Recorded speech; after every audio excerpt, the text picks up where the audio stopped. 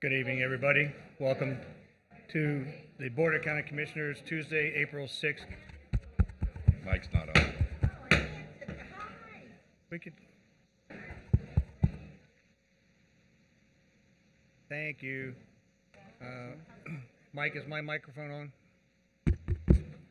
Not really. Okay. Check one. Is that better? Can you hear me? All right.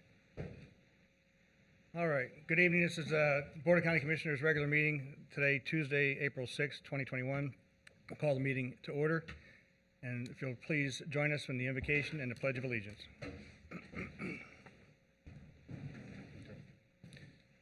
Mr. Jefferson? Please bow your heads. Dear merciful and heavenly Father, we come before you with bowed heads and humble hearts. We ask you today to be with us in this commission meeting. Please bless the decision makers here and guide them as our leaders to enact policies that benefit our community as a whole. Dear Father, we ask that you continue to reside in our hearts, inspire us to show love and empathy for all mankind, provide comfort and courage to essential workers and those that have chosen to serve our country to protect our freedoms. We thank you for them and their families, and we ask that you bless them for the sacrifices they make each day. In your name we pray. Amen. Amen. I pledge allegiance to the flag of the United States of America and to the republic for which it stands, one nation, under God, indivisible, with liberty and justice for all.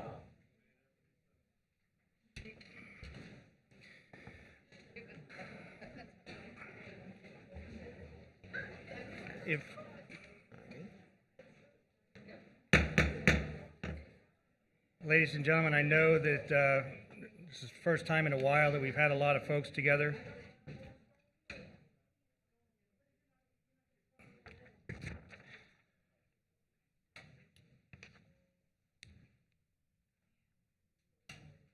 All good?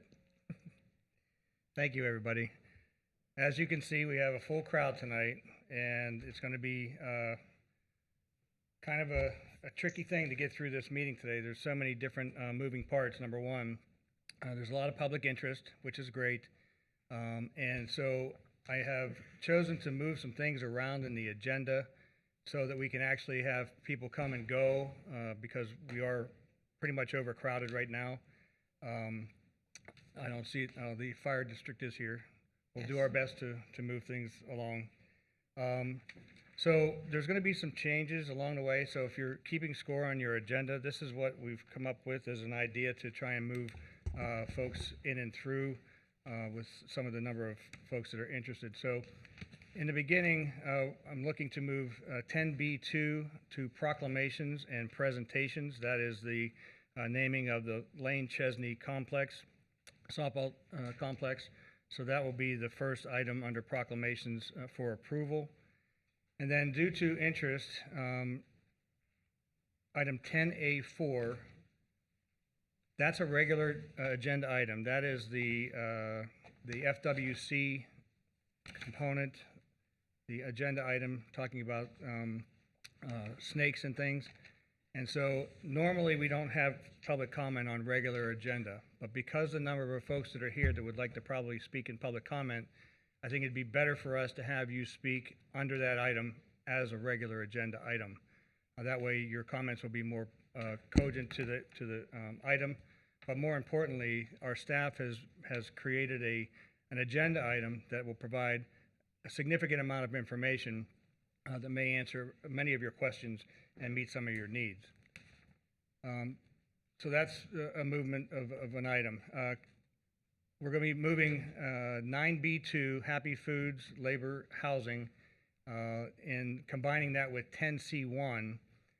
There has been a request for a continuance, but we'll talk about that when we get there.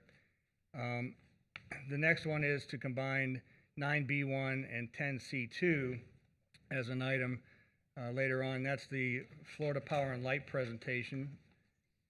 The And as part of those, there are quasi judicial elements in there. So for the board's sake, if you'll have those ready when the time comes, we can initialize those at the time of those hearings. Just as a point of information and interest, 8G1 is an infrastructure sales tax item. That is the Harmony Heights Phase 1 North Driveway and Drainage Project. There might be somebody here for 9A1, which is the mask ordinance, a public hearing. And so as part of that, and if you'll humor us, really, we've been down this road more times, I think 4 or 5 hearings so far. I think the board has heard the arguments pro and against, pro and con. So when that item does come up, I'll ask you to stay to the measure, to the item specific. And because there are so many folks that may wish to speak, if the comments become redundant, we'll go ahead and move forward out of public comment on the public hearing if they continue to be redundant. So I think that'll help us to move that forward. I think the Board of County Commissioners has a pretty good idea as to what the science and medicine and public information is to date. That said, let's see, trying to get it all together here, folks. I appreciate your patience tonight. And all right, no additions. All right. Whew. So we'll move now into public comment. Again, anyone wishing to speak to the Serpentine event, that'll be moved to regular. So if you want to speak to that, I will open that for a regular comment. And then if you are, let's see, where am I at?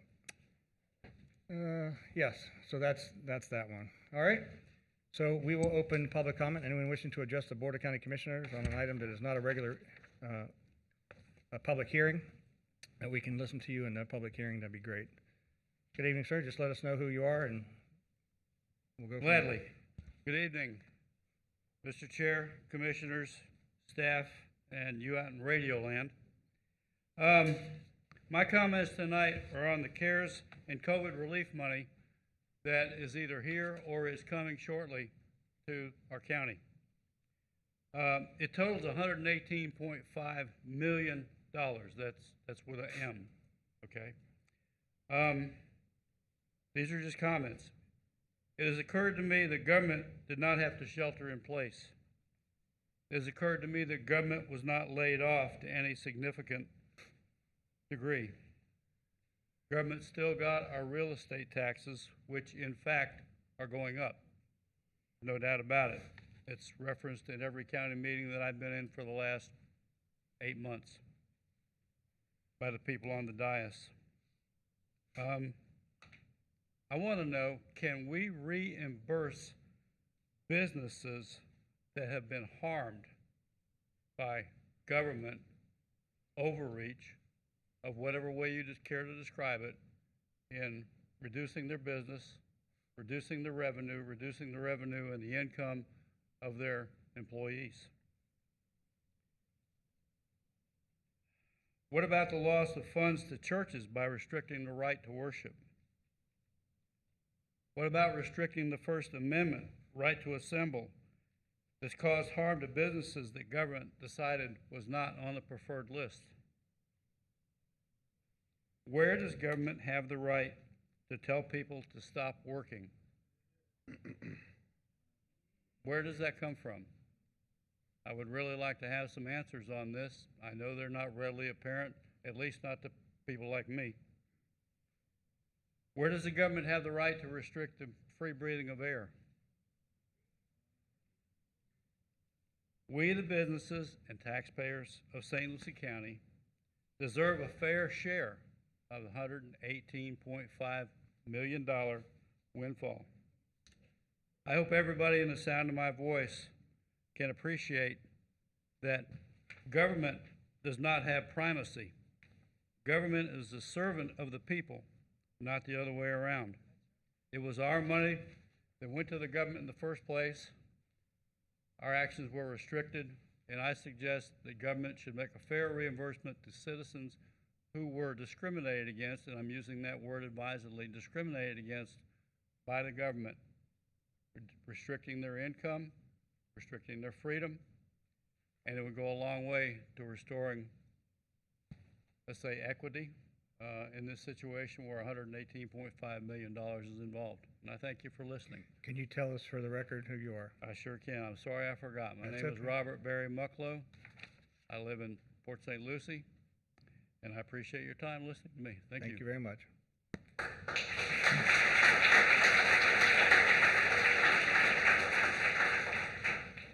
Good evening, sir. Good evening. My name is Mark Gotts, 154 Northwest Magnolia Lakes Boulevard, Mr. Chairman and Board. Just to reiterate what the previous speaker mentioned, there's a $118 million windfall that is coming now to the County Commission. Let me repeat that. $118 million. Our burn rate is only $12.5, $13 million a month. So that's almost 60, 70% of our budget. That is the amount of federal money that this county government is receiving from both the CARES Act and the COVID-19 stimulus bill. What is our government going to do with all that money? I mean, we're in a fast-growing county. Every year, our revenue stream from taxes goes up because of all the development and the increase in property values. So we're having excess money come in now. Did COVID keep our county from receiving taxes from their citizens? No. Did anyone in county government get laid off because of COVID? No. So why should our government be receiving this windfall of dollars from the federal government? The taxpayers were told to shelter down in their homes. The taxpayers were told not to go to work. Businesses were told that they cannot open. Churches were told they cannot hold services. This is where the complaint is. Who were the parties that were injured? I think the ones I just mentioned. Those are the parties that should receive compensation for their losses. And this is truly compensation for their losses. I would suggest these monies go into a COVID relief fund and be distributed to the taxpayers, businesses, and churches of our communities. After all, this is taxpayer dollars that are being sent down to our county from the federal government. We certainly would not like to see preferred vendors that were not harmed or those that make large political contributions receive special treatment regarding these funds. It's time to allow the taxpayers to obtain their fair share of this windfall. Please consider enacting the COVID relief program for St. Lucie County, funding it, and giving some money back to your taxpayers. Thank you. Thank you, Mr. Gotts.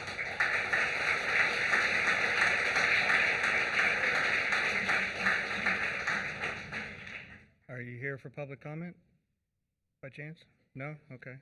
All right, please come up. I thought there was a line, sorry. Yeah, I thought there was too.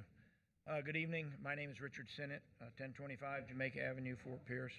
It's funny, the other two speakers, I'm right with them. I've done some research since I saw y'all last month. I have spent time at also the COVID Bailout Tracker website. I have also spent time at the Recover St. Lucie website.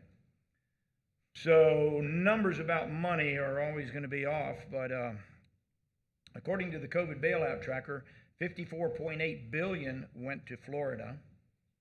And believe it or not, Elite Airways in Vero Beach got $13 million for a poorly run airline. They were so poorly run that they owed the city of Vero Beach about $80,000 on back pay. They got $13 million. Rumor has it at the airport that Elite may be the new tenant for the new hangar up there. I hope we don't get into a situation where a company that didn't run its business very well, so that it couldn't pay its bills to Vero, is now going to be in St. Lucie County. I hope something needs to be fixed on that. According to Recovery St. Lucie website, St. Lucie County got $15 million. 60% of that went to community programs, 20% to public safety and health, and constitutional officers' discretionary spending. That's worthy. 10% response efforts and 10% to future COVID efforts. This magazine here, Church and State, has done some articles about AP statistics regarding church issues, which others mentioned. It really is crazy that people have not been allowed to go to church, but craziness. But anyway, according to this, St. Andrews of Florida, it doesn't specify Fort Pierce, we assume Fort Pierce, with an endowment of $19 million, received $2 to $5 million from the COVID Relief Act 2. And 200 different Catholic dioceses with $10 billion in cash and other available funds received $3 billion from this trough. Also, Baptist, Methodist, Jewish, and Lutheran churches received $3 billion. So, and then we all I'm so thrilled, and I'm thrilled to see that on your agenda tonight, if I'm reading it correctly, that you're going to repeal the mask ordinance. Hope I didn't misread that. But, so I've realized after my various appearances in front of you is that this isn't about public health. This is about, I was inspired by Rand Paul, Senator Rand Paul, talking to Dr. Fauci in the Senate last week. He said to Dr. Fauci, this isn't about public health, sir. This is about theater. And I would remind everybody that it's also about money that everybody else is talking about, how to spend it. And so I would like to hope that with the discretionary spending that the constitutional Thank you, Mr. officers Simon. have, the Sunrise Thank you, Theater sir. will get a few bucks Thank you very much. to help the Sunrise We have Theater along. an Thank you audience very here who would like much to for your speak time. tonight. Thank you very much.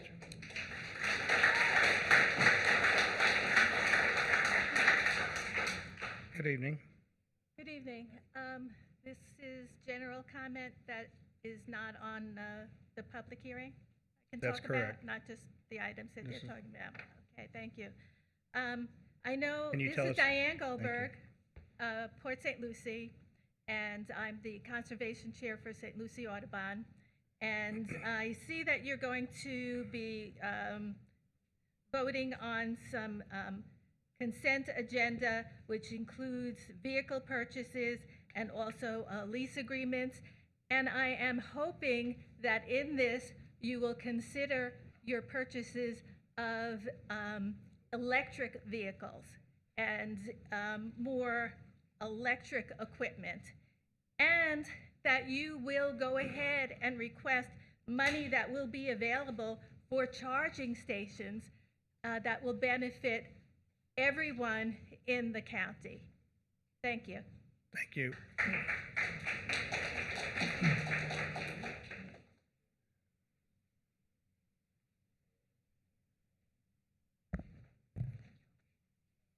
Good evening. Hello. I want to thank you so much for having this meeting tonight for us to come and talk about this important issue of the mask mandate. Who are you? My name is Kristen Rowland. I live in Port St. Lucie. Do you have to leave because we have a public hearing on that later, and that's where you really want to put your comments. Isn't that what everyone is here discussing? It's the public hearing. This is public comment. So when we open the public hearing, all of those comments will be concentrated on that particular item. There'll be presentations and so on and so forth. If we do it now, then we're going to have to do it again later. So anything that's for a public So I should hearing, wait. if you would mind, Okay. unless you have to leave. No, I don't. Okay, thank you. I'm trying to keep this thing rolling, folks, so please understand that I'm trying to move things along. We are still under public comment. Anyone wishing to address the board on any item that's not a public hearing? And those of you who are here for the regular item, that which is the Serpent facility, that will be open as a unique situation. So, all right, no further public comment. All right, we'll come back to the board. Next item will be approval of the minutes, and I'm going to read them out for the clerk to make it easier. the minutes are for February 2nd, 2021, February 4th, 2021, February 9th, 2021, that's an informal. The regular meeting of March 2nd, 2021, the informal of March 16th, 2021, and then a special meeting of March 16th, 2021. Are there any additions, deletions, or corrections? I'll accept those. If not, I'll accept the motion to approve. So moved. We have a motion by Bart, second by Hutchinson. Any comments or questions? Hearing none. All in favor? Aye. Any opposed? Hearing none. Motion passes unanimously. As I said before, we're going to move up item 10B2, and I don't know if Matt Baum is here and/or Jeremiah Johnson, but this is an item to name Lawnwood Softball Complex for Lane Chesney Softball Complex.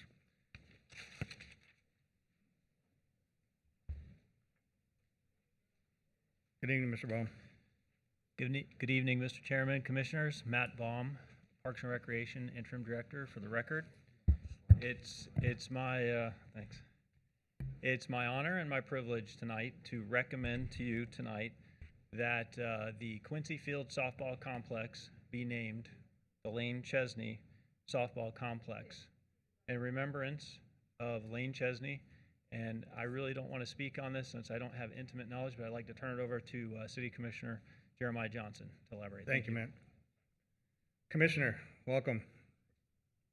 Thank you, sir. Thank you, Mr. Chair and Commissioners. It's my honor to be here tonight. I'm Jeremiah Johnson, City of Fort Pierce Commissioner.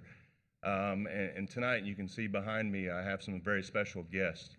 And you have an application before you to take one of our county parks and possibly rename or name it officially the Lane Chesney Softball Complex. Earlier this afternoon, I was able to attend your St. Lucie County Historical Commission Board, and they voted unanimously of no objection to move forward to this meeting tonight. So it's my privilege to share that information with you also. But if I could indulge the commission, I know you have a long meeting tonight. There's just a couple behind me that would like to say a few words, and then I'll follow up and wrap it up if that's okay, Mr. Chair. Thank you. Thank you. Welcome, ladies, gentlemen. Hello, I am Leah Johnson. Can you pull the microphone down a little bit? Thank you. Sorry. Hello, I'm Leah Johnson. Growing up with Lane Chesney, we knew each other from school and sports, and we always pushed each other to be our best. I have countless memories of competitions, from racing around on our crutches in elementary school to making the Lincoln Park Academy softball team together in 6th grade. She was a girl who inspired many people on the softball field with her natural talent and her work ethic. My dad, Jeremiah Johnson, said it best. She would come into a room and light it up. It was just one of those personalities that everyone fell in love with. Lane Chesney touched so many lives by being the strong person she was. She affected the lives of softball players in the community and many people around the world. Naming the softball complex after Lane would remind the people that knew her of the good times and give the future generations someone to look up to. Thank you. Thank you.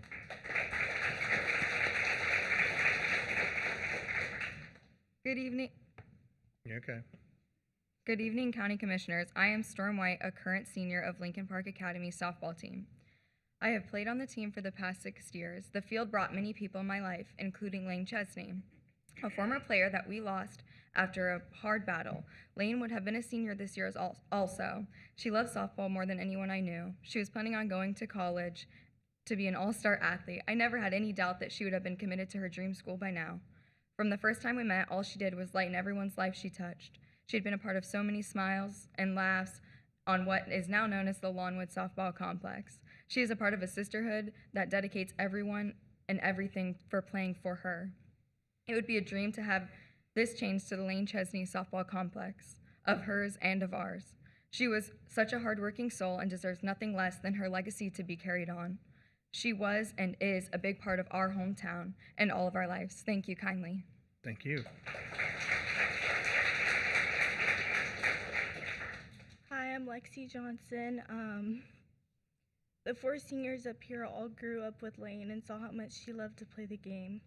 She is the definition of hardworking and strong, and while she didn't have the chance to play out her senior year, the year we have all looked forward to, It just seems just to make her name the name that we think of her, the name we think of as we step out onto the field, and for those who come after us to do the same. Thank you. Thank you.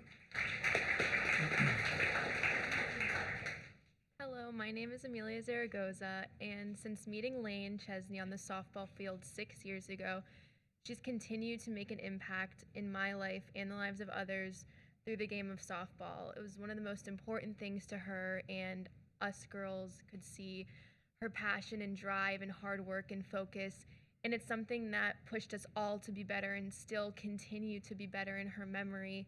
And I feel as though it would be appropriate and powerful to have the field that we play on every day with her in our hearts to be named after her, the Lane Chesney Softball Complex, so that we continue to play in her remembrance, and we can always think of her looking down on us, and her talent and her drive and just her motivation can continue on past us into the future, because that's the kind of legacy that she would have left if she was still here. And I think that this is a great way to ensure that she isn't forgotten in the impact, and she can still have an impact. So, Great. Thank you. Thank you. Good evening. I wasn't going to speak tonight. I was going to let my players do the speaking for me. But it has touched my life just coaching these kids. I put 33 years of softball in St. Lucie County. John Carroll, Port St. Lucie High School, and the last 17 years with Lincoln Park. And I couldn't think of a better group of kids to work for and work with. And Lane was one of those children, I call them. I don't have kids of my own, but I treat them as my own. So it touches me deeply. I just got to catch my breath. But to have her lose her life at such a young age. And as they stated, this would have been her senior year. There's no doubt in my mind that she was Division I talent. The last 17 years I've been coaching at Lawnwood, and we've been calling it the Lawnwood Complex. It's kind of a boring name, and I would love and honor Lane by naming it after her if you guys would vote for it, and I appreciate that. Okay, thank you.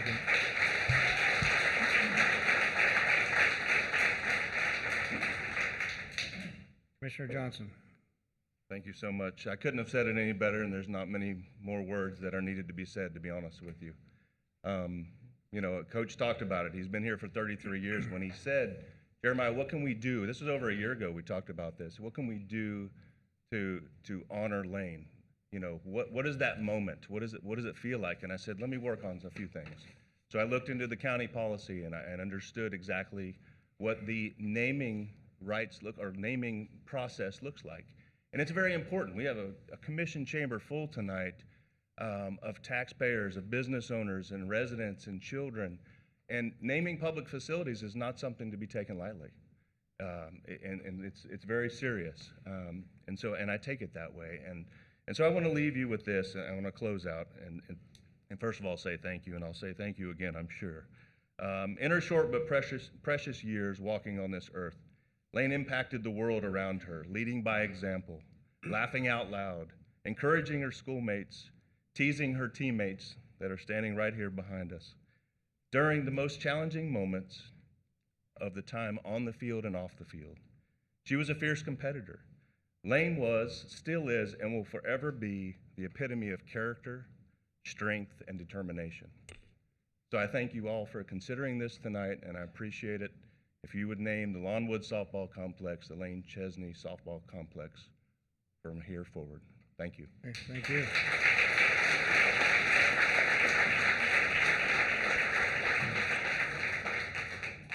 That said, Motion to approve. we have a motion by Townsend, second by Bartz. Any other comments or questions on the item? I just have one comment. Commissioner Johnson, thank you for taking this and rallying it. I know that it touches you personally, especially with your daughter, and you are a part of this. And I think I speak for all of us up here. We know that she left a legacy, and I think that that is the perfect place to have it, because that's where she loved to play, and that was her life. So thank you for championing it.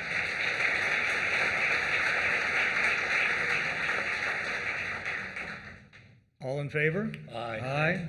Any opposed? I didn't think so.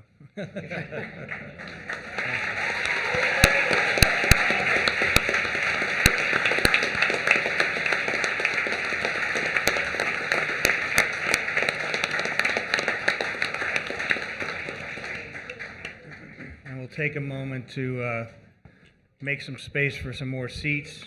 So for those who are making their way out, thank you again very much for coming tonight.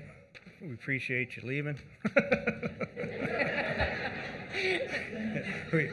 The fire marshal is looking at me funny and saying, can we put some people in seats, please? We got to get them off the wall. So, and for those of you who are up against the wall, if you wouldn't mind finding a seat if it's possible. I just want to make sure that we keep the fire district happy too. Okay, the next item is going to be the consent agenda. Is there any item a commissioner would like to pull for separate vote? Or Mr. Chair, Yes, ma'am. you asked me to do my job for you tonight, and I'm going to keep you on task. We've got 2 proclamations to be read Oh, yet. gosh. I was so excited that was And a presentation. I told you I was trying to move us ahead. No, kidding. All right. Thank you very much. The next item is resolution number 21052, proclaiming the week of April 18th through April 24th as Days of Remembrance. Who's going to take, if you please read the resolution? A resolution proclaiming the days of remembrance of the victims of the Holocaust to be April 18th through 24th, 2021, and Wednesday, April 21st, 2021, as Holocaust Remembrance Day in St. Lucie County, Florida. Whereas the Board of County Commissioners of St. Lucie County, Florida has made the following determinations. Congress established the Days of Remembrance as our nation's annual commemoration of the victims of the Holocaust. The Holocaust was a systematic murder of approximately 6 million Jews by the Nazis and their collaborators.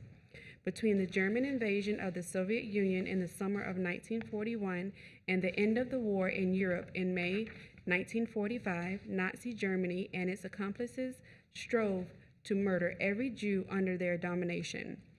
Because Nazi persecution of the Jews began with Hitler's accession to power in January of 1933, many historians consider this the start of the Holocaust era. Jews were not only the victims of Hitler's regime, but they were the only group that the Nazis sought to annihilate. While Holocaust is the common name used for the tragedy since the 1960s among the English-speaking world, the event was historically referred to as Shoah by the Jews themselves, which has a slightly different meaning. Holocaust is from ancient Greek translation of the Hebrew scriptures and originally meant a sacrificial offering that was burnt completely until nothing was left. Some people object to using this term as it suggests some sort of sacrificial or religious significance to the event. The word Shoah is Hebrew and when translated means a great catastrophe. The theme for this year's Days of Remembrance is Never Again. What you do matters. Although German citizens disapproved of the events of those days, very few took action to stop the violence. German Jews were systematically stripped of their citizenship and basic human rights. This dehumanization of the Jews culminated in the Holocaust, Shoah. The Holocaust demonstrates one of the greatest lessons about individual responsibilities that each of us has the choice to act or not to act, and there are consequences for our decisions.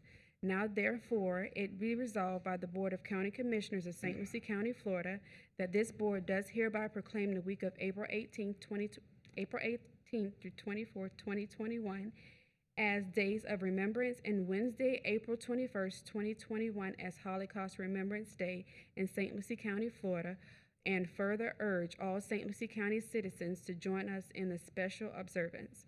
Passed and duly adopted this 6th day of April 2021. Thank you. Is there a motion?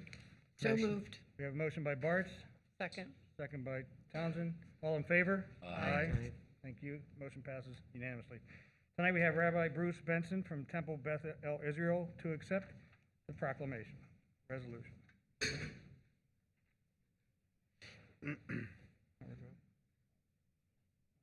Picture first. Oops. Oh.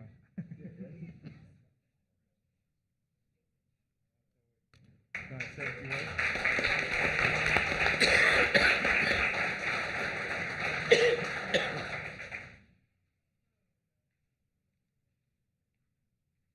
was a rabbi, they told me I had 3 minutes. I told them they had clearly not spoken to a rabbi who hasn't had a chance to speak for a year. Mr. Chair, Commissioners, citizens of St. Lucie County, the Holocaust was the systematic killing of human beings who were deemed to be different. It, in fact, was not only Jews, it was Catholics, gays, lesbians, and more. And while 50% of the Jews of Europe were killed systematically, 97% of the Gypsy population was also killed. But there is a number that stands out and that becomes a piece of what we saw tonight when we talked about that young woman whose life impacted so many. If you take the Marlins Stadium, which seats 36,742, and fill that stadium 41 times, and take the people out the back door to never be seen again, it totals just within a hair of 1.5 million people. Every one of those 1.5 million people was under the age of 16.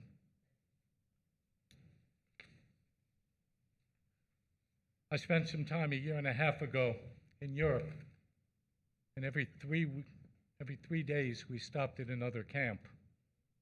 Auschwitz, Bergen-Belsen, Buchenwald, Dachau. Dachau was known for being able to kill 4,500 people a day until the Allies were marching on their doors, at which point they escalated to a point where they were executing 4,500 people an hour. At the edge of Dachau today is a fence, and just on the other side of the fence are condominiums which overlook, spot the darkest moments of humanity. So as a representative of the Jewish community of St. Lucie County, and in fact the world, I would like to thank you on behalf of 1.5 Lives. Never had a chance to play softball. I never had a chance to grow into adults. Jewish tradition says if you kill a human being, it's as if you had killed an entire world. 1.5 million worlds were under the age of 16. There were 6 million Jews who died, who never had a chance to grow or to live. And so I thank you, commissioners in this county, for remembering. And now it's our job to eradicate foolish hate, fearfulness, xenophobia, and worst of all, blame, as if hate is somebody else's fault. Lately, we hear about the Asian American community feeling attacked, and they are. But they are not unique, and they are not alone. The Jews, the African Americans, everybody knew about them. For the Asian Americans, it's new. So let us all use this moment to commit ourselves to understanding compassion and giving everyone the chance to become that they can be, to give each a world, bringing their gifts to this world. Tonight we honored a young woman, Lane Chesney, who showed us the strength of the young. On behalf of everyone who was robbed of the opportunity of a full life, I humbly accept this treasure, this remembrance of their lives. And I thank each of you for remembering this moment and for giving it the moment it needs and deserves. And let us move forward remembering it is not hard for it to become us next. I thank you and wish you all shalom, a peaceful world, if we choose to make it so. Thank you. Thank you.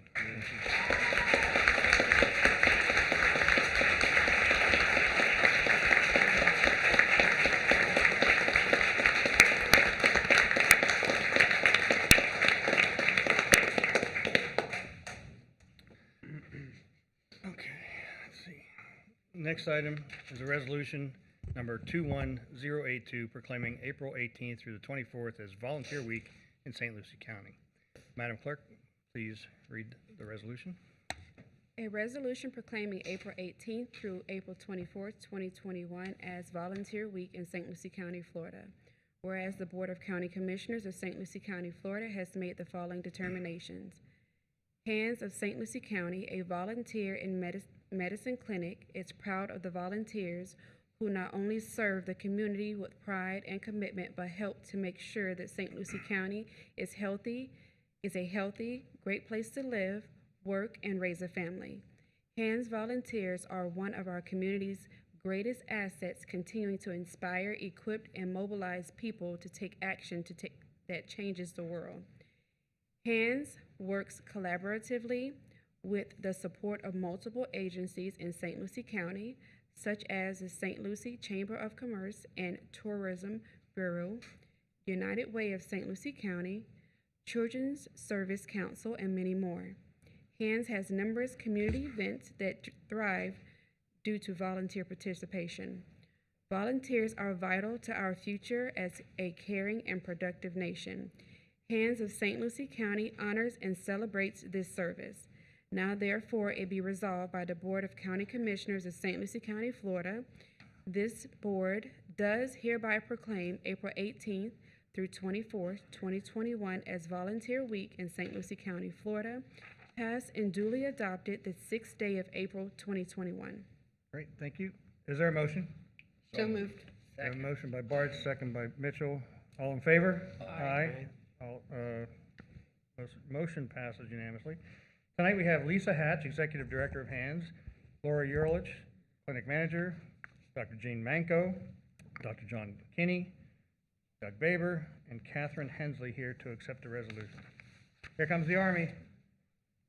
Yay. Oh, and Commissioner Curtis Johnson. Thank you. Wasn't in a minute. Well, come on in. Who wants to hold this and? Okay. Hi. You look familiar. I think that we're going to take a picture this way. Dr. King, how about if we move this way a little bit so? There we go. There we go.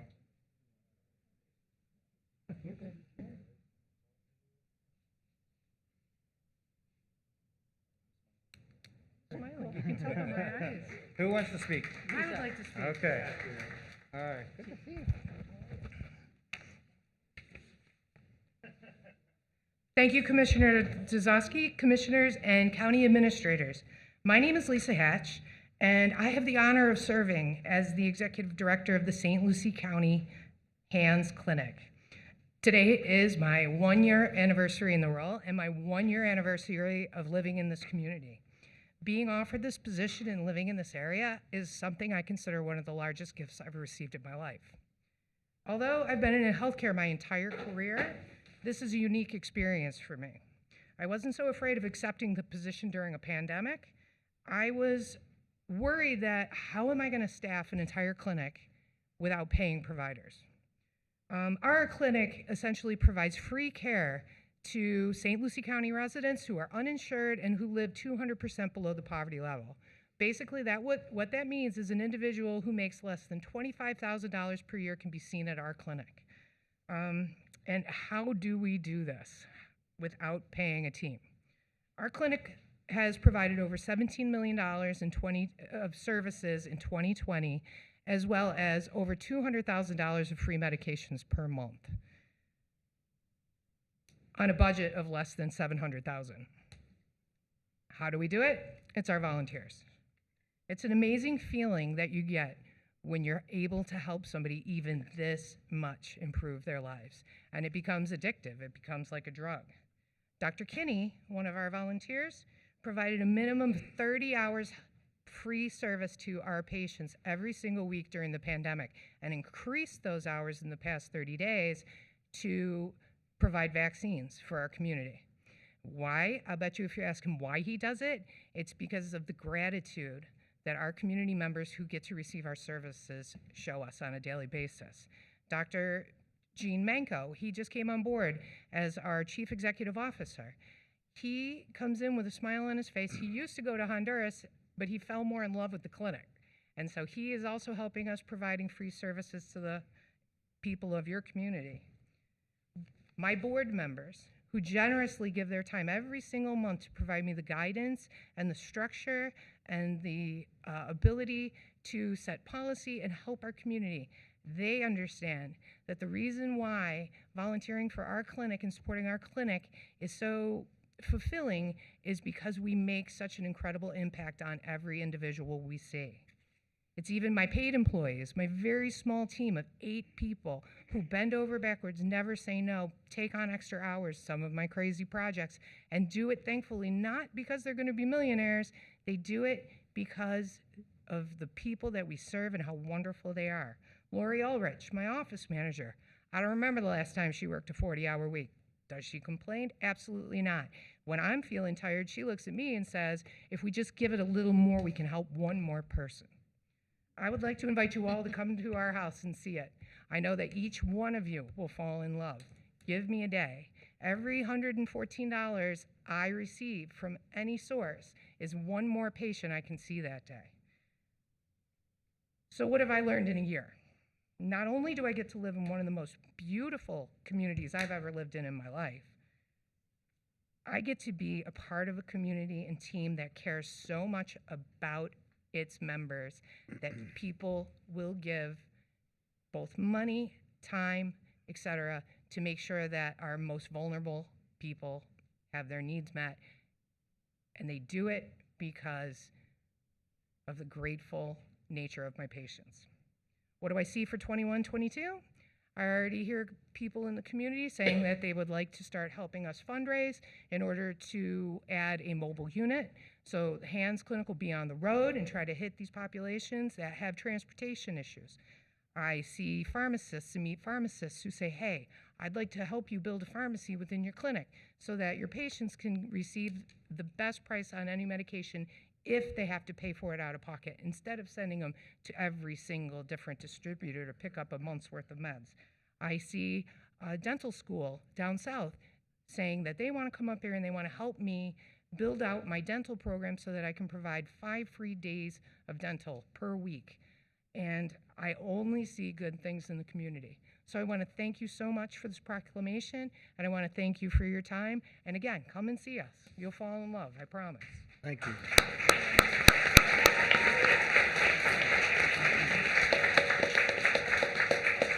Commissioner Bartz, you wanted to add?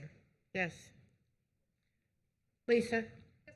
I would like to say, first of all, happy anniversary for being at the Hands Clinic for a year. Happy anniversary for being in our community, and welcome. Thank you, ma'am. Thank you. I feel very welcome. All right. Okay, as we make more room, we'll keep moving seats around. It's pretty good. The next item is really a special presentation, and I'm very happy that we're having it tonight. Is a school district graduation rate, and it's being presented tonight by Dr. Jonathan Prince, Deputy Superintendent of St. Lucie County Public Schools. Good evening. Good evening. And once again, thank you for having us here tonight. I know a lot of the folks out here are here to see this presentation. And then once we get this done, it'll probably clear out. But no, seriously, I appreciate our partnership with the commission. And just a couple of housekeeping things before I got started. I just wanted to thank the county commission for recognizing and changing the name of the softball field for Lane Chesney as a student at Lincoln Park Academy. She had an impact on a lot of lives. And also our superintendent and our board chair, who's here tonight, Debbie Hawley, was supportive of that. So thank you very much. On behalf of the superintendent who could not be here this evening, he recently had a little knee replacement, so he's kind of laid up. I'm here as the deputy tonight to talk about graduation rate. And I hope there we go. So graduation rate and acceleration. So in December, we had the graduation rate for last year come out. And once again, we saw some outstanding results with our senior class last year. And we ended up with a 93.2 graduation rate for all of our schools. That included our traditional public high schools along with our charter schools and our alternative schools as well. But with our comprehensive high schools, we averaged a graduation rate of a 98.3%. We anticipate this year that those numbers will even be higher.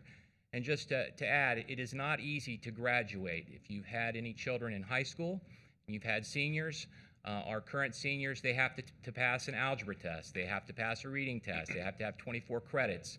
And if you've ever tried to help your child with homework, especially algebra, you know that that is a real challenge. So we're extremely proud of our numbers, but not just that, we're proud of kind of where we've been.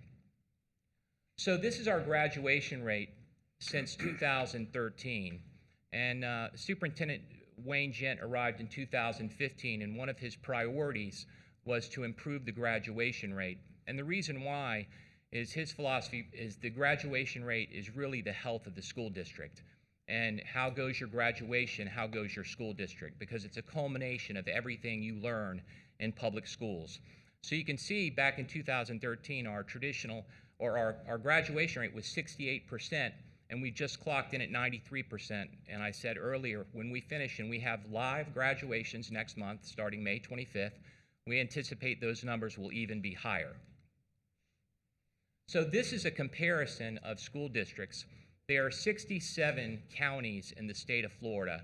Right now, we rank 10th in the state in graduation rate. And over the last 4 years, we've toggled anywhere from 4th to 13th.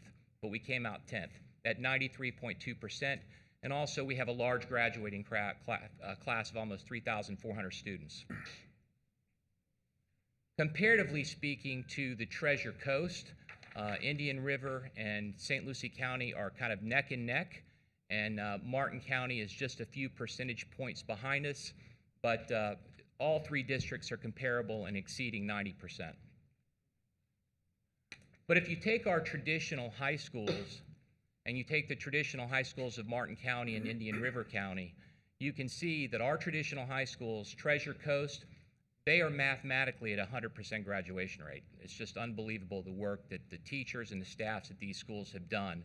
Lincoln Park was at 99.5%, and you'll see Fort Pierce Westwood was at 96.2%, still close to the top half of the schools on the Treasure Coast. And I'm going to kind of do a little bit of a deep dive at that school because that was, sitting in Fort Pierce, that was one of our highest priorities, or it was Mr. Gent's when he arrived because he was the former principal of Fort Pierce Westwood. So our graduation rates for our ESC were ranked 6th in the state, and that's for our special needs students. 7th in the state for Hispanic students, 14th for our black students, and then 25th for our white students, but still higher than the state average in every single one of those subgroups.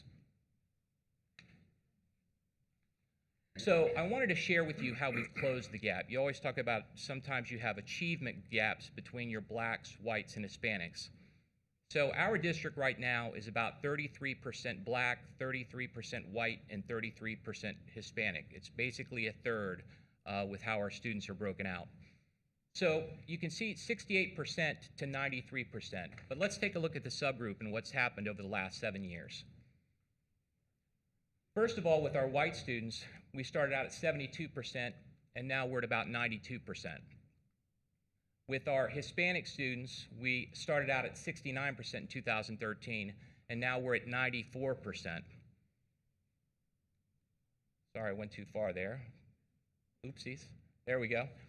But with our black students, back in 2013, the graduation rate was 58%, which was significantly lower than our Hispanic and our white graduation rate. And you can see the graduation rate for our black students now is at 93%. We have no achievement gap with regards to our graduation rate for our students here in St. Lucie County.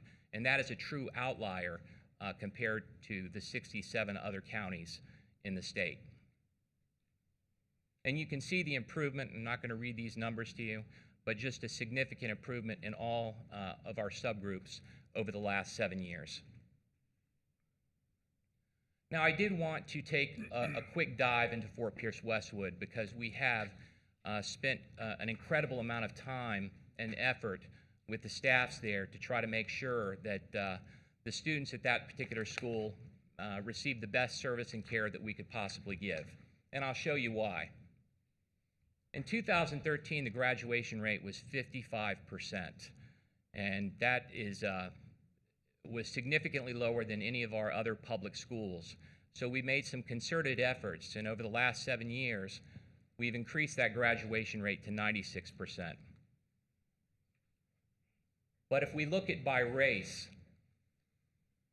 you'll see all of our students went from 55 to 96, but if you take a look at our white students, they've gone from 73 to 94. Hispanic students, the graduation rate was 43%, and that graduation rate is now 96%. And then for our black students, they were at 45, and they are at actually 97%. In fact, our black students at Westwood are graduating at a higher rate, slightly, than our white and Hispanic students. And you can see the significant improvements across all of our subgroups.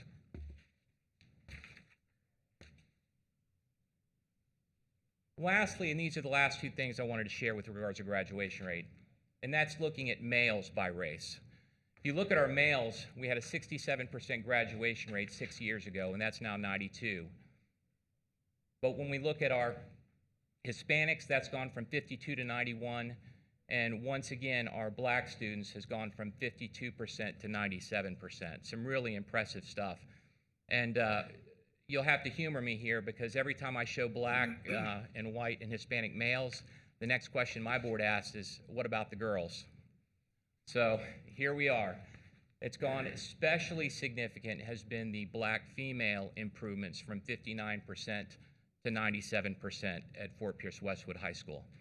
So tremendously proud of the work that our teachers and staffs have done to get those students over the top, the special tutoring, meeting their needs, that has made the difference in the turnaround at Fort Pierce Westwood. The last thing I wanted to hit was very, very quickly is acceleration rate. My son is a senior at one of our public high schools. He's at Treasure Coast High School. He graduates next month. And acceleration means either career or college workforce development, that if students are not going to go to college, they are getting an industry certification where they can go and get a job immediately, or it's a college level course, an AP, IB, Cambridge, those kinds of courses in dual enrollment. So this is a great statistic. We always say our seniors don't have senioritis. 93% of our senior class is enrolled in a college level course or an industry certification course in St. Lucie County. And the 7% that aren't are probably behind in credits and are taking credit recovery, and they don't have any areas in their schedule where we can actually place them in one of those classes. But how do we rank compared to the other districts in the state? 77% of our students are going to graduate with either a college credit or an industry certification, and that number that just came out would put us in the top 5 in the state. So we're doing some great work with the students. It was really great to see some of the kids come up and talk. Most of those students attend our public schools, and some of them are seniors. So it's really a great opportunity to showcase those students on behalf of Lane. Lastly, and these are our little public service announcements, and I want to hit this real quick. We have a very ambitious summer school program. Normally, summer school only is for 3rd grade students and your special needs students and your ELL students, which are ESOL students. We're doing it for all grades 1 through 5, and it'll be by invitation for some of our students that are really struggling. If our community members get those invitations, we're encouraging those students to attend, and it will be more like summer camp. It's going to be more of a fun experience. Transportation will be provided, It's 3 2-week segments. And lastly, I'm hitting kindergarten because a lot of the public don't know that we had hundreds of students that never showed up to school in kindergarten this past year. A lot of parents were concerned for the safety of their children, so they just held them back. So we're going to have an influx of overage kindergartners. We're trying to ask families to come and enroll their children early. Don't wait till the very beginning of school year. And on our website, we have 3 days where we're going to be providing assistance at some of our schools. So we're getting the word out. If any of you in the audience has family members or siblings or children, grandchildren, please go to our website and get those kids registered so we know exactly what kind of resources we're going to have to expend. With that being said, I want to thank you to the County Commission. We appreciate our partnership with you, and have a great night. Thank you very much. That's great news.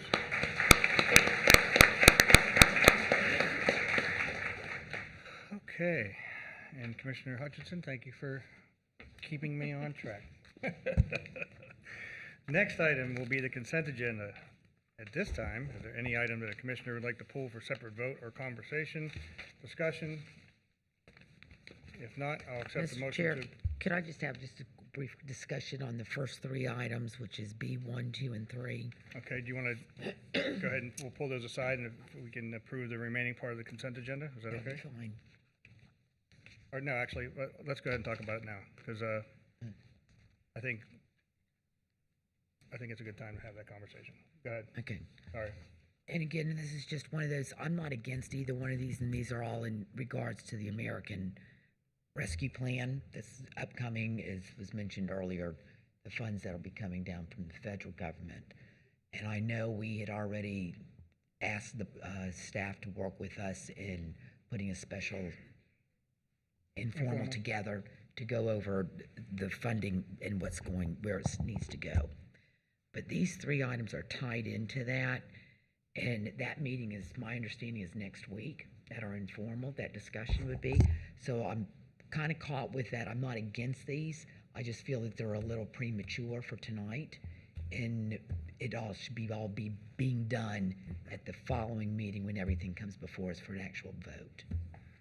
It's just my thoughts. I just didn't know where the board felt. I'm going to actually ask Alfonso Jefferson, Deputy Administrator, to chime in. We've had, I think each of us have met with him on some of these discussions and what's coming for the informal. It's my understanding this is basically an organizational structure laying the groundwork, but Mr. Jefferson, can you? Yes.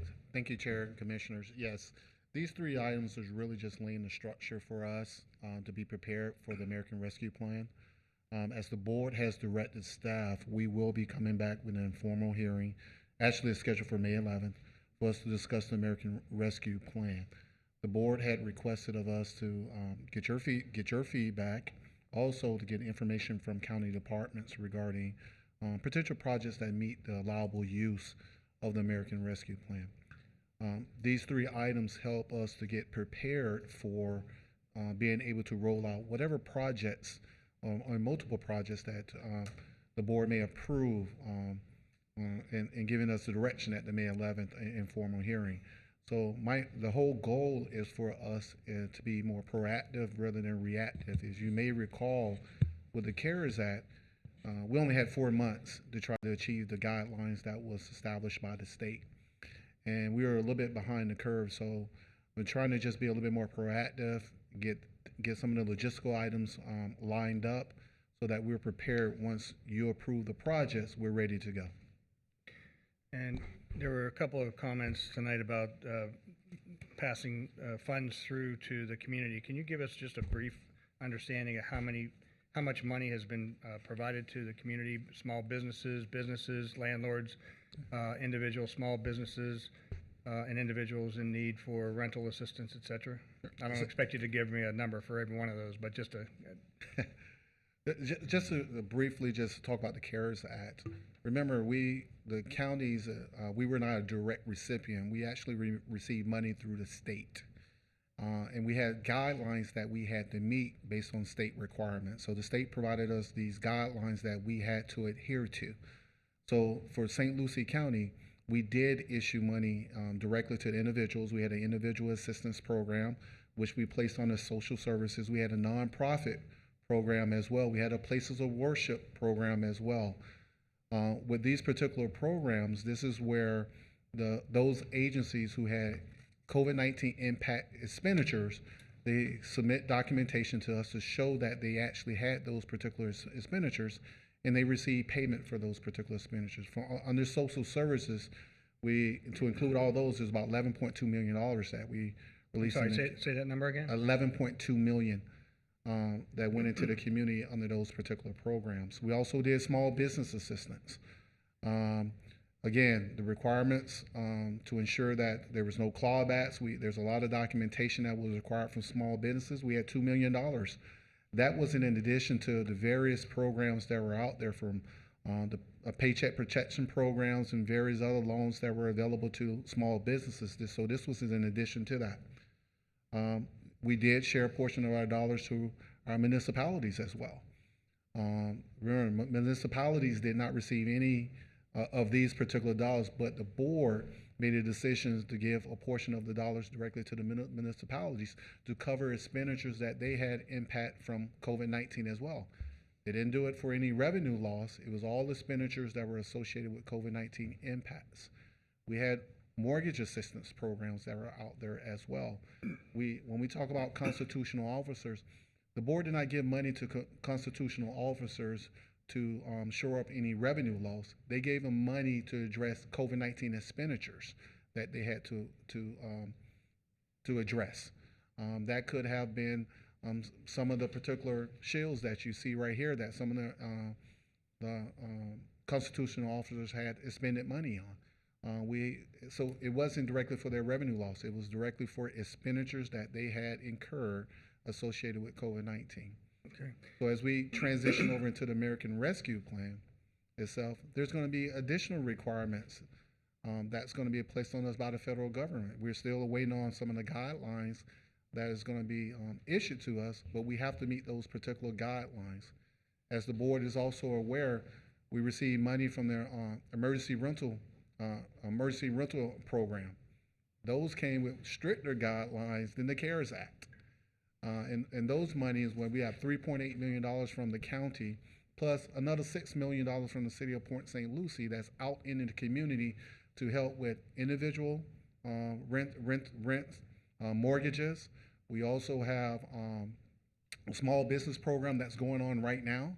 The board gave additional money to put out into the community for small business. So we have ongoing programs today that are actually in our community and benefiting the residents in our community. Okay, thank you. I think the big part about that conversation is that the guidelines help protect taxpayer dollars, whether they've come from the federal government or whether they're being passed through us to the community. So that said, Mr. Chair. Commissioner Townsend. I want to concur with Commissioner Hutchinson. I think that this is just a week away. I don't think it's going to hurt by putting it off and talking about it informal. I think it's a little bit premature to go ahead. I'm not comfortable passing this through tonight, the consent agenda either. I think there needs to be a little bit more conversation. Question, Mr. Chair. Yes, sir. Is this going to be on next week's informal, or was I told May 11th informal? May 11th. So my concern is that you've got all these guidelines and things, and if we wait to hire a consultant to oversee these things, when is our first report due to the federal government regarding these expenditures? I'm not sure.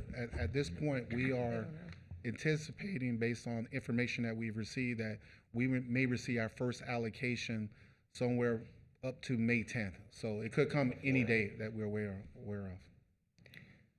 So, Mr. Chair, so is Mr. it, Townsend. so just so that there's clarity, we would not be receiving this money before May, and isn't it that we have until 2024 to spend the money as well? We have up to December 31st, 2024 to spend So the money. again, I see no reason to wait until the informal to have more information, Chair. All right. Well, the way I'm looking at these really is it's an organizational structure that's going to be placed together. Nothing will be approved beyond just moving forward with getting the individual or individuals as part of the auditing side, the oversight, the process, and then the other was the hiring of the creation of Legislative Affairs Grants Coordinator position, to which at least one of us up here remembers Michael Brillhart. That was basically what he did back when, and there was a lot of things that he did, and I've been asking for that to come back a while, and I think it's important that we have that individual in place sooner than later. So I'm going to be supporting these to come through tonight, and we'll discuss the issues of where funding will go, I think, at the informal, where we can really sit down and nail out all of those efforts. And if we give direction to staff that Mr. Tipton move this in such a way that the board has clear oversight as to what moves forward next. But for me, this is an organizational structure to get the elements in place to be able to move forward when the time comes. And I think at that time, too, with the informal, we'll have an opportunity to give additional guidance to staff as to how these portions of this agenda will move forward. Mr. Chair, my concern is, from what I've been in my discussions with staff, these were all being funded by the monies because it was eligible under the ARP plan. However, we don't have the money. It hasn't been gotten here to us. So what is 1 week? Again, and all I'm asking for is a packaged thing to come back in front of us at a meeting where we would actually be voting on all of it together, a comprehensive package. I have to look to Mr. Jefferson. From an organizational structure, it's my understanding that this is how the process will unfold, and oversight is a part of that. And I think we all demand oversight and transparency, but I'll let you share your thoughts. For me, again, at the May 11th informal is where we're presenting all the projects and recommendations to the board for the board to make a determination. The whole goal here is to be proactive and set up the structure prior to that, so that once the board approves projects, we are ready to go. It does take some time to really understand some of the issues when it comes to the American Rescue Plan. That's why you see a consultant from RSM that we're requesting to help us get through that process. The one thing I heard loud and clear from the board is that we want to avoid any clawbacks. And so I want to make sure that we have the right tools and right structure in place before we receive the money. We will not spend any money on anything until we receive those particular dollars. With board approval, is that? With board approval, Okay, absolutely. so that's the important part of this conversation. Absolutely. And the board has made that very clear. When you see a position here, we're looking at the American Rescue Plan to fund that particular position, but we're not going to bring on the position unless we have the money in hand. So we're not using any general fund dollars to support any of these particular items. Okay, I think what I want to do is I'm going to pull 8B, 1, 2, and 3 for separate vote. Any other conversations on any of the other items on the consent agenda for comment or separate vote? If not, I'll accept the motion to approve the remaining part of the consent agenda, less 8B, 1, 2, and 3 for a separate vote. So moved. We have a motion by Mitchell, Second. second by Bartz. Any comments or questions on the item? Hearing none, please call the roll. Commissioner Hutchinson, Yes, ma'am. Commissioner Townsend, Yes, ma'am. Commissioner Bartz, Yes, ma'am. Commissioner Mitchell, Yes, ma'am. Chair Zadowski. Yes, ma'am. Next item for consideration will be 8B1, authorization of county administrator to enter into agreement with RSM USA LLP. Is there a motion? Mr. Chair, I'd like to make a motion. I believe that government should run like businesses, and there's the 5 Ps that you live by: proper planning prevents poor performance. And I will move for authorization for 1, 2, and 3. We'll take one at a time, if you don't mind. 1. So this is for 8B1. Yes, sir. So we have a motion. Is there a second? I'll second. Go ahead. I'm going to second that with the idea that we are not going to do anything, as has been reiterated over and over again, until the money is in hand. And if that is not the case, I think that at that point we will certainly readdress it. So I will second that. Okay, we have a motion and a second. Any comments or questions? Hearing none, please call the roll. Commissioner Hutchinson, No, ma'am. Commissioner Townsend, No, ma'am. Commissioner Bartz, Yes, ma'am. Commissioner Mitchell, Yes, ma'am. Chair Zadowski. Yes, ma'am. Next item is 8B2, authorization for the county administrator enter into a sub-recipient agreement for projects under the American Rescue Plan. Is there a motion? So moved. We have a motion for approval. Commissioner Mitchell, is there a second? I'll second on the same basis. Okay, we have a motion and a second. Any comments or questions on the item? Hearing none, please call the roll. Commissioner Townsend, No, ma'am.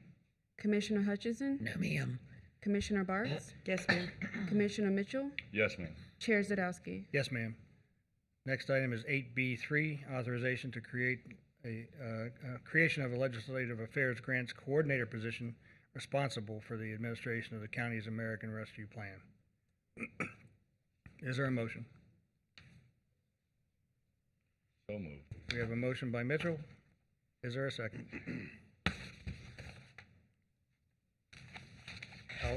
I'll second the motion to move it along for a call a vote.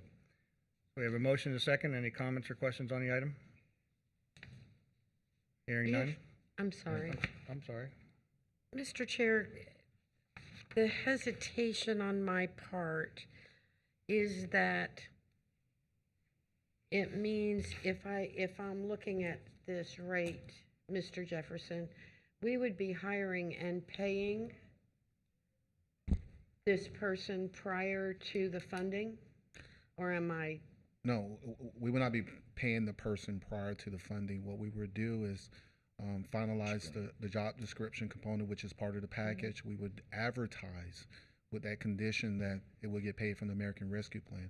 Now, again, none of these items will move forward unless we have the money in hand. Okay, I just, again, needed to have it That's fine. I'm reiterated sorry, I one more was moving time. forward. The issue with this one is it's going to take time to hire.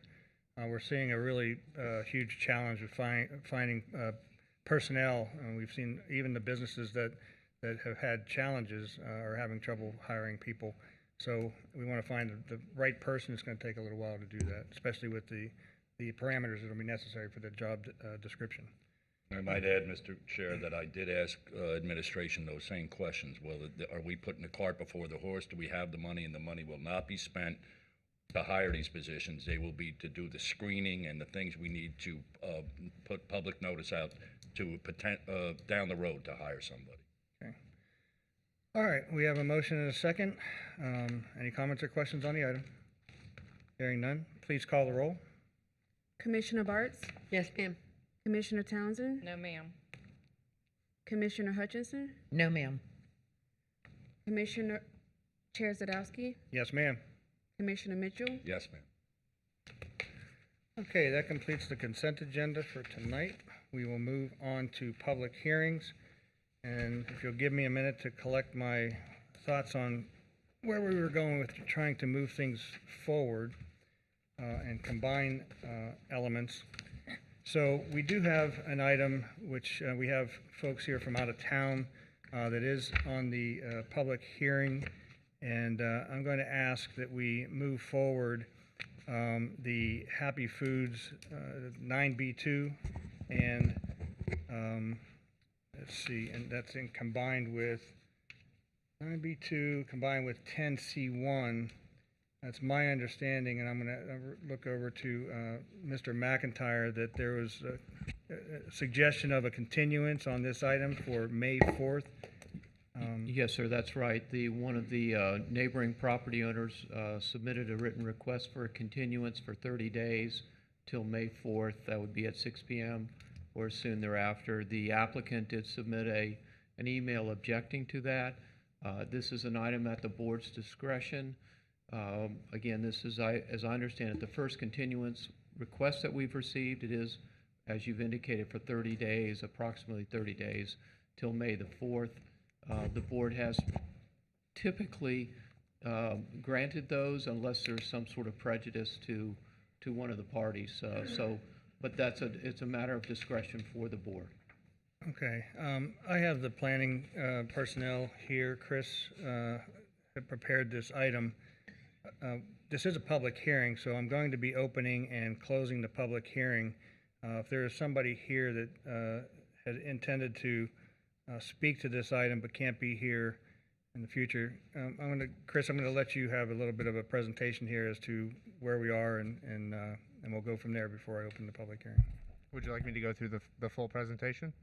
I don't think the whole presentation is necessary tonight, because if we're going to hear it again fully on May 4th, it would be more appropriate that night for those who will be in attendance. Okay.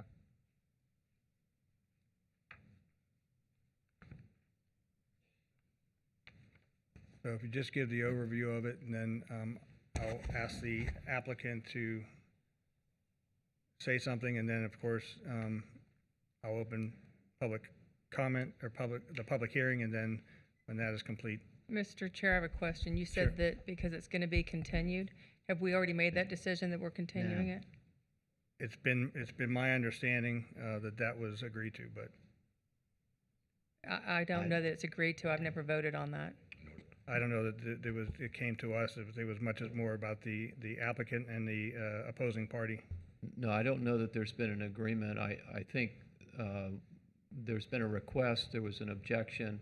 I think what they did is that they requested that we move this up on the agenda if we are going to continue it, so that they can travel back to their location in Orlando, I believe. So Okay. This is, again, an item that I don't know that the board needs a full presentation unless you decide not to continue it. But this would be, the request is to continue it to May 4th at 6 p.m. or soon thereafter. Okay, Chris, back in your court.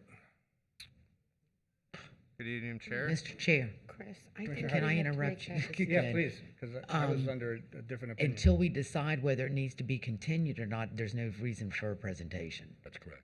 So the discussion really is, are we going to continue it or not?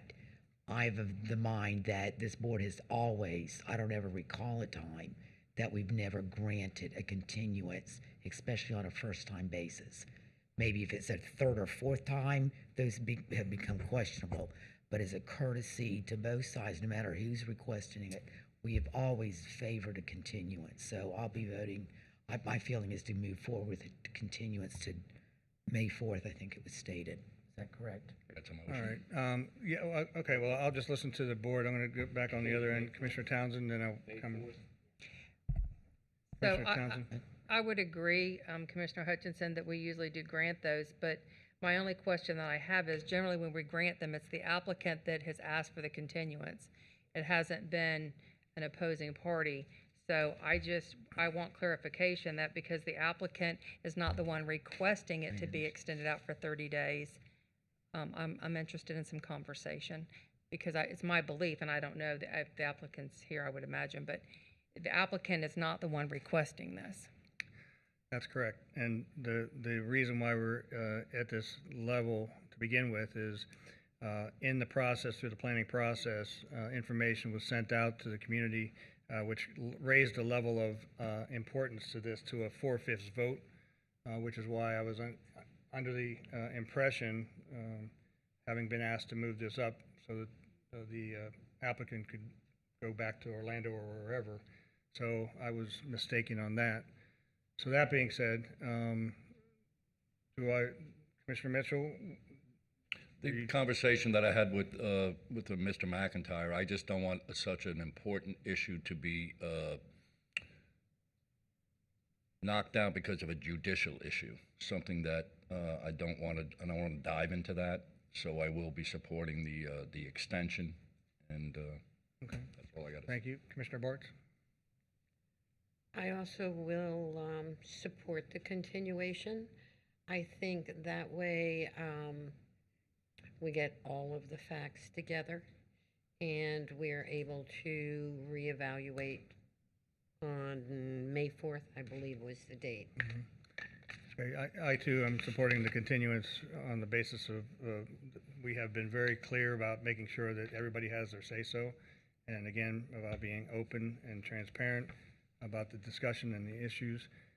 So that being said, the next meeting, and just to the applicant and those opposing parties, I implore you to be ready for that night to prepare unless something crazy happens. It will be heard that night, and that way we can move this forward one way or the other. That said, Mr. McIntyre, any final words before I ask for a vote? No, sir, I believe that's it. Okay. Looking for a motion to continue to May 4th at 6 p.m. or soon thereafter as can be heard. So moved. We have a motion by Bartz, Second. second by Hutchinson. Any comments or questions on the item? Hearing none, please call the roll. Commissioner Mitchell, Yes, ma'am. Commissioner Hutchinson, Yes, ma'am. Commissioner Bartz, Yes, ma'am. Commissioner Townsend, No, ma'am. Chair Zadowski. Yes, ma'am. Okay, next item. Mr. Chairman, just for clarification, that was the conditional use and the adjoining site plan as you indicated. That's correct. I did combine those in the comments at the beginning. Yes, thank you. Next item, we're going to move the FPL Sundew Solar Center forward. I see that Florida Power and Light is in the audience for a presentation. So perfect timing for those who might be interested in moving this forward. We're going to have some seats apparently.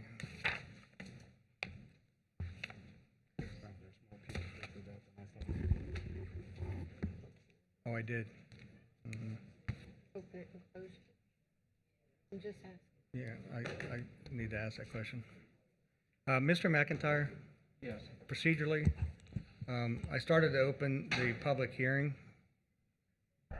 Yes, you could, sometimes we do that to allow somebody who's not going to be able to attend on May the 4th to present, but we try to encourage people to wait until May 4th. It'll have more impact. That's really up to the board, but it's what we try to do just for those folks that can't attend. Yeah, and I did make that statement at the beginning as part of the conversation, but we didn't, I don't think I Most moved of them forward walked to out. see You if can't anybody was call there. back in there. So, Most of them walked out. Mr. McIntyre, can I reopen that item and open it to public comment? I Mr. see that some of the Mr. folks I are was in the gonna say, hallway. Mr. Yeah. Sorry. I think they're- most of them have left. They've left. You can't do that. Okay. All right. We'll just move on. Okey-dokey.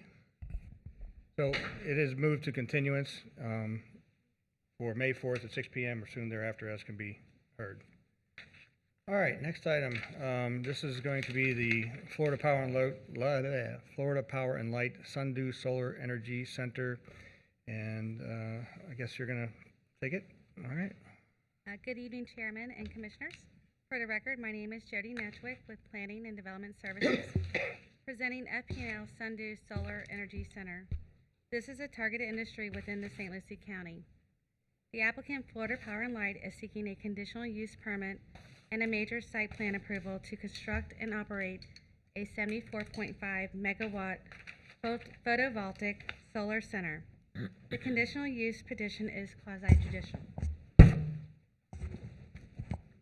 In accordance with the public notice requirements outlined in section 11.00.03 of the St. Lucie County Land Development Code, public notice was advertised within the St. Lucie County News Tribune on Sunday, March 21st, 2021, and 2 signs were placed on the property. The property is located within the AG5 zoning district. This is an aerial showing the subject property outlined in red. The subject 483.87 acre property is located approximately 1 mile west of Glades Cutoff Road and Carlton Road intersection. This is the overall site plan showing the site access through an existing easement from Glades Cutoff Road and a proposed monument sign location. As part of this request, the applicant will be paving to county standards approximately 600 feet of Glades Cutoff Road to the access site. As part of the site plan approval, the applicant is requesting 2 waivers from the Land Development Code. The first waiver is for the maximum 10% lot coverage by structure. The panels cover a large portion of the property. However, at the lowest point, the solar panels sit approximately 2 feet off the ground and will not impede the surrounding pervious areas. The second waiver is the perimeter landscaping and screening requirements. The Environmental Resources Department supports this waiver based upon the remote site location and the potential shading conflicts. Notices were sent to 16 property owners within 500 feet of the subject site. The Planning Department has received one response in favor of the project, highlighted in green.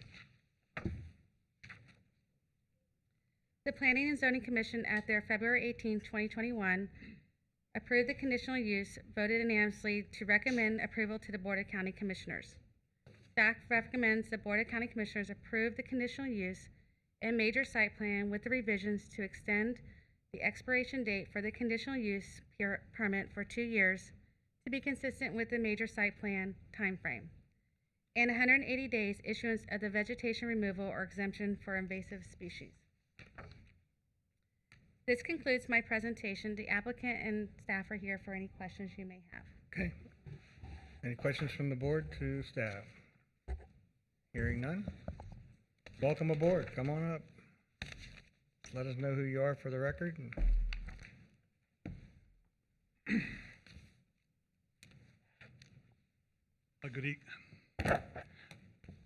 Good evening. Thank you for having us tonight. My name is Scott Scoville. I'm a senior project manager with Florida Power and Light for the proposed Sundew Solar Energy Center.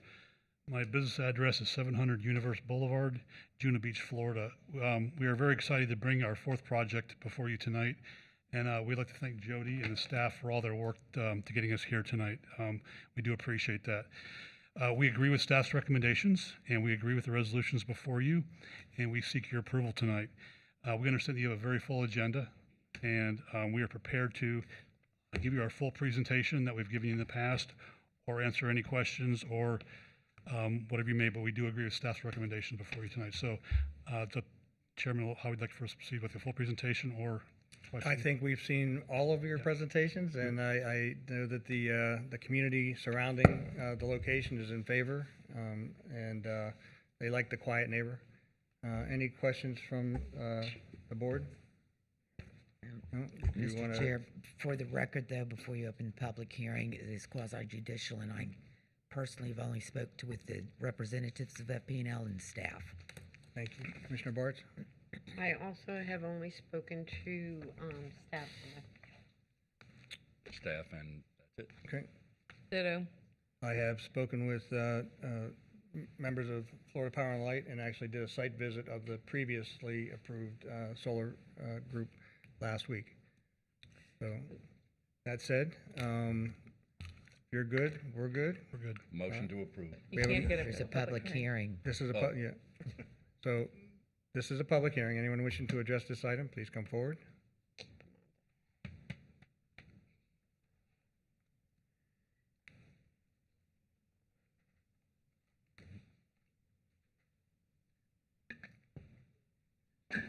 Good evening. Diane Goldberg, Conservation Chair for St. Lucie Audubon for St. Lucie. And I have worked and spoken to Jeff Smith, Meredith Rollo from FP&L.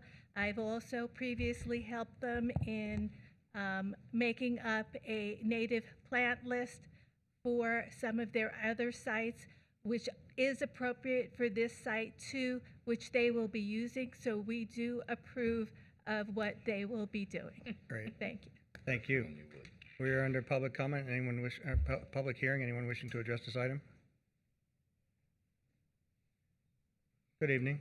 Good evening. My name is Mary Burton, and I'm from Fort Pierce. And I was wondering, are there any statistics on how many birds that the solar panels kill?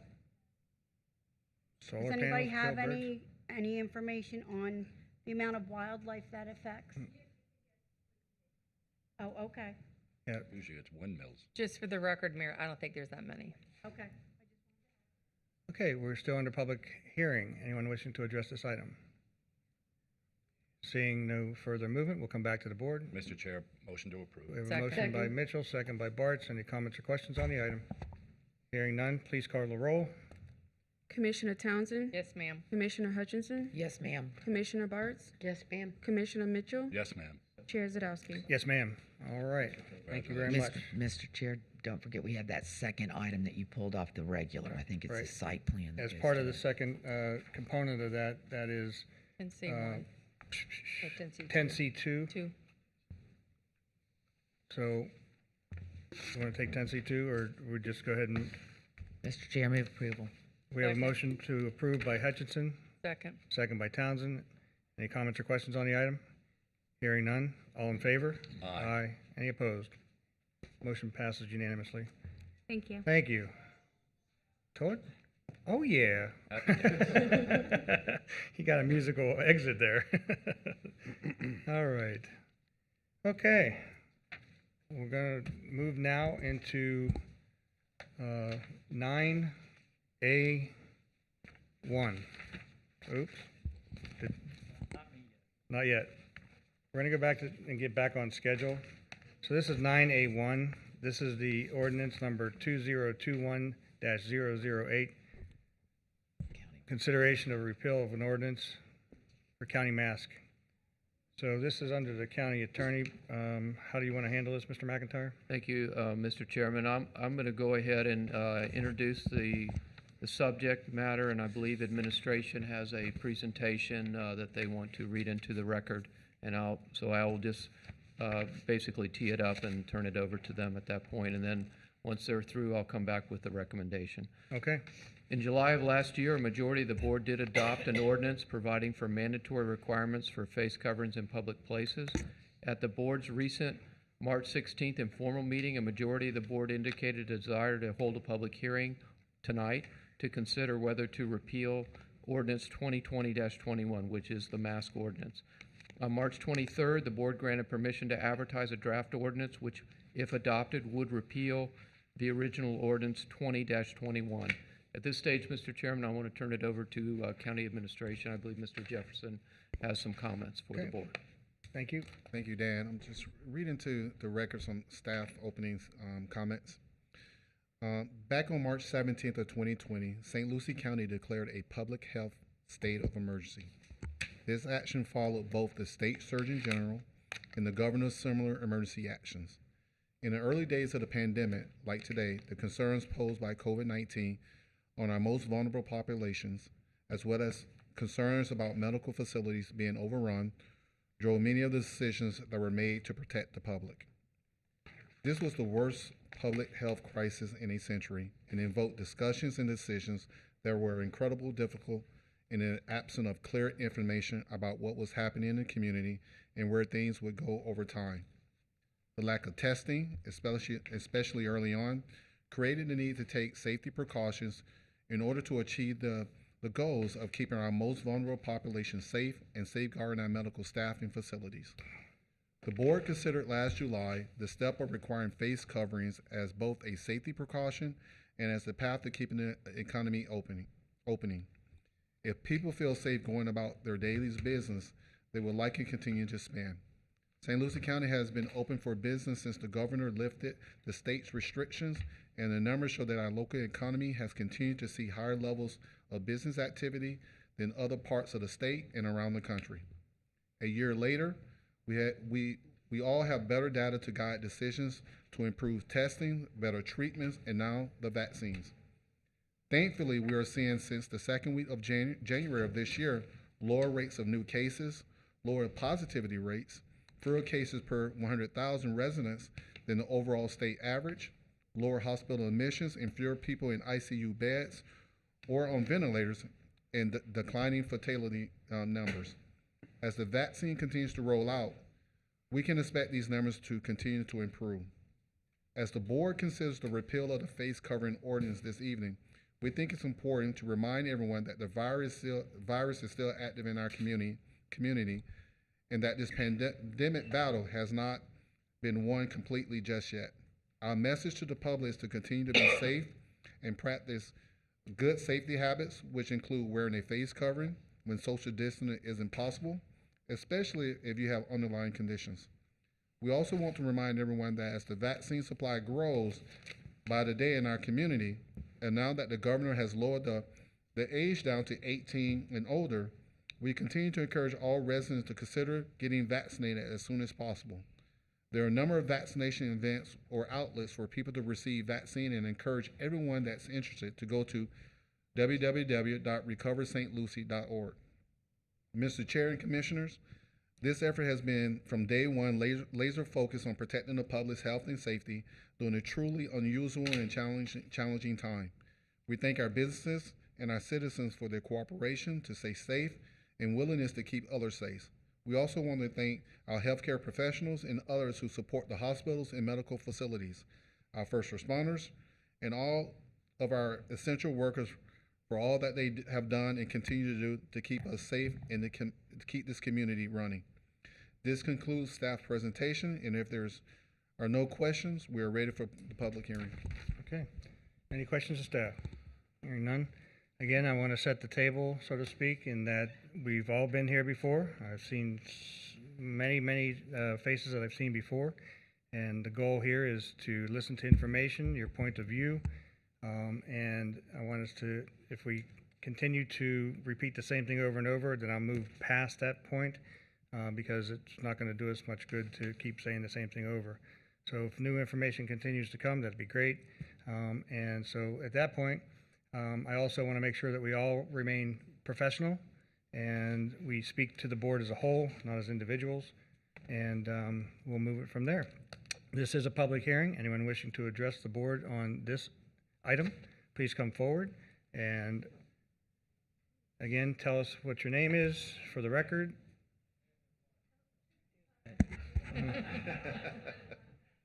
Yeah, before we didn't have seats, so now it's a line. So, good evening. Good evening, Matthew Pilch, Port St. Lucie. You have not seen me before. This is my first time coming to one of these.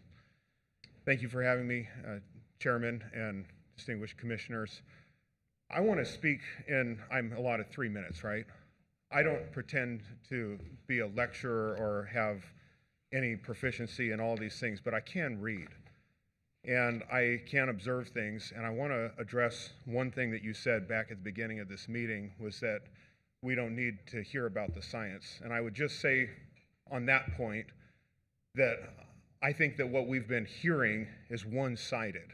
And just because somebody has captive audience and a preponderance of overwhelming sea of information that they dump on us through TV and social media doesn't necessarily mean that they're right. At the very beginning of the COVID pandemic, I decided, because I didn't know anything about it, I'm somebody who's a student of history, I went out and bought Michael Osterholm's book, Deadliest Enemy. If you haven't read it, I would suggest that you do. He published that book in 2017 before it became popular to politicize pandemics. And he, by the way, is second in line behind Fauci. If Fauci retires, it's very likely that Osterholm will be tagged to be the head of the CDC. He is an authority on epidemiology and pandemics. And the thing that I took away from that, here is a man who's dedicated over 4 decades of his life to this and being on the CDC. He was around when HIV was discovered in the early 80s, and he had to respond to those things. He documents the history of pandemics, and I knew right then, I told my wife and other people, when I got done reading his book, I said, you can mark my words. This started in China in late 2019, hence it's COVID-19, coronavirus disease 2019. It'll run its course in 2 years. And here we are, a year and a half later, and the numbers are coming down, just like you would expect. Now, what this didn't do is it hasn't performed like we'd see the bubonic plague or the Black Death, where people wake up healthy in the morning and are dead by evening. We haven't seen in the last year 400 million people in the planet dying, which, by the way, when the bubonic plague happened, 400 million people represented a huge portion of the planet's population. Now we're over 7 billion people, and 5 million people have died. I'm not trying to argue whether this is real or not. I'm not trying to argue any of those things, but the fact of the matter is, regardless of COVID-19, over 160,000 people die on this planet every single day. 2 people per second. Here in America, we are concerned about our rights. You 5, and I don't know you personally, you don't know me, You five are elected representatives. You're here to represent the people who I believe are here tonight, from what I've understood. And this is about freedom. 15 days to lower the curve. It's been now a year plus. The hospitals were not overwhelmed. You're sitting 6 feet apart. You have plexiglass here. Where do the masks fit in? Because now people are 6 feet apart and you still want us to wear masks. I'm saying think about this. We don't need the masks because now I'm guessing, if I go out on a limb here, more than half of the people in this room have been vaccinated. You've probably been vaccinated. And now many people, if they haven't been vaccinated, have already contracted COVID-19 and have the antibodies. I've had COVID-19. I survived, like 99.97% of the population. So the fact of the matter is here we are. Why do we need this if it's not just a totalitarian power grab? You're our representatives. All I'm saying is... Hold on. Look, I appreciate the support, but we're not going to get through this if this continues. Yeah. So let's go ahead and get through this, and we'll get to a decision. I see the timer here. All I want to urge you to do is, as our elected representatives, remember, this is what I was thinking about as I was watching this. The reason people are so impassioned about this, I realize I need to come to more of these. That's the first thing I realized. Okay? But I'm alarmed at the amount of power that this body of 5 people has, over millions of dollars for the budget, and I get it. We can't all sit here and argue about every single thing. But the fact is we are concerned about freedom, and if we really, each one of us in the room thought about it, this $168 million and this budget here and this, that all plays on our individual freedoms. But the reason we're so passionate tonight about this is what affects us right here, right now. We should be concerned about all of it. And so I'm appealing to you on this one thing and asking you to consider to repeal this, because follow Governor DeSantis. I can't say you follow every governor of the land. Follow Governor DeSantis. Please consider that and repeal this mandate. Thank you.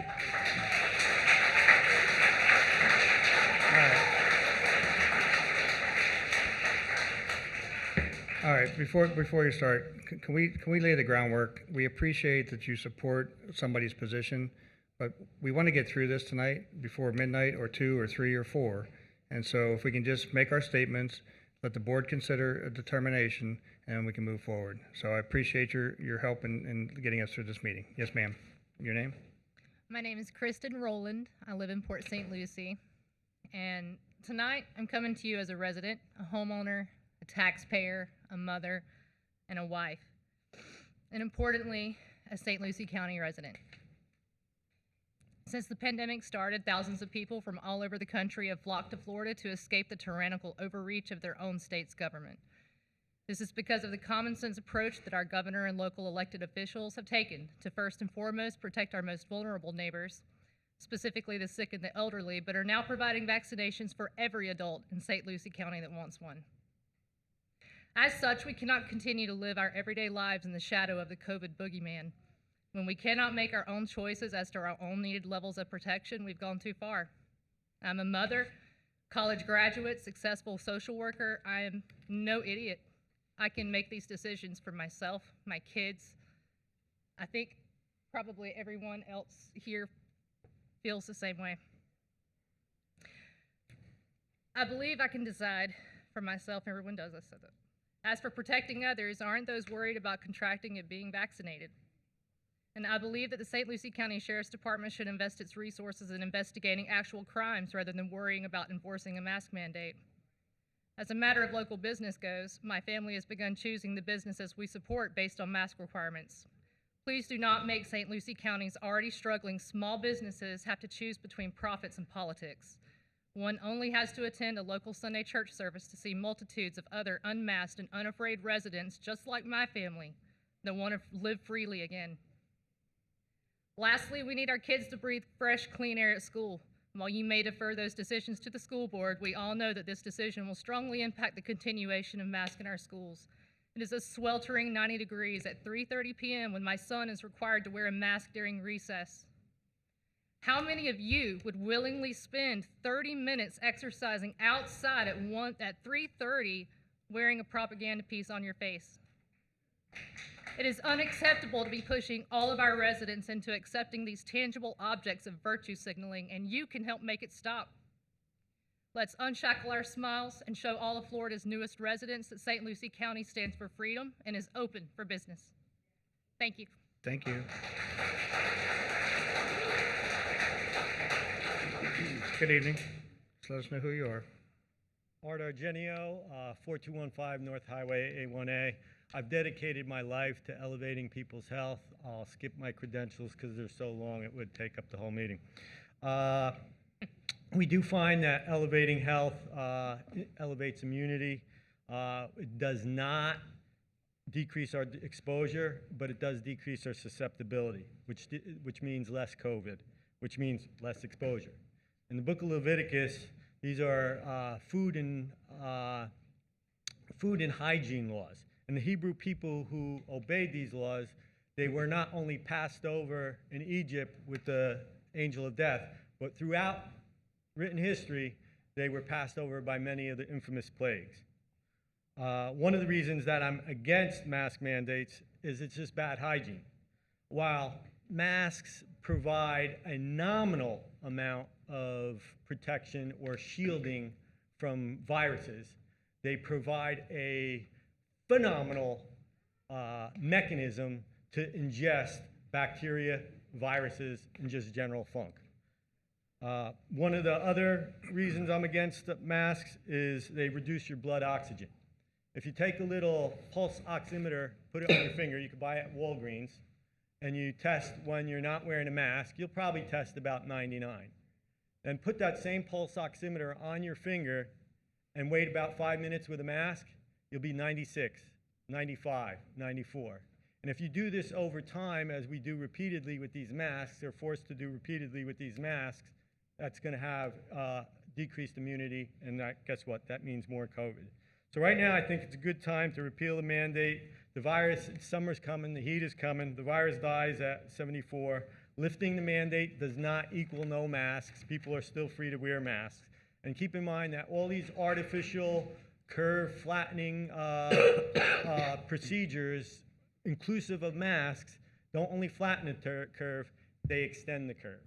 And you're going to have the same net area, same amount of net positive cases under that curve. And in fact, I think you'll even have more because these artificial procedures decrease immunity. And then at the end, you're going to have more people under the curve. And, you know, and when it cycles back in the winter, you know, you're going to have more COVID. So finally, I'd just like to step away from the health part for a second and talk about business. I was in the process of planning on opening a business in St. Lucie County. And then we had a sudden mask mandate, not by you folks, but by a unelected administrator type. And I just abandoned any plans to open in St. Lucie County at that time. And finally, you know, with that last bit, I said, I'd just like to encourage you as you hear differing opinions, some based on fear, just if you're going to err on the side of freedom. Thank you. Thank you.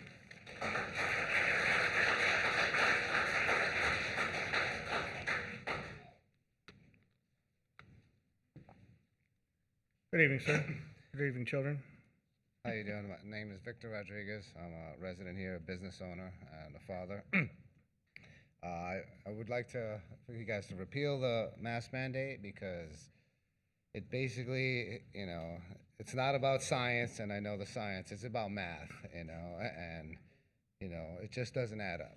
You know, 0.3 microns is what the 0.3 to 7 is, you know, what the COVID is, and 1.2 microns is what the, you know, filters actually filter, and that's even the P95, you know, so you could go into numbers all day. So, you know, what the mandate does is make all our elders and everyone believe that they're going into a safe environment with their mask, and actually you're in a contaminated environment where you can actually contaminate yourself, and filter doesn't do it. And even though they say, you know, which I would love to see a peer review, you know, test on any mask that, you know, says that 6 foot would work. I do not believe it works at all. And to do something that doesn't work, you know, not to mention it being unconstitutional, you know, and, you know, 100% ineffective, you know, that that is not exactly where, I think that we should all be, So it's absolutely ridiculous to ask anyone that does not, to do anything that does not work. I would like to conclude with every person in here is protected by the Constitution, and no one could take that away from them. It is our body and our choice, and that is exactly what it always should be about. And the only thing the masks do is collect bacteria and allow criminals to run free through our cities, unprotected, and if you can't do it for, at least the protection of our elders, to stop them from wearing bacteria harvesting masks, at least do it so these criminals can't run around and do any other type of damage, because I have kids here and, I would really, like if you guys did not have the mask mandate. Thank Okay. you. Thank you very much.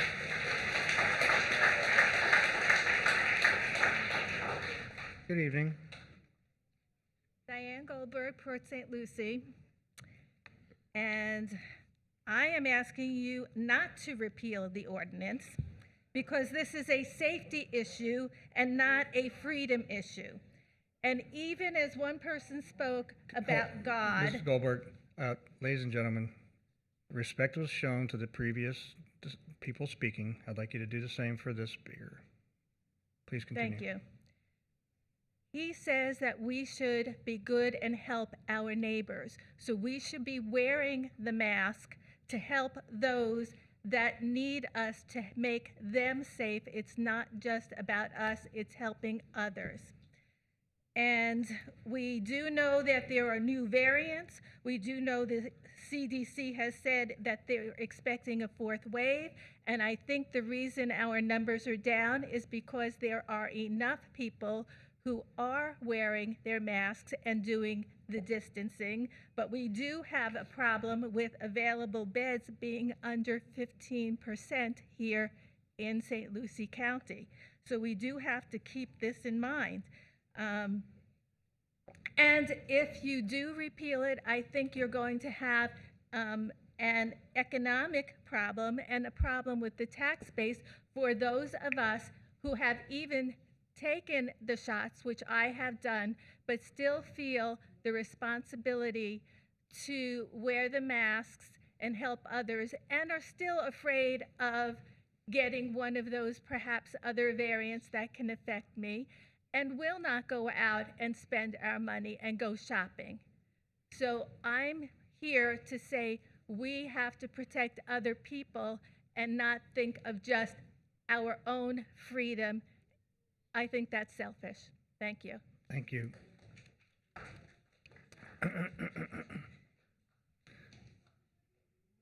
Good evening, sir. Just let us know who you are for the record. Good evening. My name is Matthew Tinsley. I live in Port St. Lucie. I work in Fort Pierce, and I deal with about 400 students every day in our private school. We do not require them to wear masks in our school. It is optional for them. And they've done very well in our school. We have not seen spikes of cases. We have seen some. We have seen our staff go through some things, and we are doing well. And so I just have a few comments that I'd like to make. First of all, when we opened the comments of the meeting tonight, your comment, Chairman, was if we hear the same thing over and over again, we're going to stop those comments. And yet when Safe Foods was up here giving their presentation, we spent so long giving them opportunity to say their business. We basically chased them out the door almost to get them back in here for their comments. The FPL, this is an open meeting. We need to hear what people have to say. And yet when we come to this issue, we don't want to hear what you have to say if you say the same thing. So I think that that tells us probably what your vote is already, and kind of tells me the hypocrisy in the statements that are made. This mask mandate from the beginning, I've read every word of it, been back over it many times. There are 11 exemptions to this rule. 11 exemptions. If you don't want to wear a mask, you don't have to. Just claim one of 11 exemptions. I teach 350 kids every day. I'm overseeing them. I've got a family. If I have a rule in my house that I cannot enforce or will not enforce, it should not be a rule.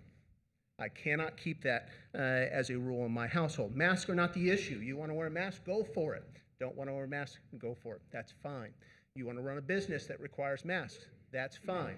It's a personal liberty issue. Did any of you go to the fair? Had a wonderful fair this year. So many people without masks, right up close to each other. Did you see all the teenagers in line in the midway, bunched up, hugging up? Did we have a spike in cases after the fair? I don't believe we did. Maybe I'm wrong. I am not responsible for anyone else's health. I am responsible for my health. And I am responsible for my body and what I put into it or what I don't. Healthcare issues, if I'm obese, that's my fault. Hey, if I get a disease, it's my fault. I live my life in freedom in those things, and never in history have we quarantined healthy people and said, you put off to the side to protect those that make their own choices. Thank you very much. I would ask that you repeal this mandate. Thank you. Thank you.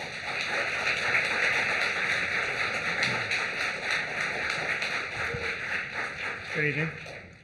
Evening. My name is Tom Fisher. I'm a resident in St. Lucie County, and I live down towards the south end of the county. I actually live in Jensen Beach. And I raised my children here. I have my family here. And I say this because I grew up overseas. My father was in the Foreign Service. I've been to many nations around the world. I came back to UCF when I was 18. I joined the military and I served in our Navy. And I believe and strongly adhere to the rights that our country projects around the world. There are so many people around the world who look up to us as United States citizens. We're not subjects, we're citizens. And we preach to everyone. We are the symbol of democracy. And yet, when it comes to our own people, you're restricting me to be able to breathe without putting a cloth over my face because it may or may not cause someone else to get sick. And okay, understandably, initially there was a lot of fear, and fear makes people do things. People do things out of fear and knee-jerk reactions. It happens all the time.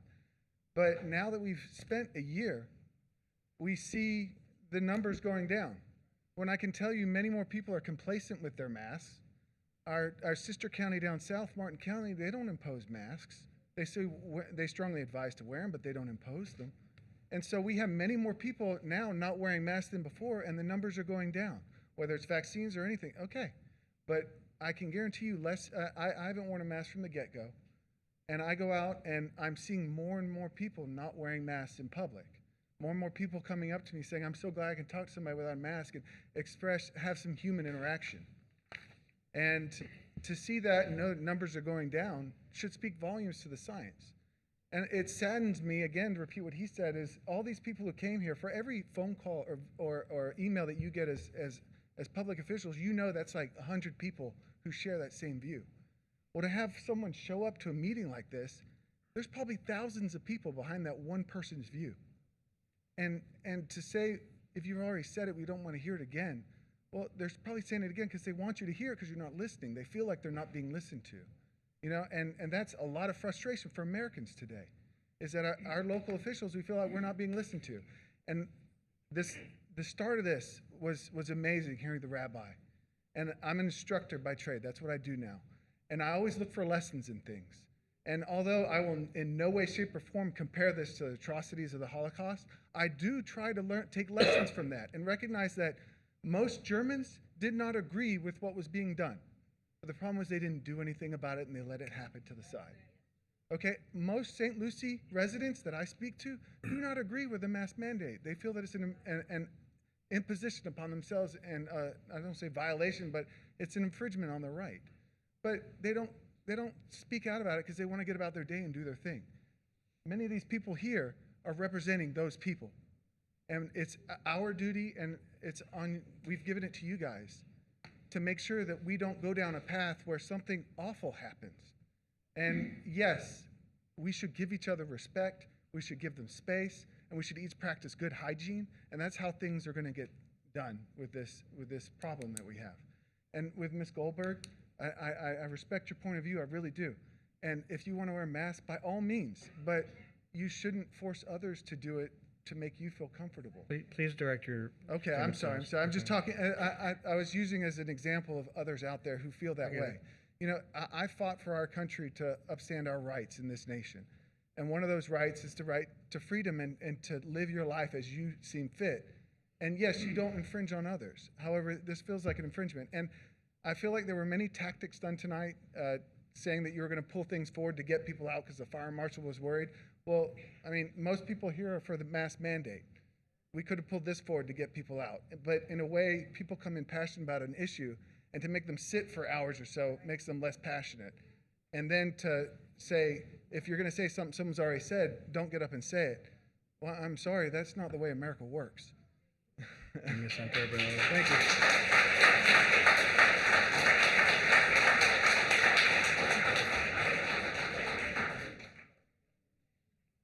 Good evening. And your Good name? evening.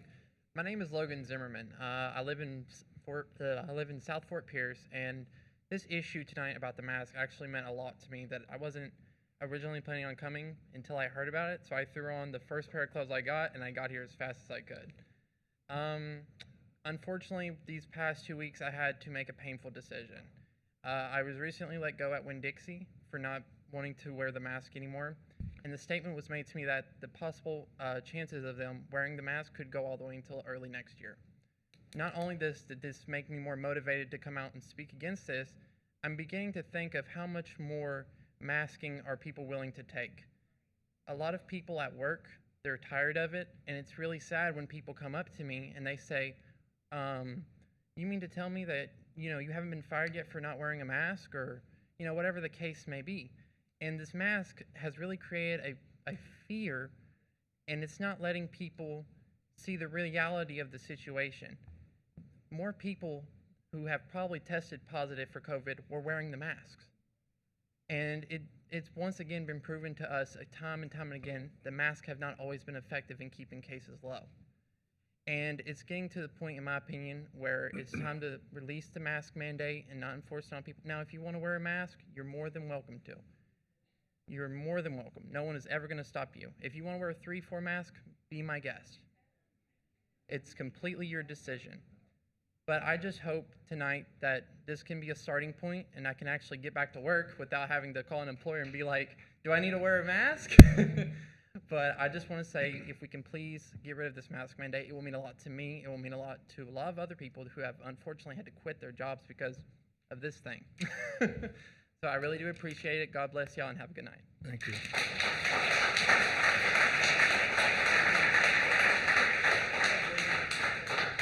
And before you speak, I just wanted to point out that private businesses are able to have their own mask mandates outside of what anything that we might do. So that may still happen should this be rescinded. Private businesses can do that. They are not bound by anything that we do. So there you go, sir. Hello. Can you hear me okay? Yeah. All right. My name is Michael Knight, and I would like to voice in repeal of the mask mandate as well. Out of respect for time, and this is my first time here, but out of respect for time, Welcome. I will try not to repeat and echo things that everyone else has said. But I would just like to comment that I know some people have said, I think over the last year, since all this has happened and we've learned a lot, everybody's learned a lot about it, what we're going through, what we're dealing with, and so far like that. And I think at this point that we are, pretty much capable of making our own decisions about things. I'll say I'm in my 40s, I'll leave it at that. I don't think I feel like I need a babysitter anymore. I don't think anybody needs to tell me what's good for me and what's not good for me. I understand the general interest of the health of the public. I get that. And when I have spoken with some people, just to echo one point that someone else is making, is that the request to repeal the mask mandate is not saying that I don't think other people should wear a mask. That has nothing to do with telling other people they should not or cannot wear the mask. And I think that that's where some people's mind goes. It's just that we should be allowed to make our own decisions with the information that we have so far especially with how far we've gotten in vaccines and care and so forth. And we should not have these rules and laws forced upon us as individuals. And I will just leave it at that for time. Thank you, sir.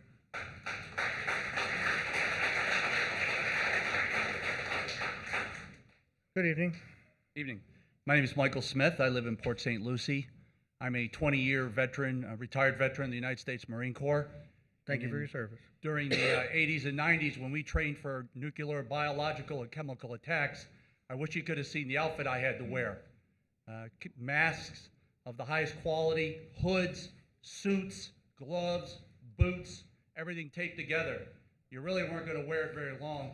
And the idea that you were going to probably live through one of those attacks was pretty slim. But that's what we did to protect ourselves and to fight for the freedom and fight for our country. With that said, I believe that this is not a mask, this is a muzzle. This suppresses our speech, our freedom of expression, specifically our facial expressions. And we talked about a volunteer group tonight that we want to recognize in just a few short weeks. And wouldn't it be really nice to see their faces and have them see our faces and show our gratitude and appreciation for everything they do. This started out as a 2 to 4 week thing that we were supposed to do, and now we're in 13, 14 months. I think the citizens have been good to do the best they can, but now is the time to remove it. And in closing, I'd like to say, Mr. Chairman, remove this mask and tear down your plexiglass walls. Thank you. Thank you, Mr. Gorbachev. Thank you, Mr. Reagan. My name is Lydia Pilch. I live in Port St. Lucie, and I just wanted to thank each of you for listening to the huge line of people tonight who brought up a lot of great information. And I want to thank you for being our county commissioners and for representing the people. Now, I'm going to go out on a limb here tonight. I don't know most of the people in this room, but as representatives of the people of St. Lucie County, I'm just going to ask this before you. Those of you in this room who are pro-masks, could you raise your hand? Okay, I see 2 people. Everyone in this room who is anti-mask, could you raise your hands? Could have saved me a lot of time. I know you get the idea and the facts have been brought up, but as our representatives, we are asking, urging you to represent us tonight. And I do not see how you have a decision to be made at this point after seeing these people. And as another man brought up, each person in this room represents 100 or 1,000, many, many people. The decision is clear what your county wants. The people who elected you are asking you for this. If you want to be elected again, please do this for us. Get rid of the mask. Come on, we're getting so close. We're doing good. I appreciate it. Thank you. Good evening, sir. My name is John Moeller, and I live in Port St. Lucie. There was a study done between, 5-year study done between 2013, 2018 by the WHO and the CDC. And their conclusion on mask is that the general mask was ineffective, which is why Fauci last February, early March was saying, you don't really need to wear a mask. It's not necessary for the general public. The coronavirus is a microorganism. 1,000 times smaller than a human hair. It takes a very strong microscope to even see it. This mask was given to me at an event at the city of Port St. Lucie. Typical cloth mask, which you hold up and you see light there. To give an analogy of what a coronavirus sees, just imagine you're on a tennis court and you got a BB rifle instead of a tennis ball and you're shooting BBs at that net. Just how many BBs are going to be stopped by that net? That's what the coronavirus sees when it looks at this mask. Even a surgeon's mask, a surgical mask, won't stop a virus. That's used to stop droplets. What does work is to keep your environment as sanitary as possible, including washing your hands frequently and using hand sanitizers. The worst thing you can do is be out and about and touch your face. You can go to any one of these stores and you see people shopping and touching door handles, carts, whatever you want to, then they reach up and adjust their mask. You've just lost the entire reason why you're wearing that mask. So I really do believe that the mask mandate should be rescinded because the mask itself is pretty much ineffective. Thank you. Thank you. Good evening. Come on up. Don't be scared. Hello, everyone. My name is Claudia. I live in Fort Pierce for more than 20 years. And I agree and I support the mask because the mask for me means respect others and protect others. And the law say wear mask. If they say wear mask because they know what I'm talking about. And here in this room, I understand there's a lot of people, but outside, yes, many people outside, they wear masks and they prefer masks. Because if you don't wear masks in the store, you create stress and fighting. The people is fighting because they say, why you wear mask when you don't make the mask? So they don't feel safe. Even for me, I wear because I respect the seniors, I respect the little ones, and I respect the Constitution say they provide the best for each citizens in this country. And the best for us, when they say, I don't want to wear masks, they don't respect healthcare. You know, it's a lot of people wearing healthcare, fighting for their lives, and a lot of people sick. When you say you don't want to wear masks, you don't cooperate with them. You have to support them because it's a lot of people. And the healthcare is working for us so hard. And the police departments, the healthcare, the first caller, and the law say wear the mask. And why the people say don't? We have to wait. As soon as you wear the mask, this problem is going to be less and less and less. But if you say I don't want to wear a mask, the problem is going to be worse and cost more money for the government and for the healthcare, and a lot of stress. We need less stress. We need support each other and respect each other. Like me, if she say I don't want to wear mask, it's okay. It's your decision, but you respect my decision, right? And support each other because this situation is not easy for not everybody. But if you obey and wear the mask, it's going to be better for everybody. This is my personal opinion. Is everybody outside think the way I think? Because I am a teacher and I am citizen. I talk with a lot of people every single day, and they are scared about the people don't wear the mask. They so scared and so frustrated. So they create stress. When I see somebody don't wear a mask, they are scared because they had a scare for the little ones and for the seniors. A lot of people had seniors in the house. So we have to protect them. Because as soon as you go to the store or everywhere, you never know if you have the virus and you're going to contaminate you people in the house. So I really support the people wear the mask, and I encourage everybody to do it because it's of respect for everybody and it's better for us. So that's it. Thank you very much. Thank you very and much. have a great night. All right. Good evening. Good evening. My name is Laura Barnes, and I appreciate your time today. I'm a local business owner. I was born and raised here in Fort Pierce. My children are actually 13th generation Floridians. We have a long-standing here in Florida, and we're heavily involved in the community.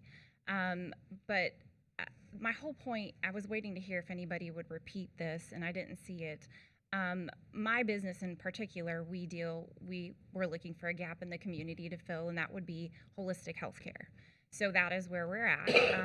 And upon doing that, we do claim exemptions for our clients because we have a lot of clients with COPD, cystic fibrosis, and multiple other chronic conditions that cannot wear the mask.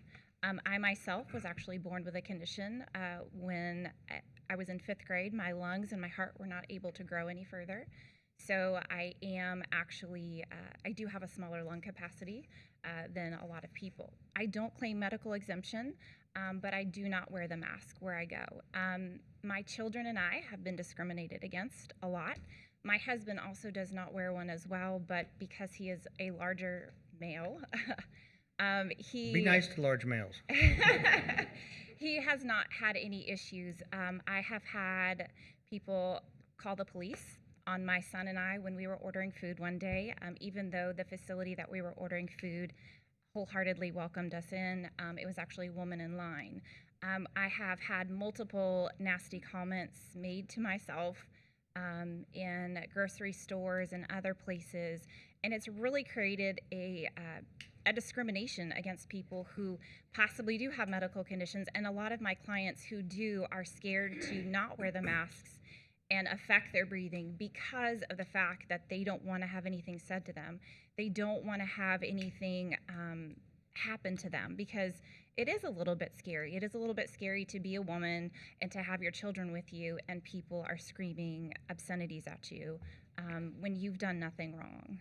So I would really ask that you repeal this. I completely understand that private sectors are welcome to have their, run their business how they want. But I would just ask that St. Lucie County really look into this and reconsider this. Great. Thank you, ma'am.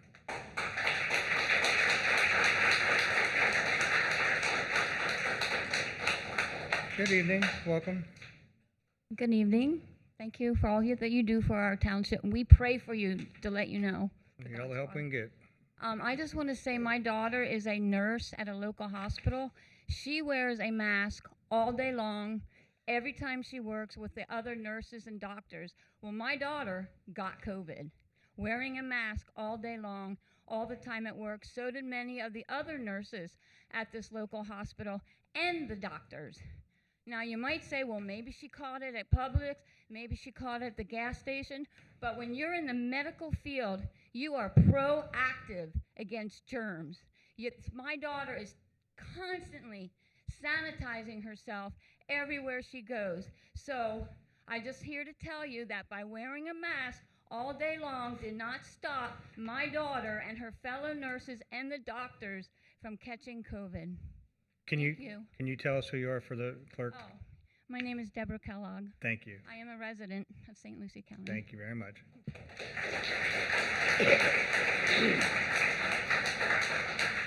Good evening, sir. Welcome. I'm Paul Carroll, resident of St. Lucie County. Some of you have seen me before. I'm the septic inspector, the one that's been covered with wastewater from head to toe. I'm pretty well inoculated. However, I haven't worn a mask since the inception. Wasn't afraid of COVID, but I did get a heart attack 5 weeks ago. I've survived that, but all I see around the room is fear, and fear is a liar. And I also want to say, a friend of mine asked an Amishman the other day, how comes y'all don't get COVID? He says, we don't have TVs. With that, I close.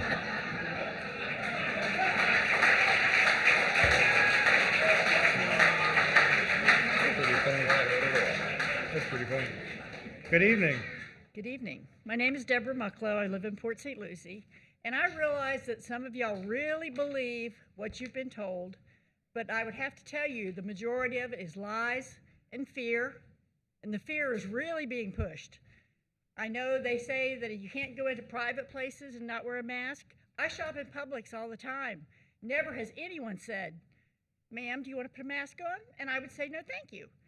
And I go into Walmart, and they may say, ma'am, and would you wear a mask? I, no, thank you. And I go about my business, and I do what I do, and I will not be ruled by fear.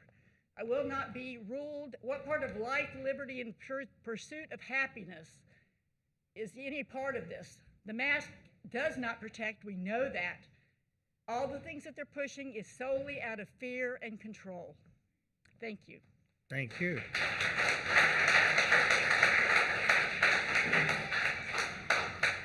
And for those of you still waiting to speak, if you wouldn't mind coming up and queuing up, that way we can move through the line a little bit quicker, and then we can move on to a decision.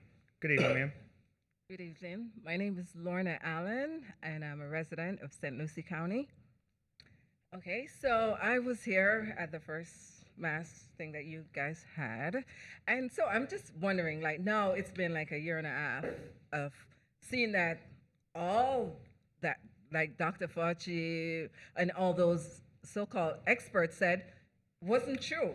It's just point blank. It was not true. The science doesn't support whatever they're saying. The science is actually totally to the opposite. And yet, they're still pushing this mask thing on us. I don't mind if, like, and whoever wants to wear a mask, that's their decision. It should be that. Wear a mask, wear 2, wear 10. But do not tell us that we have to wear masks. Pretend like we have a virus that we don't have. There's nothing to support that, and I just think it's time for this to stop. Thank you very much. Thank you.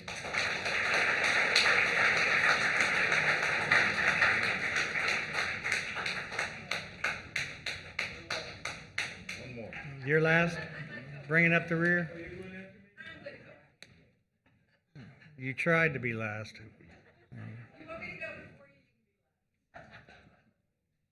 My name is Lee Lamson. I live in Port St. Lucie for 27 years. I really don't like to get up and speak publicly at all. I get really nervous and Jervis and Nurky or whatever.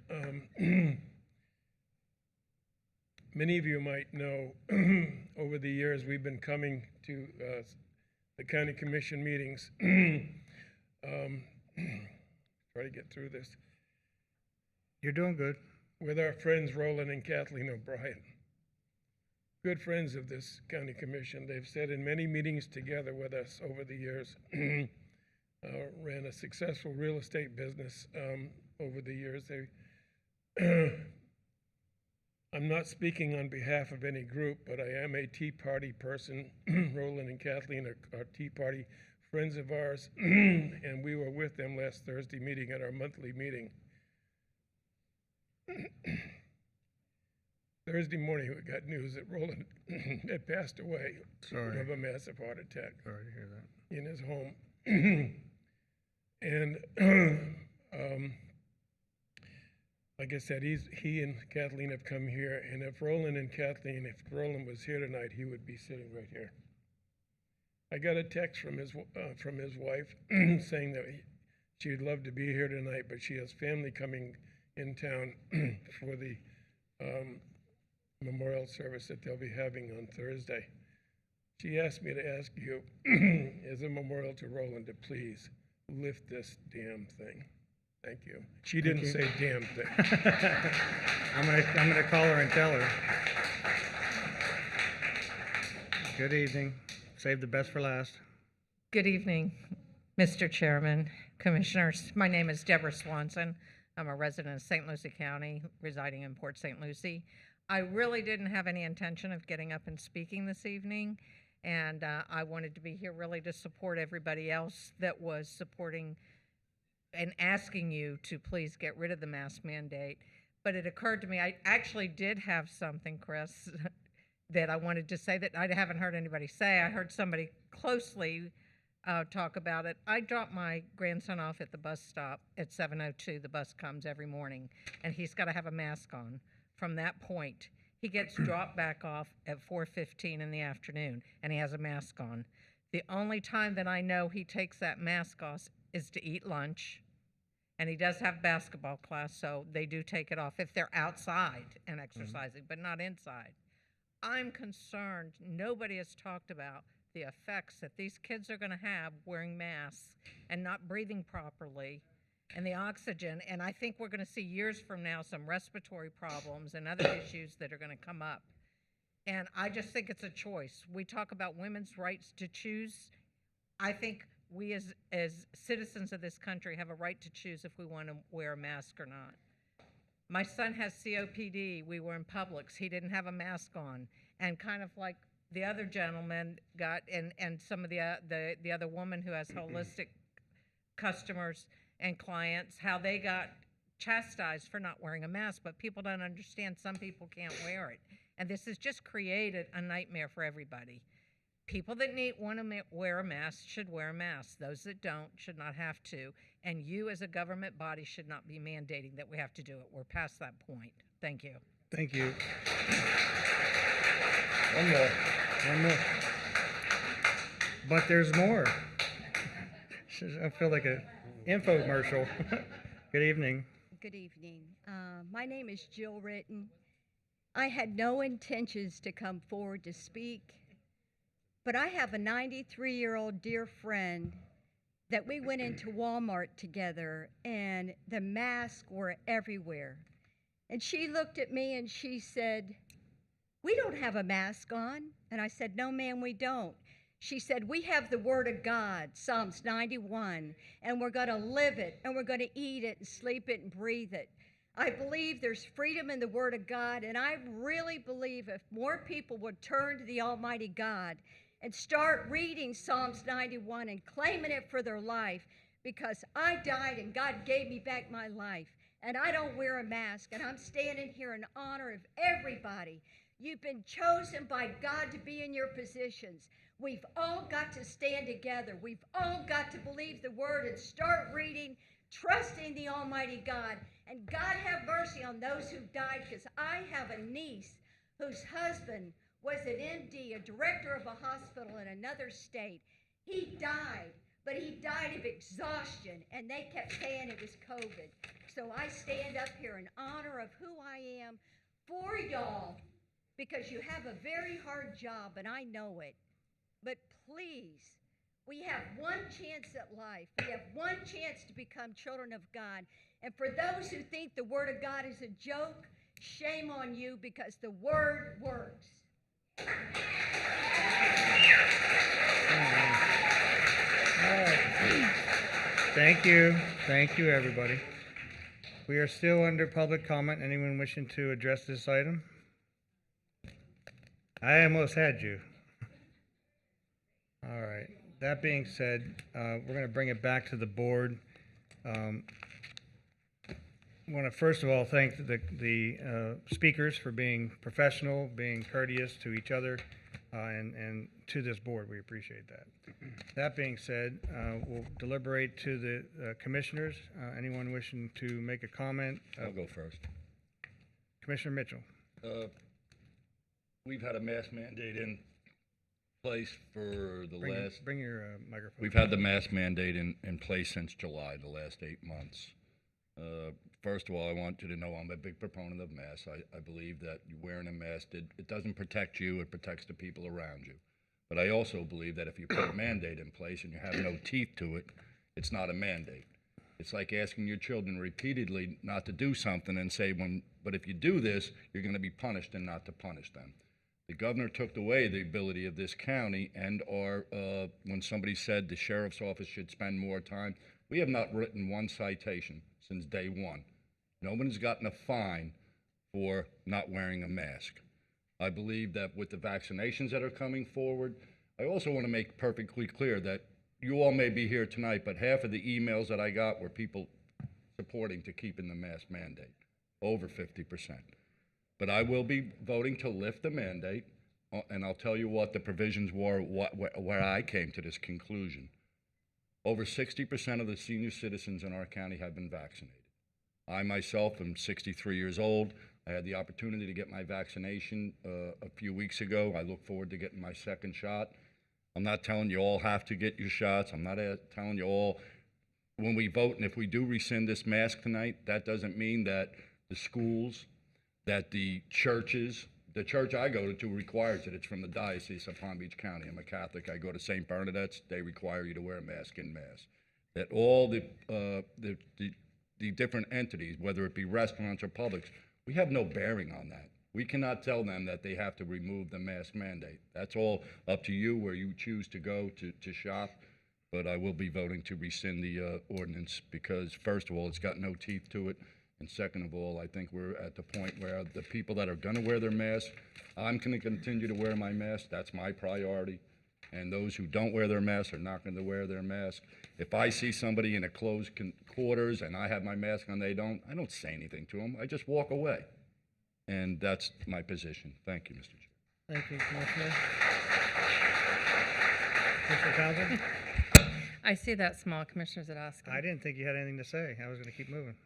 So, first of all, I just want to say thank you to everybody here tonight that got up here and spoke, because I know that it takes courage. And it was great to see a lot of new faces and hear a lot of new names tonight. And a couple of you, I want to talk to you because I'm interested in appointing you to some boards. Because I really see leadership here tonight. And I also want to say thank you to those of you that are here that didn't speak, but to those of you that did speak that served in the military, because you're right. I think a lot of us, we see value in everything, but I don't think we see the value like you do, because you were the ones that were on the front line fighting for our freedom. So for that, thank you for being here and speaking tonight. I also just want to give a shout out to Paul, because thank you for your little thing at the end to find humor in all this, because it's been, there's a lot going on tonight, a lot of moving parts. So thanks for your sense of humor. It's been no secret that I have never supported the mask mandate. And again, tonight, I'm glad that we are finally having this conversation tonight. I have said all along that I believe that it should be a choice. It's not government's place to dictate to you. It's government's right, and it is our duty to take care of you whenever you're vulnerable. But we have not been vulnerable through this. And for me, I've stated from day one that my choice has always been to have faith over fear. And I've encouraged every one of you to have the same thing. And so I am really even more comfortable tonight to be able to move this forward in hopes of getting 2 votes. Because if you are over the age of 18 and you've wanted to have the vaccine, you've had the opportunity to have the vaccine. If you've not been vaccinated, it's because of choice. And there has been a lot of other health things come out for this board. We've said all along that the magic number was 10%. We're way below 10%. And from day one, I've always said that when we didn't have somebody that was going to enforce the mask mandate, and our sheriff wasn't going to enforce it, and there was no teeth in it, like Commissioner Mitchell stated, why have something in place that can't be enforced? So this, to me, it is a wonderful night, because I'm one of those people that I can say that I too challenge to wear a mask and I can't breathe whenever I have to have it on my face. I do wear it out of respect for people, and I think that the other commissioners are going to state this as Mr. Mitchell did. Businesses still have the right to do this, and it's your choice as a resident if you choose to do business there. It's their choice to decide if they want you to come in or not. And if they don't want the business because you're not going to go in because you don't want to wear a mask, that's a business choice they're making. We can't tell a business what to do, and I don't believe that as a sitting commissioner, it's my duty to tell you what to do. It's my duty to sit here and to encourage you to be able to speak for yourself and make your own choices.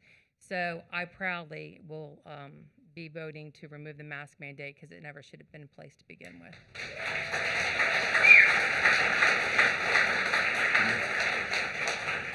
Commissioner Hutchinson? Thank you, Mr. Chair. As mentioned, it was last July, the 11 months almost, that we passed the mask mandate. And I told everyone then, one of the reasons I supported it was because there was so very little known. There was such very little data available. So I kept the emotion out of it and based it on the facts, which were very few and very little. In that process, where we are now, 11 months later, a year later plus, is we're all a lot more knowledgeable. We're separating the fact from the fiction, the real from the not real, and you're in a better position to make decisions based off of facts. Tonight, the facts are real. The facts that the county's numbers have gone down, the facts that the vaccination is out there, it's available for those who choose it, and the facts that, I mean, let's be real, people are over the mask. It's like we're done with it. You can't find people out there from the governor's standpoint. We're opening things up. A lot more businesses. You've got to remember, there was the shutdown, basically not from this board, but the shutdown of restaurants and churches. It was highly recommended from the feds and the state and the CDC and everything else. That wasn't this board that shut everything down. In fact, we worked very hard to try to keep as many open. Thereby, the mask was part of that effect on it. But things are opening that back up, so I will be happy to support repealing the mask mandate tonight.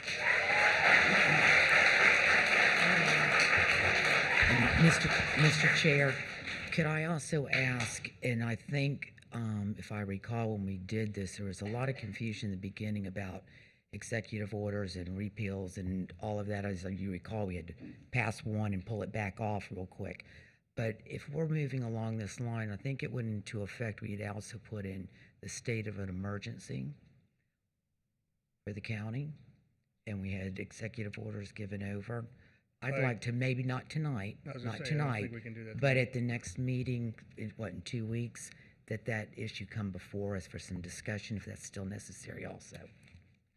Well, I think we That's need- a separate item, but I'm just putting Yeah, it on notice. I think there's some strings attached to that from a funding standpoint for issues with the, No, not necessarily. well, not necessarily, but let's find out. All right, Commissioner Bartz.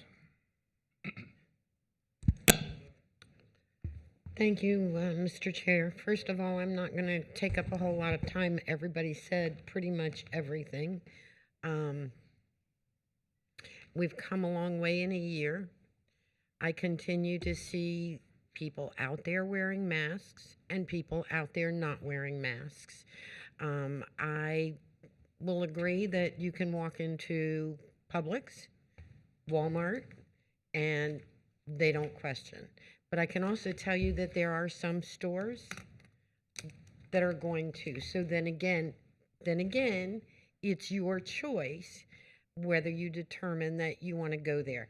I just don't want people to think that whatever we do tonight will solve all the problems. So I think the vaccines have rolled out.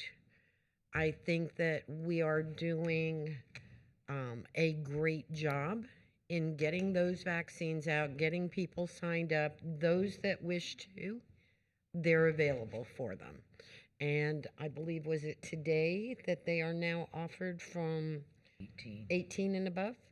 18 over, yep. And I think I also heard 16 or 17 if you were with a parent. So we have hopefully turned a corner. I am also going to support this. I'm going to tell you that I wore a mask. And Commissioner Hutchinson, you're right, we're over it. But I will not have a problem with anybody who determines that they wish to wear a mask. Nor will I say anything. So, you know, I'm going to say on my part, I would still say if you are not comfortable and you wish to wear a mask, wear it. So I think it's your choice. So, Mr. Chair. Thank you. Okay. First of all, I'd like to thank the public and our staff for meeting this pandemic, this crisis, this world emergency head on. Differences of opinion, differences politically speaking, differences medically speaking, science speaking. It's been over 100 years since the last one, so if somebody's still here from that, Commissioner Mitchell, what happened back then? No, sorry. I was going to say my mother's 95, but that's not even 100. But the point is that, you know, we had to learn a lot, and we went through a lot of growing pains as part of this process. I have documentation from Florida Department of Health that in St. Lucie County, 85,998 have been vaccinated. Not all have had 2 doses. Approximately 60,000 have. So we're not even halfway to our 320,000 persons who live in St. Lucie County, residents, and so that's concerning to me. No matter what happens, whatever the vote goes, we should still all follow CDC guidelines, wear masks if you so choose, distance whenever possible, sanitize frequently. And I will reflect on the emails that I did get, and my estimation is probably 80% that are actually in favor of maintaining the mask mandate, at least until such time as the vaccinations catch up with at least 50% of the population of St. Lucie County. Our numbers have doubled in the last week. Our positivity rate today went to 11.8%. Our death rate went to 4. The counties in north and south of us are about half our population, so their numbers are reflective of that lower population. The hospital capacity is down to only 15.7%. That was another part of our considerations early on as to why we were trying to not overwhelm the hospital system and our medical providers. They have been through a lot, and when we're done here, I hope that we all say thank you to a doctor, nurse, or an orderly, or anybody that's working in the hospitals, our first responders, and so on, including our law enforcement officers who show up to any scene largely without knowing what they're going to come upon. So all of that being said, I would ask that, and I heard the support for rescinding the mask, and I think I can support going with it. But what I would ask is if the board would consider a date certain, such as May 30th, which would give us 6 weeks of additional vaccinations at approximately. Come on, hey, I was respectful to you and everybody else was, so please let me finish my statement. And when we're all done, then you can have whatever you want to do. But my point is that we are so close to 150,000, which would be 50% of our population. If we could get those folks vaccinated. The one thing that struck me in a couple of the emails, more than one, was yeah, sure, you can come and get them all. All right, so I'm not going to have this conversation. Do you want me to finish and get to a vote? All right, thank you. So my point is, getting to the vaccinations of 50% would be the best possible outcome, I believe, and getting to make sure that we have the best herd immunity, as they call it. So that's my request. You know what? Really? I'm trying to have a conversation up here. We've listened. We've been respectful. I think it's fair to go back the other way. So that said, I've asked for consideration of a date certain for May 30th, which would give us 6 weeks, which averages 5,000 vaccines a day, which would be an additional 40,000. I didn't do the math, which would get us well over 100,000, 150,000, and would give us that much more protection. So I've asked a question. I've heard your points of view, and at this point, I will entertain a motion. Mr. Chair, I make a motion to repeal the mask mandate effective tomorrow. Second.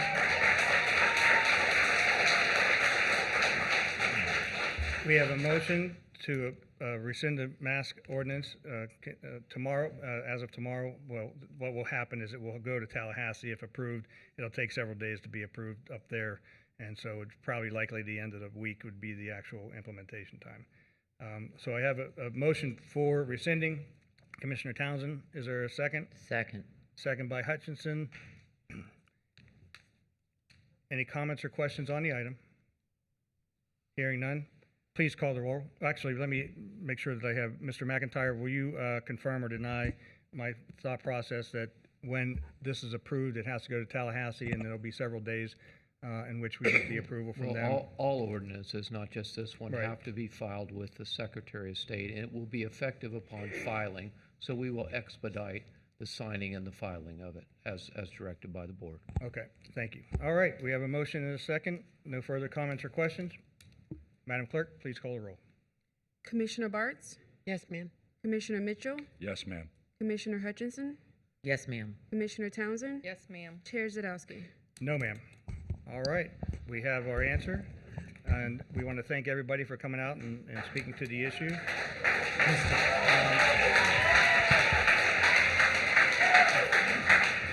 Mr. We do Chair, have- could we ask for a recess? Yeah, we still have a lot more to go, so we're going to take a recess and let the crowd leave. Thank you, everybody. We are in recess. Thank you, Mr.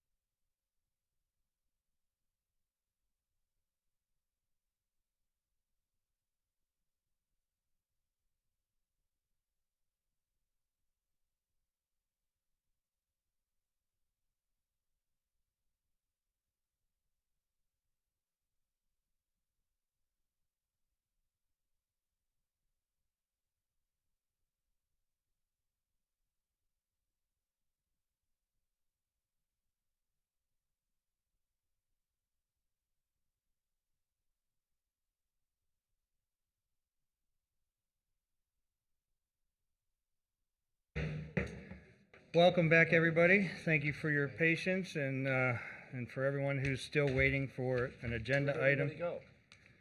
Pardon? No. And for the record, Commissioner Bartz is on the side over here, so she is in place for to start the meeting. I am going to, again, trying to respect the number of people who've come to speak at certain things, and I'm trying very hard, so please, I hope that you'll give me some leeway tonight, as you have.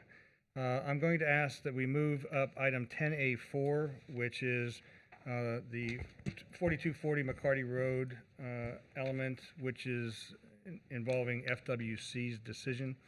I see staff is here. We have our legal and regulatory group in front of us.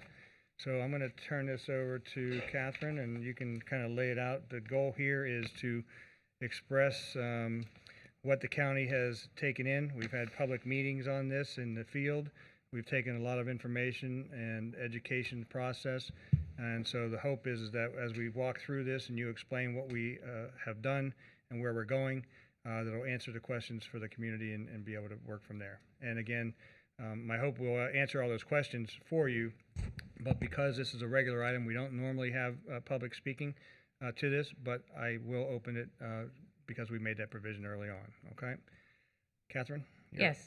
Chair, Commissioners, for the record, Assistant County Attorney Catherine Barbieri.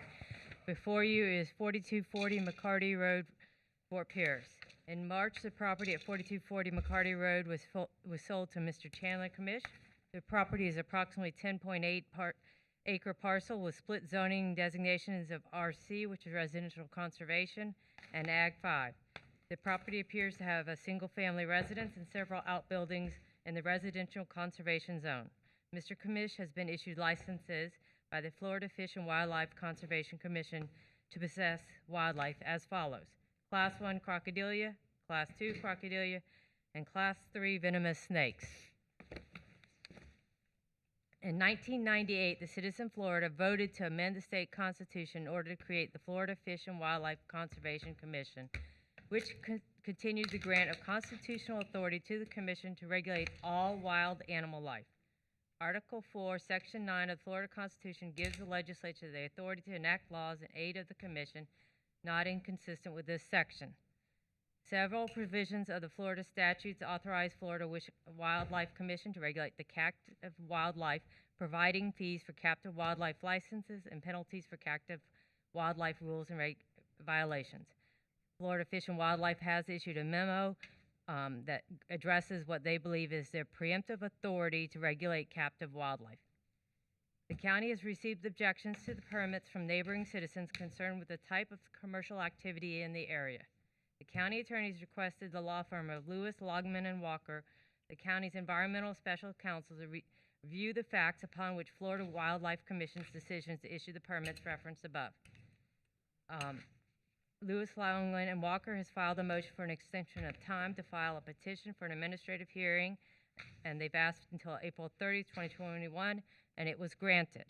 That will give us time to look into the what Florida Fish and Wildlife Commission is stating for their preemptive authority, and will give us time to look at the administrative licenses that were issued and whether everything was followed as they were supposed to be followed. Staff recommends the board authorize staff to review the facts upon which Florida Wildlife Commission's decision to issue the permits is based to determine if any legal action is appropriate, including but not limited to filing the petition for an administrative hearing as approved by the county attorney. And that is our recommendation at this time. Okay. Any questions of staff? Hearing none. Ben, do you have anything to add? No, sir. Okay. So what basically all that was said is we're moving forward with following the concerns of the community. And so that being said, I'm going to go ahead and open this to public comment on this issue. But it appears as though, based on what I'm hearing and what I've heard from the community, is that they want to have an opportunity to see what can be done and how this is affecting us and how FWC can respond. So this is one of those items that we talk about all the time. When we talk about home rule, this is a clear example of how the state has taken our ability to represent you at the local level. So that being said, if you'd like to come and speak in public comment on this item, you're welcome. Mr. Chair, I have a question. I Sure. see the fire marshal, fireman, whatever. I'm not sure of your title these days. Chief. I know the answer, but I know that there's a lot of people watching, so I just want some clarification for the people watching at home. Because the snakes that are here that he has, it's my understanding Chief Casseroli, can you pull the that- microphone up? that if there's you want? no venom available, that if somebody was to be bitten by one of these, they could not be saved. We don't carry it. It's not even in the United States. Is that correct? Good evening, Mark Staldy, Division Chief, St. Louis County Fire District. It's hard to find data. I didn't have much time to look into it, but Florida used to have, Jackson used to carry anti-venom. Arrangements have been made in the past with certain types of snake bites, and recently in 2018, they drove up and actually met from Miami at a Port St. Lucie rest stop to deliver the anti-venom, who then proceeded to go to Gainesville. In the area, though, there's no immediate access.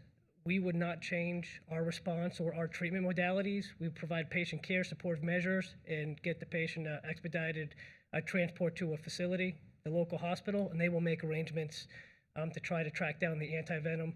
As far as I'm aware, there's no one-size-fits-all when it comes to anti-venom, and there's a lot of issues as well that could, the risk versus gain, the patients do not warrant it.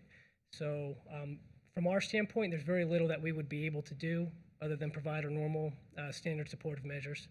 Okay, thank you. And my other concern I have is, I spoke with staff earlier today. I know that there's all these restrictions put into place and everything, and the snake screens and everything, but I don't know that, of course, I don't know that we have a voice in this, but for me, you can have everything in place that you want, but is there anything in place about if a hurricane or disaster comes and blows the building down? I mean, has that been addressed, or has that been talked to? Mr. Chair, Because can I answer that one? what? May I answer her?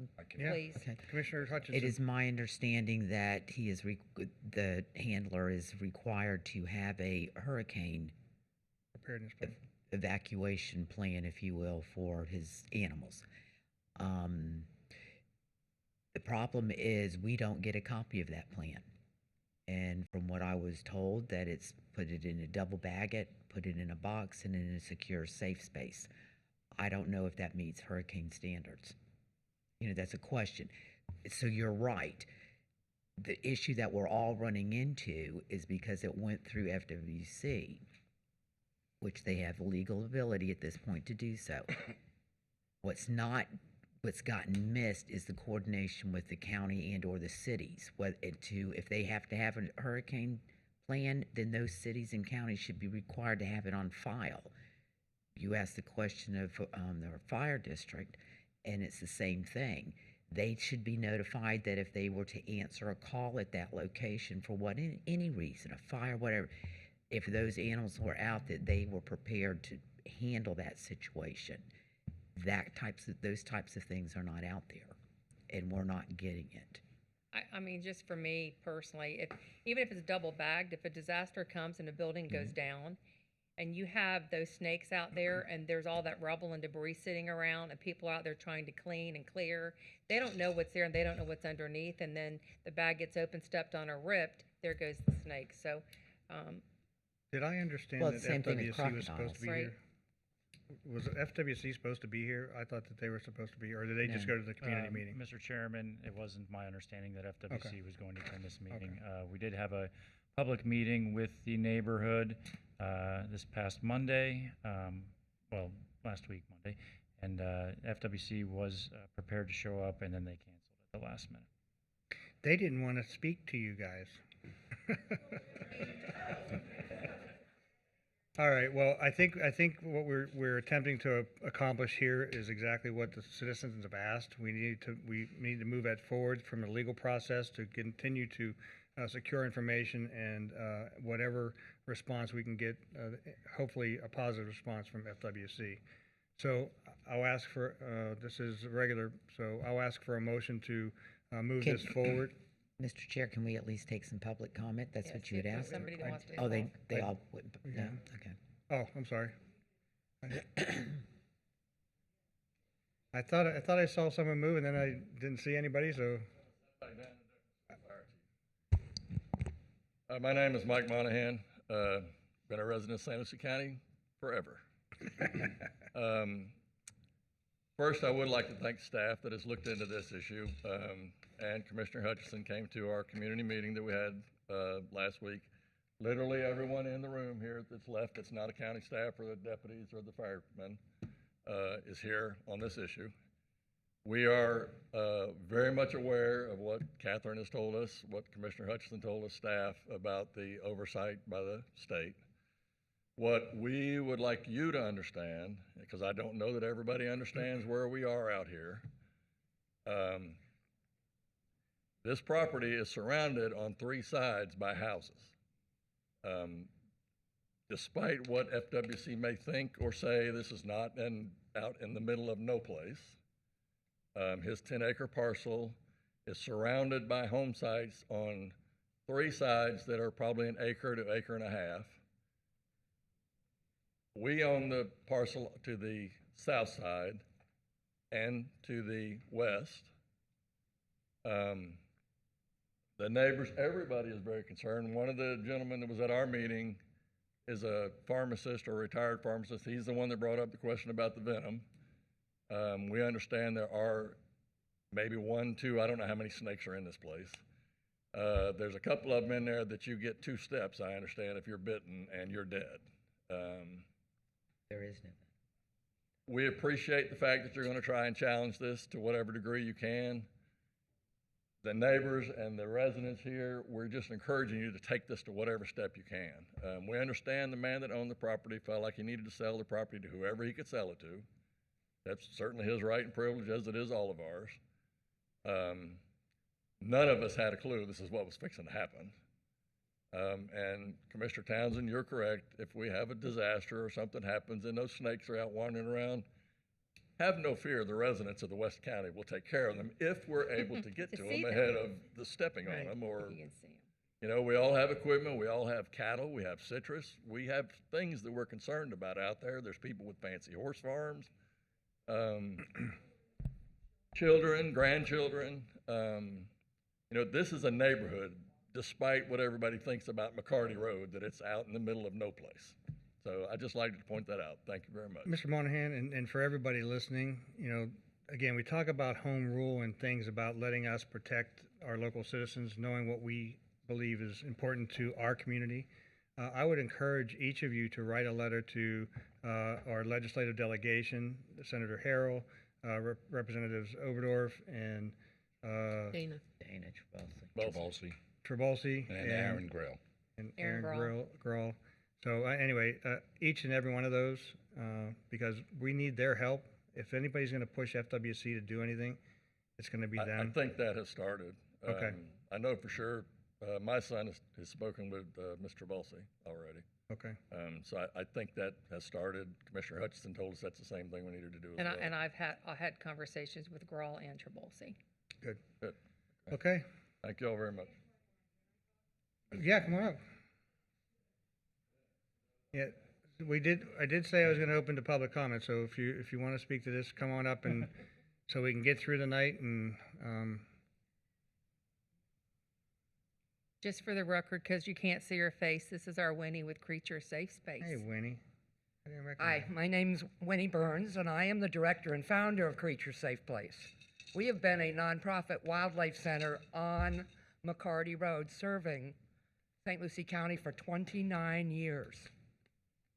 I have to have 1 of 3 of this gentleman's permits, and I understand the permit system. I have to answer to FWC. They can come and see my place 24/7. It doesn't matter. We have to have a disaster plan posted within sight, or my permit is in jeopardy. It can't be in a book. It has to be posted with my permits, just like when you have a permit to build a building. The hoops that this gentleman has jumped through I'm sure are all the legal permits. But what we're forgetting here, and believe me, there is a big difference between the little old babe down the road that takes care of bunnies and blue jays compared to cobras and crocodiles. When the hurricanes came here back to back years ago, the ground gets so saturated. We are between Twin Creeks, both of them. The ground is so saturated. I live in a treehouse on 11 Mile Creek. I have to take a canoe to pick up animals that are dropped off on McCarty Road. The ground saturates. I don't think anybody here has really thought about that, and I can produce a picture of a 5-foot alligator swimming over a 4-foot fence easily. So that is a concern when you have crocodiles. The other concern that I have is that this gentleman, and he brags about this to locals, he wants us to become a tourist destination. McCarty Road is a historic district, believe it. It's not. Historic district isn't just in Fort Pierce City. It is a historic district, and I have lived there 30 years. Most of the people that are in this room have lived there most of their lives. We love McCarty Road. We wave at each other when we pass on the road. We cannot imagine, even for a second, a tour bus, admission, a serpentarium. The heck's with FWC. You have to agree with them. But what we are asking you as our county commissioners, this is our paradise. Paradise comes at a price, but it shouldn't come at a price where we have to worry about a cobra being in our grandchildren's sandbox. This cannot become a business. This is my point. All the permitting and everything, every one of you on this board can have a rattlesnake, can have a cobra. You go work hours for somebody that has one and they write you off and you get that. It's so easy to have that. That shouldn't be the issue here. The issue is we want our children to grow up on McCarty Road without the chance that it's going to become a big business there. And that's what this person wants. He wants a serpentarium. I'm not against any wildlife. I love wildlife. I'm a 70-year-old person that gets up every single morning and cleans up 100 piles of poop. But I wake up saying, I can wake up saying, ooh, this is horrible. Or I can wake up saying, oh, they're all really eating well. It's all about your attitude. And I am asking you, and I know I'm climbing over time, but I am asking you to look at it on a business end. Anybody can have a rattlesnake. Anyone can have a crocodile if they do the time for the permits.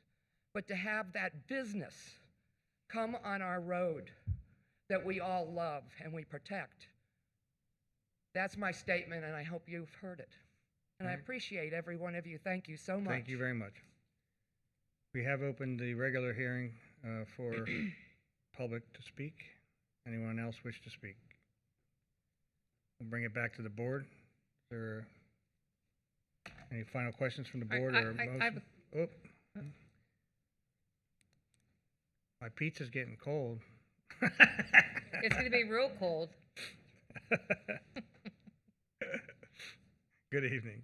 Hi, my name's Debbie Platts. I live on Twin Creeks Drive, which is a little subdivision off of McCarty Road. I've been there 34 years. It saddens my heart to think that I have to worry about a cobra. We're not talking a black snake, which I had on my front porch today and I shooed off with my broom. We're talking about cobras. I can't even believe I'm talking to you about this. And the fact that you didn't even know that this was happening concerns me. I mean, this man already has animals on the residential part. He's breaking the rules as we speak. The buildings are not even on the agricultural part of the property. So why are we supposed to believe that he's going to be responsible for other things that is required to taking care of these exotic poisonous animals? have you all seen his YouTube? Have you? No. Okay. Yes. I have. So he does have a YouTube. It is a business for him. His plan, from what I understand, is that he wants to breed cobras and sell them and make money. So now we're talking about a commercial business or some kind of business that's going to be there. He talks about bringing people in to visit because he has a passion for this, and I appreciate his passion, but it's in the wrong location. This is a community with families, elderly people. We walk, we ride our bikes. To now have to live in fear, it's really sad. So I just jotted down some things that I just want to run by you, because if you do have the opportunity to talk to FWC, these are some of the things that we're wondering and hoping to get some answers for. Is the hospital ready? And are we going to even make it to the hospital? From what I understand, we probably wouldn't even make it. We live 3 miles past the turnpike. Does the sheriff department know? Does the ambulance service or paramedics, are they prepared? Are they willing to risk their life to try to save somebody else? Hurricanes. We know what hurricanes can do. And thank you, Winnie. I didn't even think about that. When we have a hurricane or even just 2 weeks of straight rain, I have to move my horses out because the creek rises this high in my backyard.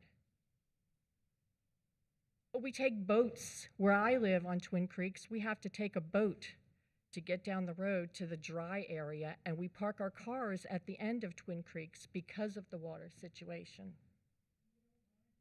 And we don't mind it. We live on a 1-lane road. I know Chris has been out there. Thank you, Franny, you came out last week. It's just a quiet country area, and for this man to just come in and bring this business that is a huge threat, not just to our community, but it's a threat to anybody that's going to have to be called out there. Another thing is what kind of insurance does he have? How are we protected if, God forbid, something does happen? This is not a nonprofit business. This is a business for profit that he has placed. And he's placed it in the wrong area. He's not even at this point following the rules. And that really hit me today when I thought, how are we even going to trust him when he's already violating the rules? There's no permits given to this man. So I thank you for looking into this situation. It really does have our neighborhood very concerned, and I just hope we can get something worked out with FWC. Great. So, thank you. Thank you. Anyone else wishing to impart wisdom and comments and questions? Ben, can you talk real quick to the point about the ag building and the animals not being even in the ag? And is there anything that, from a standpoint, overruling FWC on that side of the equation? Mr. Chairman, members of the board, the comments were correct. The parcel does have split zoning. The majority of it is residential conservation zoning district that really limits the allowable uses to single family and basically conservation. He does have a small portion, I believe it's about 2 acres, that is zoned Ag 5. The Ag 5 zoning district would allow something similar to this type of use. It does allow what would be considered snake farms as a permitted use in Ag 5. The building that he is housing his snakes is within the residential conservation portion of the property, but there's still question as far as if he, since he does have licenses from FWC which allow him to exhibit, possess, and sell these venomous reptiles, what the county can do as far as our zoning code. Is our zoning code preempted by these licenses? And that's really what we're asking you all tonight, is for us to do additional research and look into that further. Okay. Any other questions from the board? I have a question just for some confirmation here. Catherine, is it true that anybody can have the license, the FWC, to have snakes and sell them right in their garage, and even in a residential neighborhood. Commissioner, FWC does not consider the neighborhood, the zoning of the place where it is. So there are probably other people in this county who have some licenses, and they may be in other residential neighborhoods. What we're asking for permission is to look into that and what FWC claims. But they do, and that's in their memo, and that's what they have told us so far, is that they don't look into that. They don't care. That is not I shouldn't say that. That's probably inaccurate, but they don't. That is not one of their factors. So there may be other licenses held in this county. Mrs. Monahan? Hi, my name's Margaret Monahan, Brocksmith Road. As my husband said, we own property to the south and to the west. And what I can't emphasize enough, that I don't think is being emphasized enough, is that these are not just snakes. They're extraordinarily poisonous, foreign snakes. There's nothing native about them. King cobras are not from South Florida. Black mambas are not from South Florida. Bushmasters are not from South Florida. Saltwater crocodiles are not from South Florida. And I don't know how much you know about a crocodile. I barely know anything, but I know that if you have a pond of water, said crocodile's going to spend the remaining part of his life figuring out how he can get out of that pond and go look for a new friend. And we don't need foreign animals in this county anymore. I would venture to say each and every one of us living west of the Turnpike have multiple kinds of bizarre lizards that are anywhere from this big to this big. Why? Why do we have to have all this? And this is not, why is a business here not about snakes? This is not an agricultural business. Since when is agricultural business breeding very venomous, very deadly snakes that don't even exist in our county, in our state? Okay, they're endangered. Oh, darn. I'm sorry, I don't have a problem with venomous snakes being endangered. I think you ought to remember that we're not trying to curtail any kind of business. We're trying to, I would like to save my dogs and save my cats and save my cows. And some of these folks have extraordinarily expensive horses. I wonder what a black mamba would do to a horse. Kill it. I don't want my grandchildren, I don't want to worry about my grandchildren playing outside with a black mamba crawling around. Think about it if it was your grandchildren. I just think we ought to get very proactive on this, and this does not need to be on McCarty Road. It doesn't need to be in St. Lucie County, y'all. And it really doesn't need to be in the state of Florida. Enough is enough. If he were breeding indigo snakes that are endangered here and that are native, I wouldn't have any problem with it. If he were breeding coach whips or some other kind of snake that kills rats or something, more power to him. But I don't think we need these highly venomous foreign snakes here. Just saying. Thank you.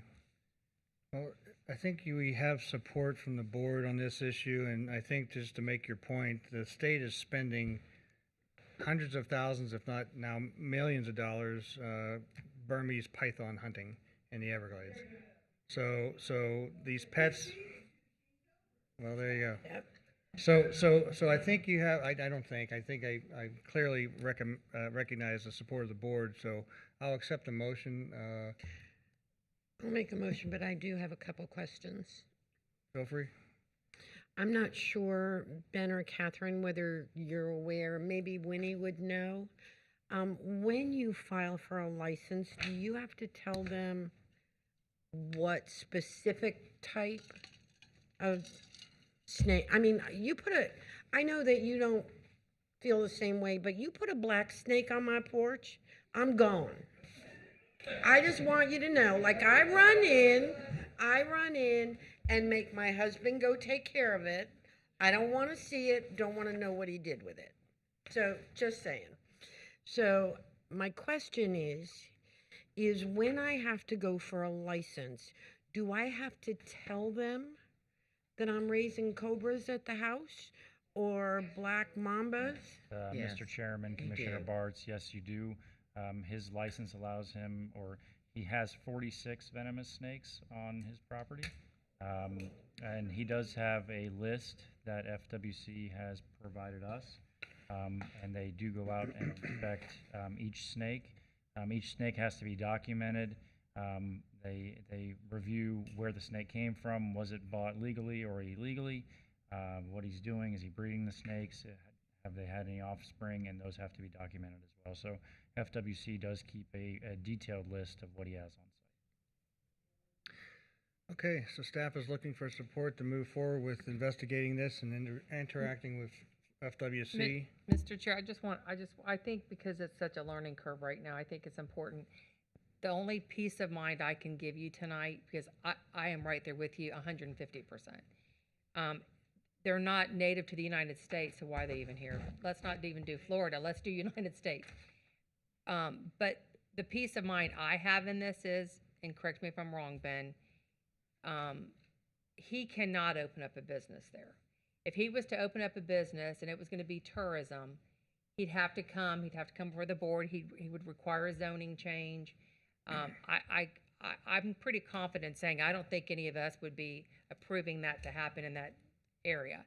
So know that there will not be a business where he's going to have a tourist attraction there. That I think we're safe in saying this evening, are we, Ben, that a tourist business would not happen on that road. It's a one-way road. It's not zoned for that. It's not in the right place. But does the FWC preempt that in our code too? Chairman Zadowski, Commissioner Townsend, that question, we're still trying to review that question and understanding what regulations can we impose to control this use. As I said, his license does allow him to exhibit the wildlife, and FWC actually expects him to. It is expected that he does exhibit this wildlife and provide education to and outreach to individuals, since they are endangered species.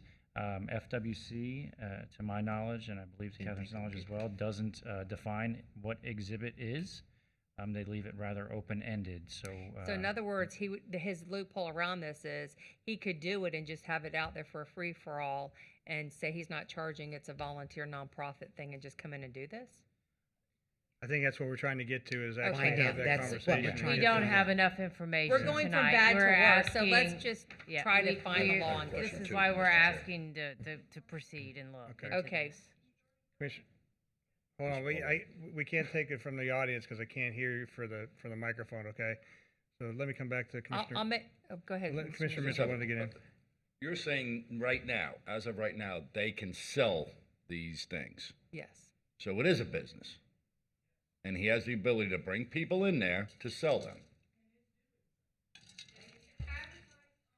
If we're going to talk, yes. I got to get Chairman. I have to talk to Chairman Zadowski, Commissioner doing my Mitchell. best. You've got 5 people on your side here. I'm just trying to figure out what we can do going forward. I will support the motion. I just wanted to know and clarify that right now they have the ability to do that. That's Yes, the way the Chairman Zadowski, Commissioner Mitchell, yes, they do have the ability to sell his venomous snakes. He does have that ability through the license. Well, I just want to share that I will fight 100% too to make sure whatever we can do to stop this. Here we go. I was trying to get to a motion to get your support to get the thing done, and you're the last one.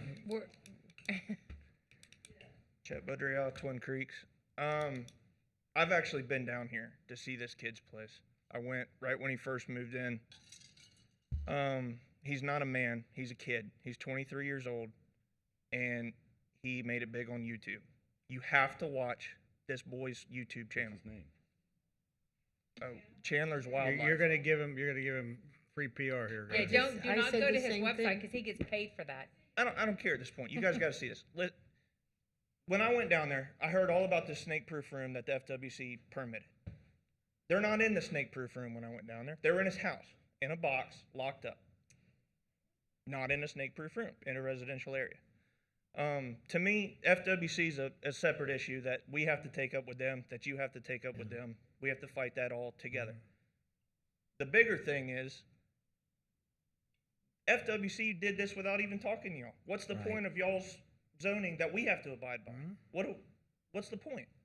He's in a residential neighborhood. I have a 6-year-old and a 1-year-old. And the ability to have them play on acreage right next door. What do I do when they get out? Do I not let them play?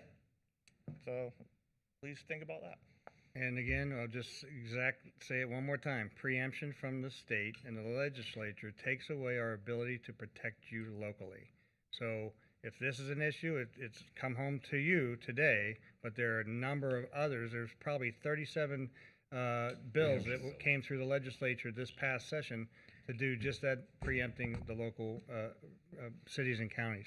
All right, I'm going to get to the motion. Who wants to make the motion to support this effort? We have a motion by Bart. Is there a Randy second? seconded. Second by Commissioner Hutchinson. All in favor? Aye. Any opposed? Motion passes unanimously. Mr. Chair, could I just add one, just a Please. slight comment? I know we're trying, but before everybody walks out of the room and thinking that we've done our job, it's not over. No. That's not what I even need close. you to know. There needs to be a constant rapport with Ben to the residents, and I think I spoke about that. Have a spokesperson that they can get it all out to make sure that they know when things are coming up and so forth.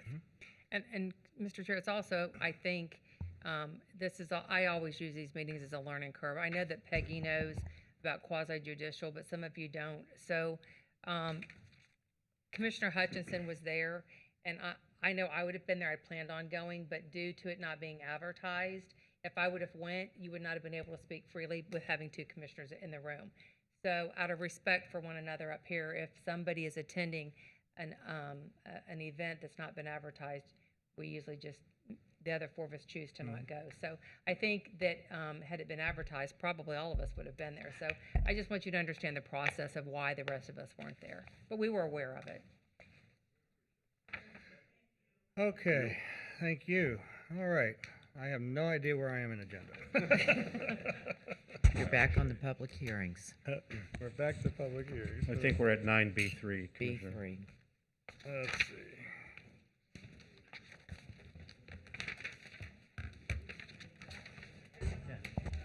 see. Okay, we'll let them make their way out while I... That's done, that's done. See y'all. Good night now. Okay, next item is going to be 9B3, and this is a county initiated text amendment to the Land Development Code for Planned Developments, PUD, PNRD, PMUD. This is the second hearing, I believe. Yes, Chairman Zadowski, it is. All right. You're All right, right, sir. good evening, Mr. Chair and members of the board. Ben Balser, Assistant Planning and Development Services Director for the record.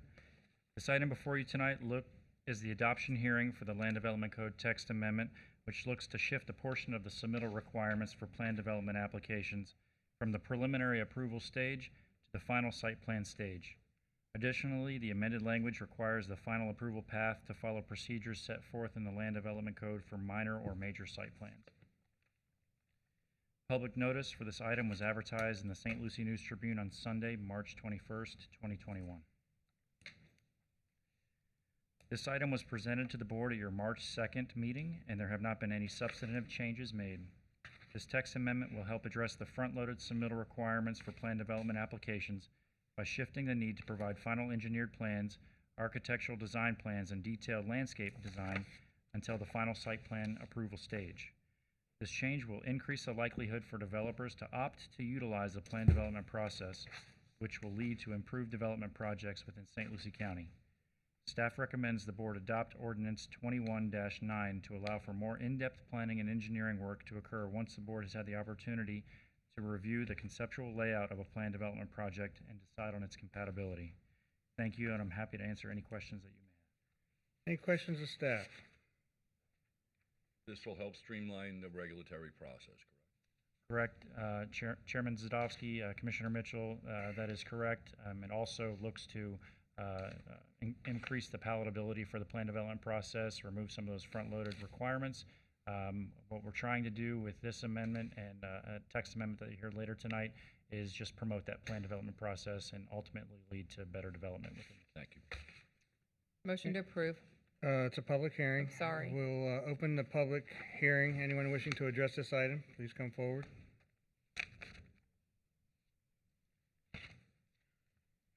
Good evening again.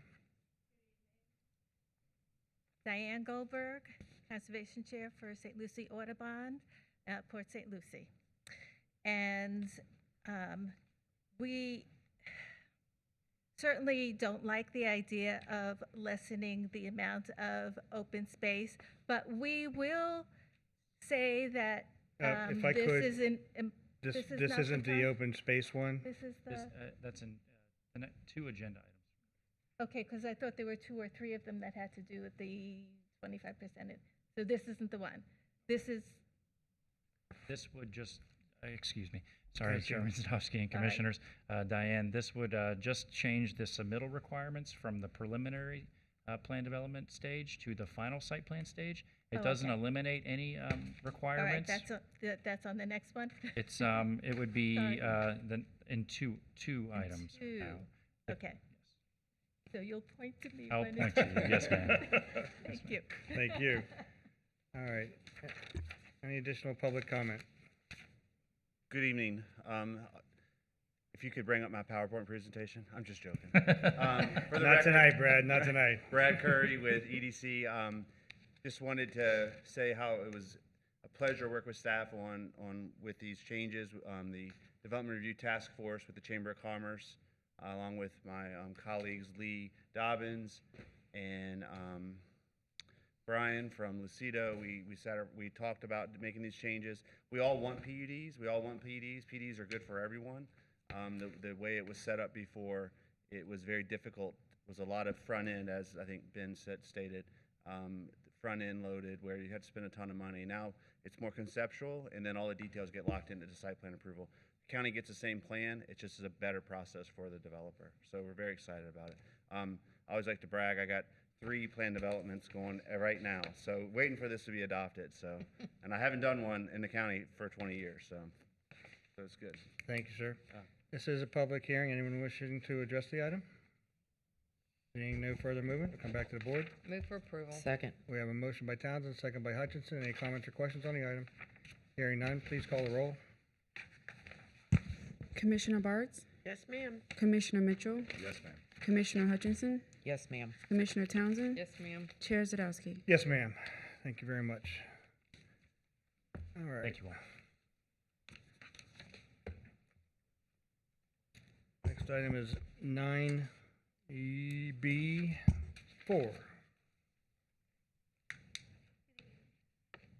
If you can pull your microphone closer whenever you get around to speaking.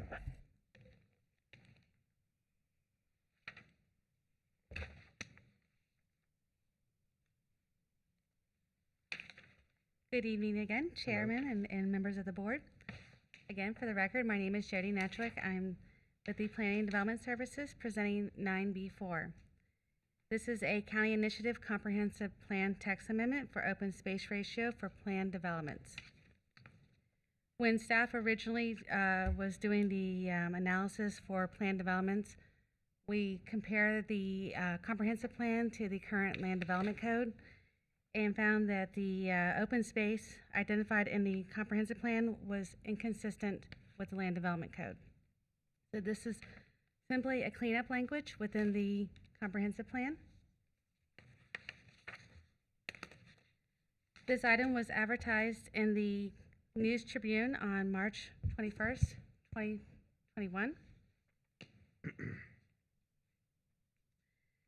This is a county initiative comprehensive plan amendment seeking to amend the minimum 35% open space standards for planned development projects to align with the appropriate percentages identified within the St. Lucie County Land Development Code.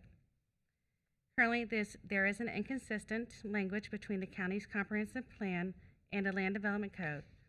Comp Plan Policy 1.1.81B requires the following minimum open space ratio of 35% for all planned developments.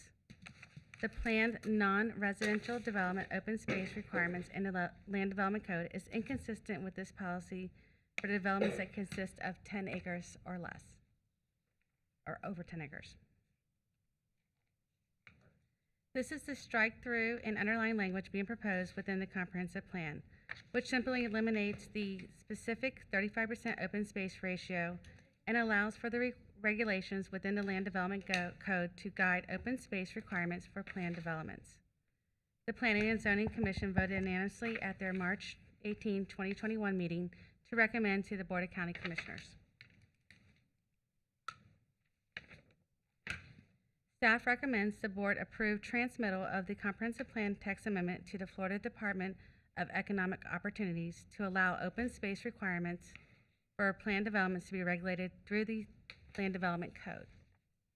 This concludes my presentation. Thank you. Any questions of staff? And this is literally cleanup language on, okay. All right, so the next one is the one that there's concern from the public. So this is a public hearing. Anyone wishing to address this item, please come forward. Seeing no movement, we'll come back to the board. Mr. Chair, motion to approve. We have a motion by Mr. Mitchell. Chair, if I could make a correction, could we double check Mr. McIntyre on the date of the second hearing? Well, it moves to a second hearing on June 1st. It should be First, it June, should be June first. 1st. It's It says printed June as 2nd second. on the agenda, but it is June 1st at 6 p.m. Okay, so The this- motion maker would just take that one. I'll second. Okay, so maker of the motion, will you correct that language that it moves to the next second meeting, June 1st at 6 p.m. or soon thereafter? It could be heard. That's fine. We have a motion. We have a second by Hutchinson. Any further questions on the item? Hearing none, please call the roll. Commissioner Bartz? Yes, ma'am. Commissioner Townsend? Yes, ma'am. Commissioner Hutchinson? Yes, ma'am. Commissioner Mitchell? Yes, ma'am. Chair Zadowski? Yes, ma'am. Okay. Now comes Mr. Balser. And Leslie Olson. First time we get to see you tonight. Welcome.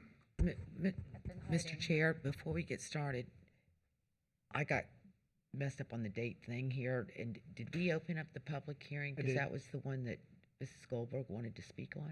She's the next one. This is the one she wants to speak to. Okay.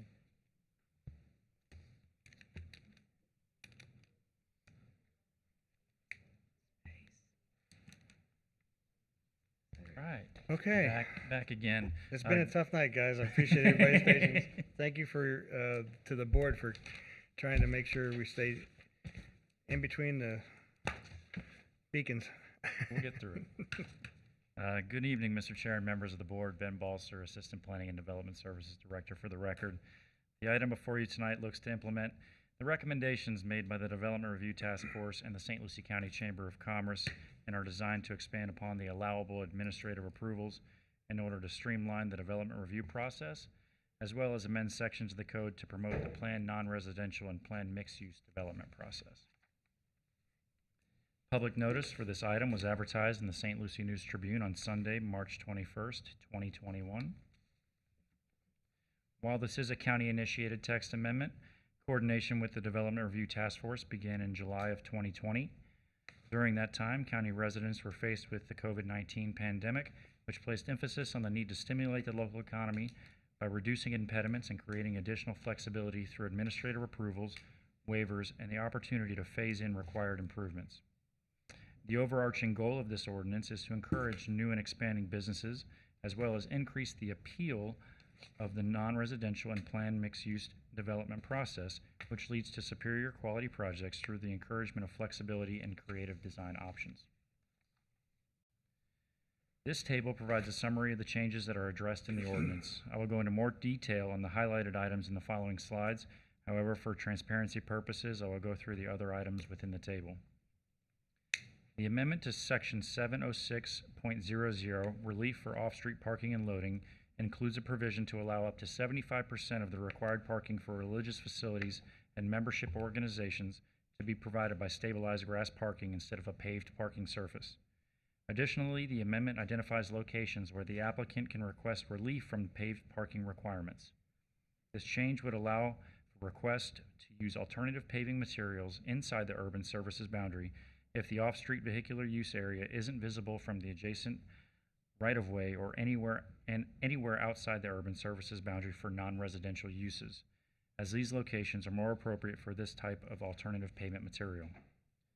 The change to Section 70904E allows the Environmental Resources Director to reduce the required 8-foot wall or fence between commercial or residential uses down to 6 feet should the adjacent residential property owner consent to the reduction in wall height through a notarized wall waiver form.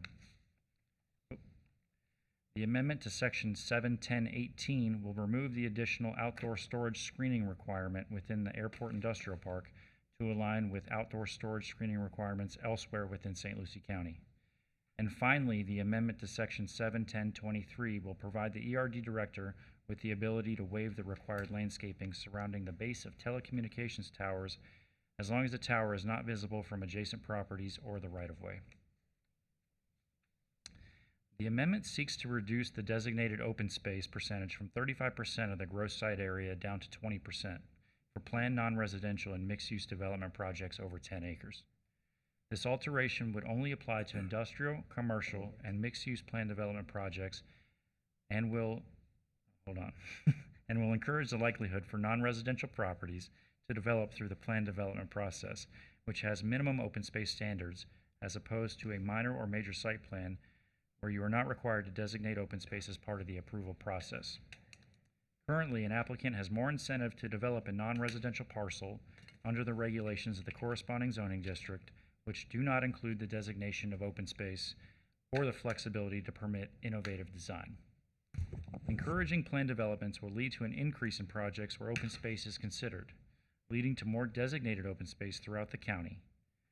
Currently, the planned non-residential and planned mixed-use development process is an underutilized tool within St. Lucie County, with the board approving only 8 planned non-residential developments and 0 planned mixed-use development projects over the last 10 years, compared to 107 site plan applications. Ultimately, this proposal does not change the current regulations intended to protect intact native habitat, tree preservation, or the county's wetland protection regulations. To address the public concern over the reduction in open space designation, the amendment increases the amount of existing native upland habitat on the property required to be preserved as part of the open space requirements from 15% to 20%. Staff feels that this addition promotes the goal of preserving intact native habitat, improving groundwater recharge, and reducing stormwater runoff. The ordinance also looks to increase the size of a project that would classify as a minor site plan and therefore be eligible for administrative approval by the Planning and Development Services Director. Currently, the Land Development Code identifies non-residential developments between 6,000 square feet and 50,000 square feet as a minor site plan. Additionally, any multifamily development less than 50 units that does not involve platting is reviewed as a minor site plan and is eligible for administrative approval. This proposal seeks to increase these thresholds from 50,000 square feet to 100,000 square feet for non-residential projects and up to 100 multifamily units when the project does not involve platting. We also included language that would allow new and expanding businesses that are located on the county's targeted industry list to develop up to 500,000 square feet under the minor site plan process. Currently, these large developments are processed as major site plans, which are reviewed by the county's Development Review Committee and are then forwarded to the board as regular agenda items. Major site plans do not require public hearings or notice and are not heard before the Planning and Zoning Commission. The classification as a minor or major site plan does not alter the development review standards used by county staff in order to formulate a recommendation. However, this change will provide for improved speed to market for development applications.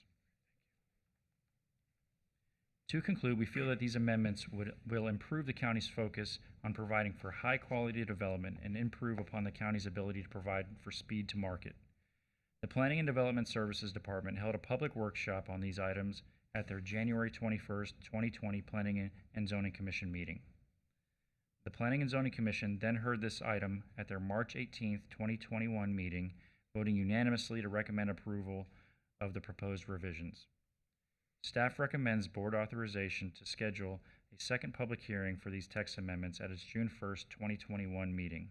We are happy to answer any questions that you may have. Any questions from the board? I see that ERD is here. I'm going to have some questions for Amy. And before I ask those questions, I want you to repeat the part about straight zoning where there's little oversight from the board or P&Z. If a site plan meets the requirements of the plan, then it just goes straight to build. Is that accurate? Chairman Zadowski, members of the board, yes, you are correct.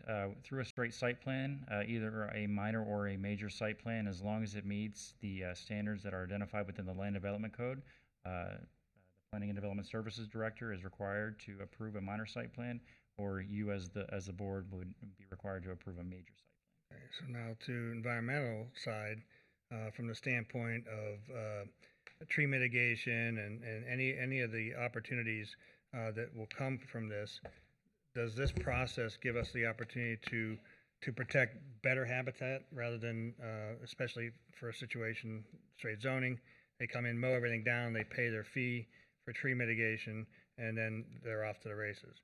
But in this case, do we have an opportunity to improve the habitat that may be kept in open space?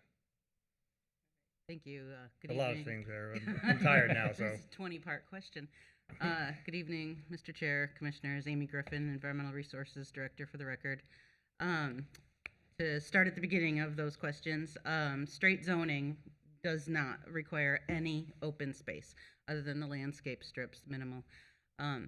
Any project over 10 acres, whether it's straight zoning or PUD, PNRD, whatever, needs to go through an environmental impact report review by Environmental Resources Department.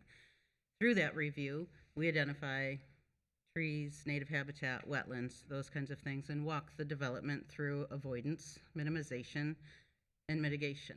We try to keep it in that order. Can you avoid the impacts? Can you minimize the impacts? If not, can you mitigate?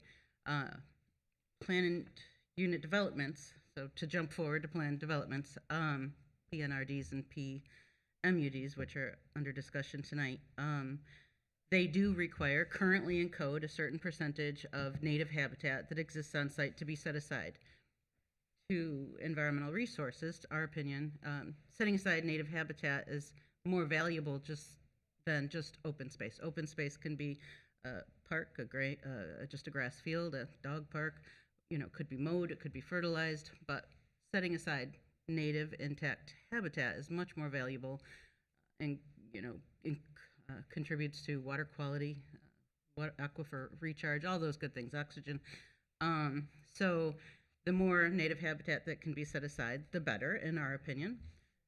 So we have a section of the code over here for tree mitigation. It allows for somebody to set aside 25% of their existing native habitat to satisfy all of their tree mitigation on site. The PUDs, PNRDs, all of that, if we could bring that up to, and this is ERD's recommendation, if we could bring the required set aside up to 25% for native habitat, it would align and be consistent and be a lot simpler for the applicant to understand why am I setting aside 15% but not quite meeting my mitigation? I only meet my mitigation if it's 25%. So if we could make those two codes consistent, it would be better for a number of reasons. I think it would incentivize the developer to be more appropriate to our community. Absolutely. If I missed any of the 20 questions, let me know. Yeah, I'm just trying to lump it all in. It's been a long night, so. Yes. Okay, so I too had a question about the 15% and suggesting to be 25%. But I'm gonna, unless there are any questions, I'm gonna open it to public hearing. Anyone wishing to address this item, this is your time to shine.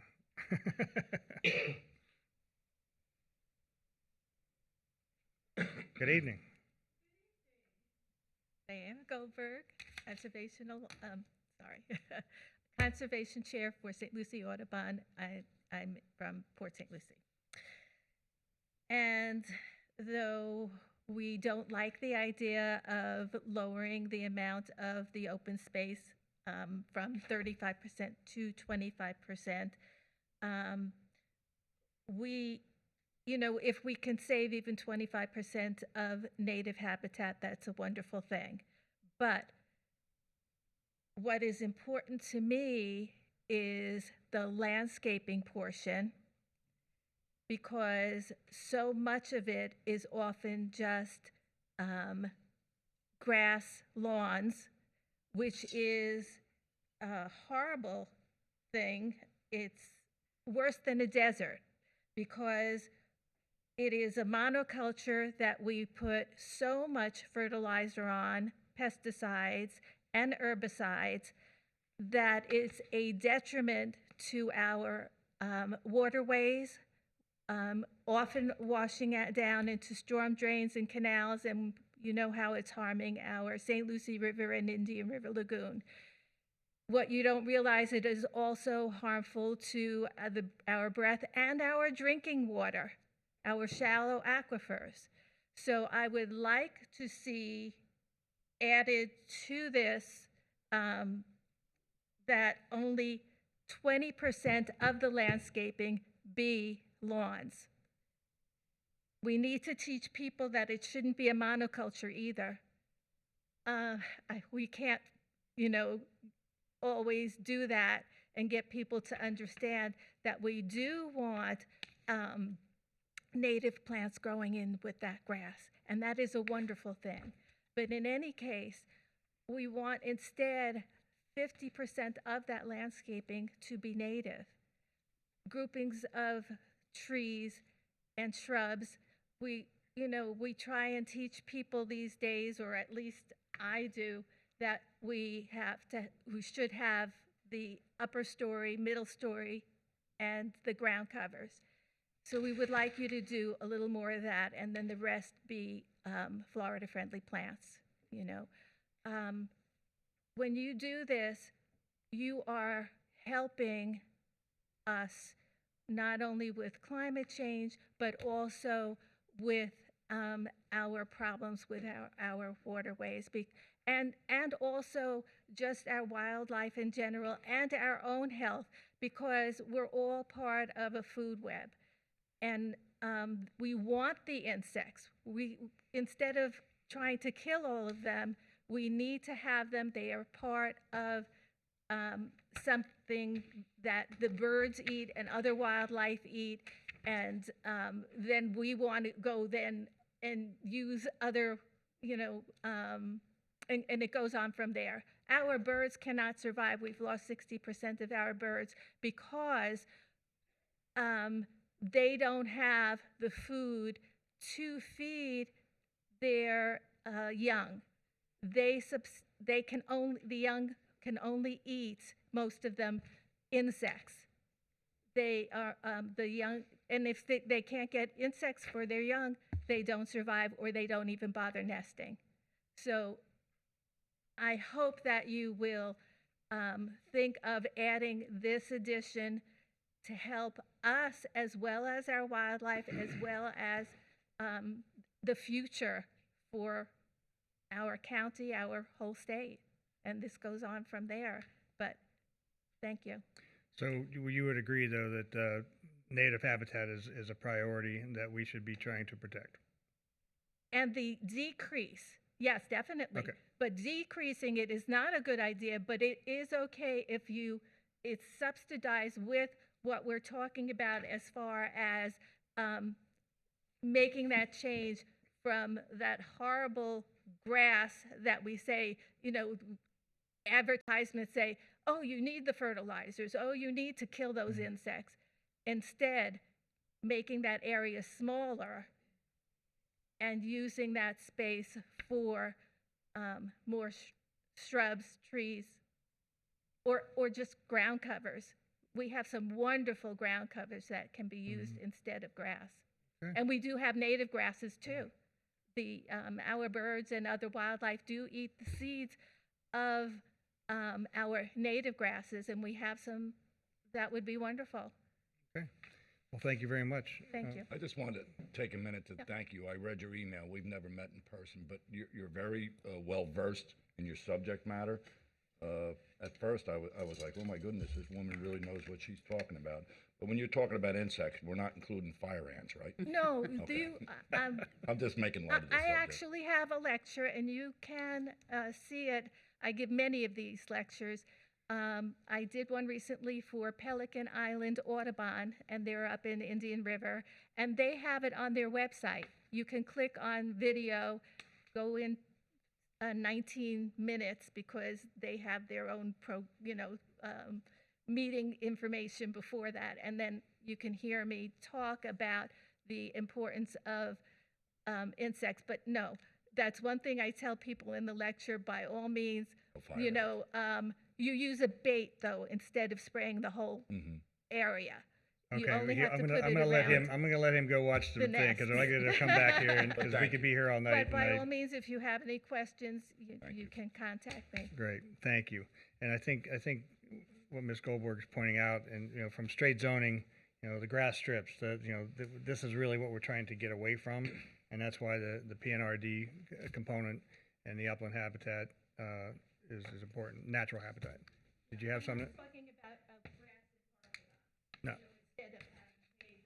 Yeah, we can't. Thank you. I'm just trying to move this along. Amy? Super quick, just Okay. to jump on a couple of points that Ms. Goldberg brought up. Great points.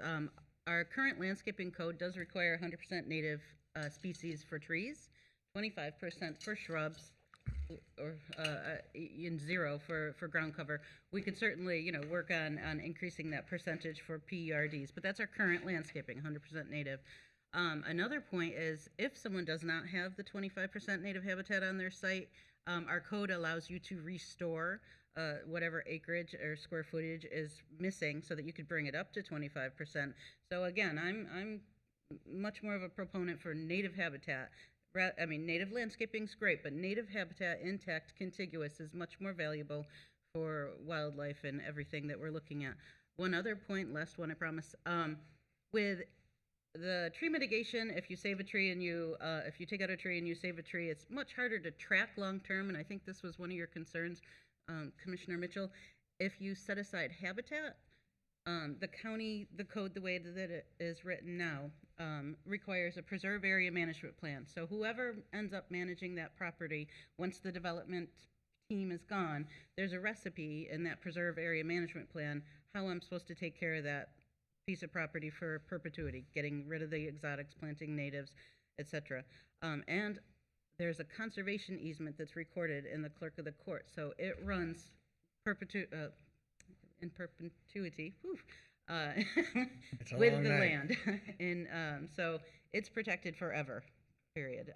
But again, the trees are much harder to watch into the future to make sure that they're preserved. But intact habitat has those extra added layers of protection. Okay, thank you. We're still under public comment. Hi. Hi. Welcome. Commissioners, for the record, Lee Dobbins with the Dean Mead Law Firm. I'm a volunteer on the same task force that Brad Curry was mentioning, the Chamber, EDC, Treasure Coast Manufacturers Association task force. And I want to thank staff for their hard work on these changes. Just a quick couple of points on the open space issue with PNRD and PMUD. In our long careers, Brad Curry has used PNRD exactly 0 times, and I have used it exactly 1 time, and it was not built. The open space is the biggest reason why I never use it. I've got a client who wants to do an industrial park, a warehouse facility, a hospital, whatever the commercial thing is, and I tell them you got to do 35% open space. They're just going to look at me funny. They're going to go somewhere else, especially on something like warehousing, where everything is so square footage intensive.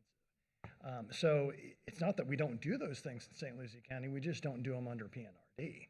We do them straight zoning, and then we don't have that requirement. So you're not really lowering the requirement because nobody's using it. And you guys want us to use PNRD, staff wants us to use it. Great thing about PNRD is you have a site plan with the zoning, so you know what you're getting, and you guys like that.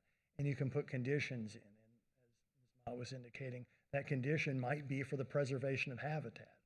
And we like to be able to have those conditions because we like to be able to put in conditions that make you happy or that address concerns of the neighbors. And so instead, I find myself having conversations with Ms. Olson about, well, can we record a declaration of covenants that puts these restrictions in here? And bending over backwards to try to do those kind of things to accomplish the same kind of things.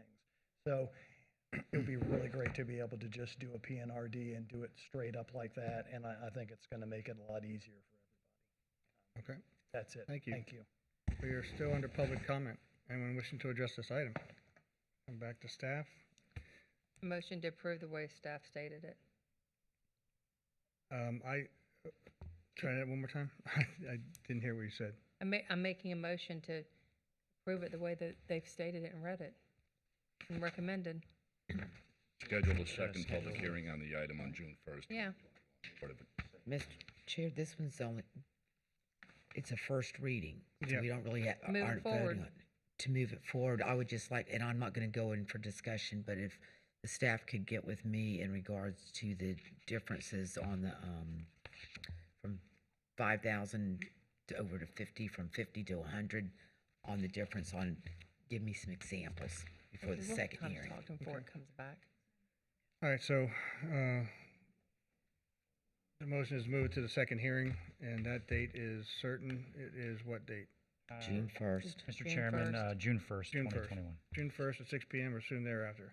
That is the motion. We have a motion by Townsend, a second by Mitchell. Any comments or questions on the item? Hearing none, please call the roll. Commissioner Bartz, Yes, ma'am. Commissioner Hutchinson, Yes, ma'am. Commissioner Mitchell, Yes, ma'am. Commissioner Townsend, Chair Zadowski. Yes, ma'am. Okay. Busy night. You'd think we were under development pressure or something.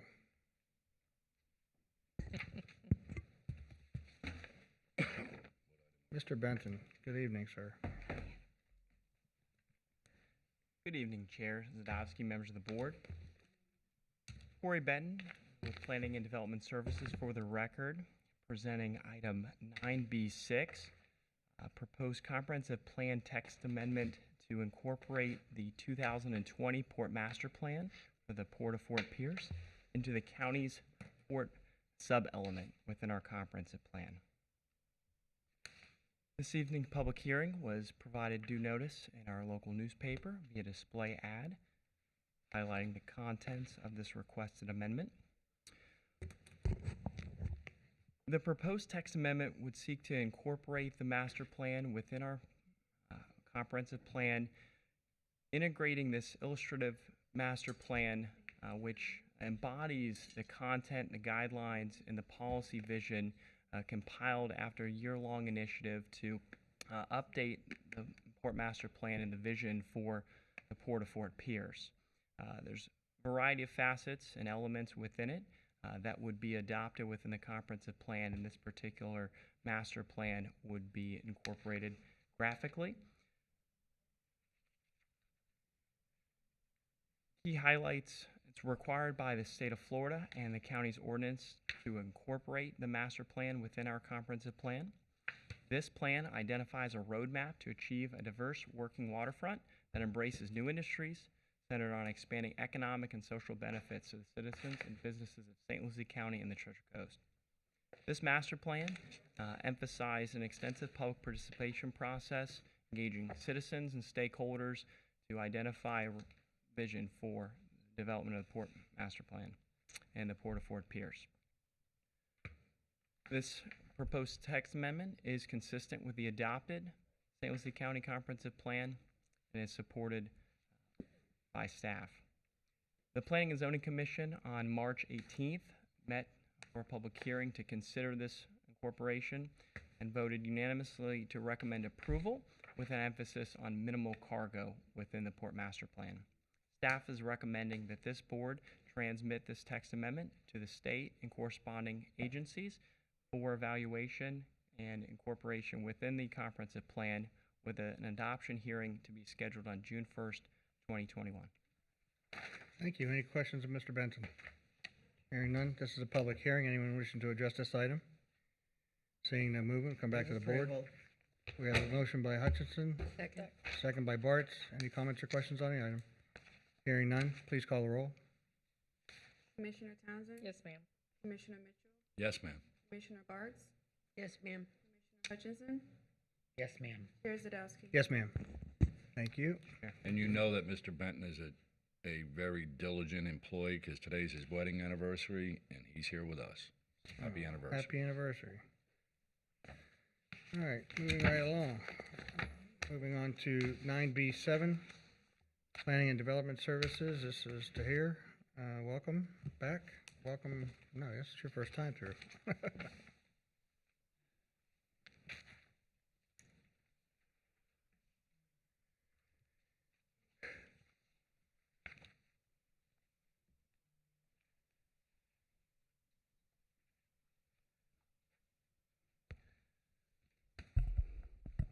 Good evening, Chair and Commissioners. For the record, my name is Tahir Curry, Associate Planner with the Planning and Development Services Department.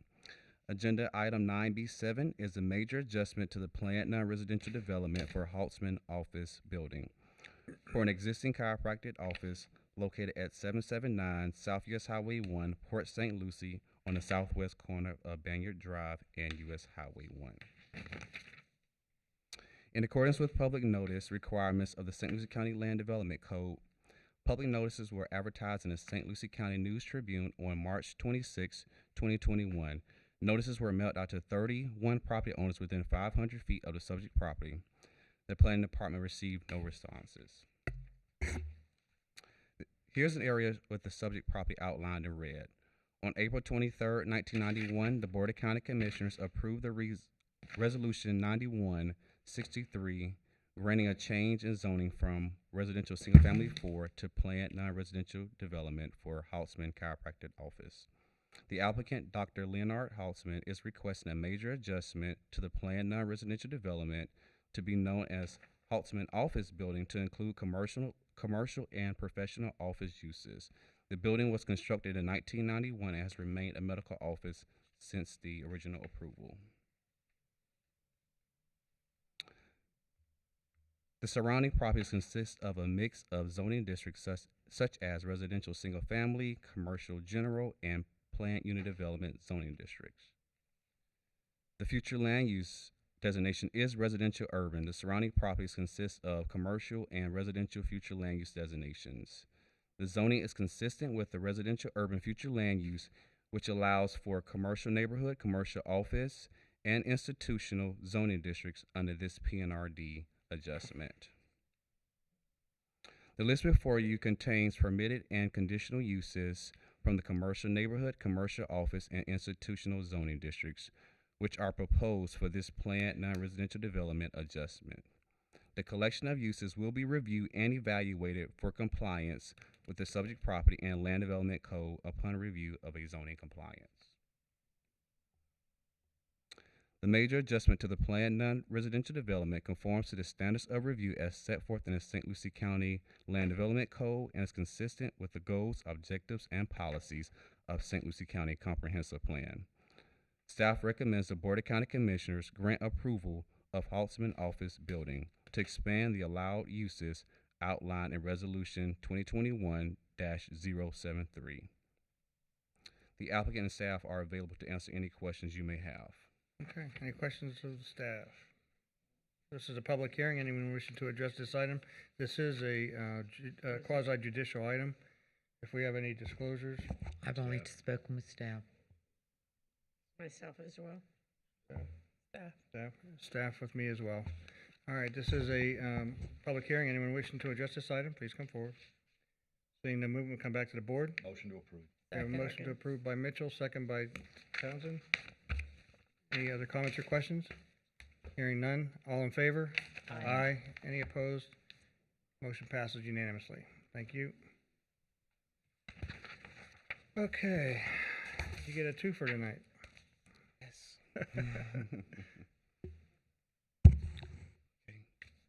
For the record, Tahir Curry, Associate Planner with the Planning and Development Service Department. Agenda item 9BA is a rezone petition for St. Lucie County Board of County Commissioners Selvix Road rezone for a 27.49 acre parcel located on the southwest corner of Selvix Road and Energy Lane. The public hearing was noticed was assigned on the petition site, a display ad in a local newspaper on March 26, 2021. Proof of advertising is provided within the agenda packet. Mailed out notices were sent out to 11 property owners within 500 feet of the subject property. The planning department received no responses. This is the area showing the 27.49 acre site outlined in red. The property has frontage on Selvix Road and Energy Lane. The future land use designation is public facilities. The future land use category to the zoning district allows for public uses such as transportation services. The proposed rezoning to utilities zoning district is consistent with public facilities future land use designation per the comprehensive plan zoning chart. The surrounding properties consist of a mix of commercial, industrial, and residential land use designations within the City of Fort Pierce jurisdiction and unincorporated St. Lucie County. The subject property currently has a zoning designation of institutional.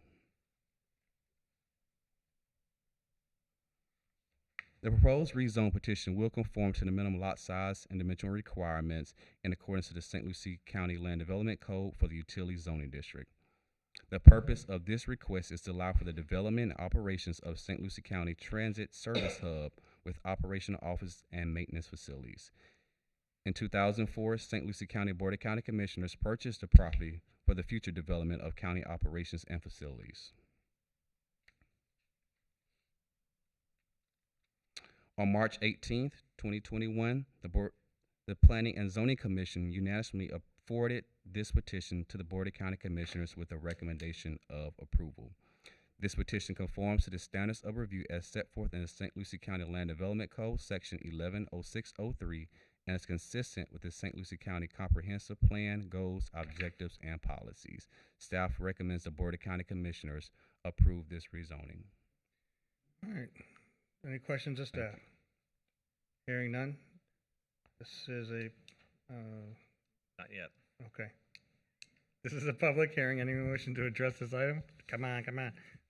No, Mr. go Chairman, ahead. hi. For the record, my name is Dennis Murphy, Culpeper Interpreting here in Fort Pierce, and actually, we're part of the petitioner. We are representing you tonight in filing of this petition for change of zoning.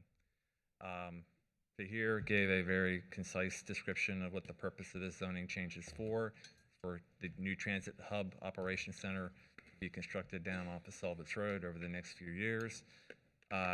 We can go through the long history of this property. I don't think that's necessary at this point. I understand the body language, sir. Thank you. I'm available to answer any kind of questions you may have on this and go from there. Thank you, sir. This is a public hearing. Anyone wishing to address this item, please come forward. Seeing no movement, we'll come back to the board. Is there a motion? Motion to approve. Motion to approve by Townsend. Second. Second by Mitchell. Any comments or questions? This is a quasi judicial item. Any disclosures? Staff. Staff. Staff. And staff for me as well. So staff across the board. So we have a motion and a second. No further comments or questions? All in favor? Aye. Aye. Any opposed? Motion passes unanimously. Okay. Next item is 9. I don't even know where I'm at. 9. It's just 9. 9B. 9B9. 9B9.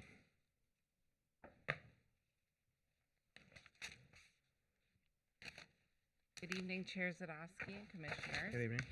For the record, Bethany Grubbs with the Planning and Development Services Department. I'm presenting this petition, Agenda Item 9B9, the petition of Richard Sampson for a request to amend text within St. Lucie County Land Development Code, Section 71012, which outlines the supplemental standards for land clearing and yard trash recycling operations.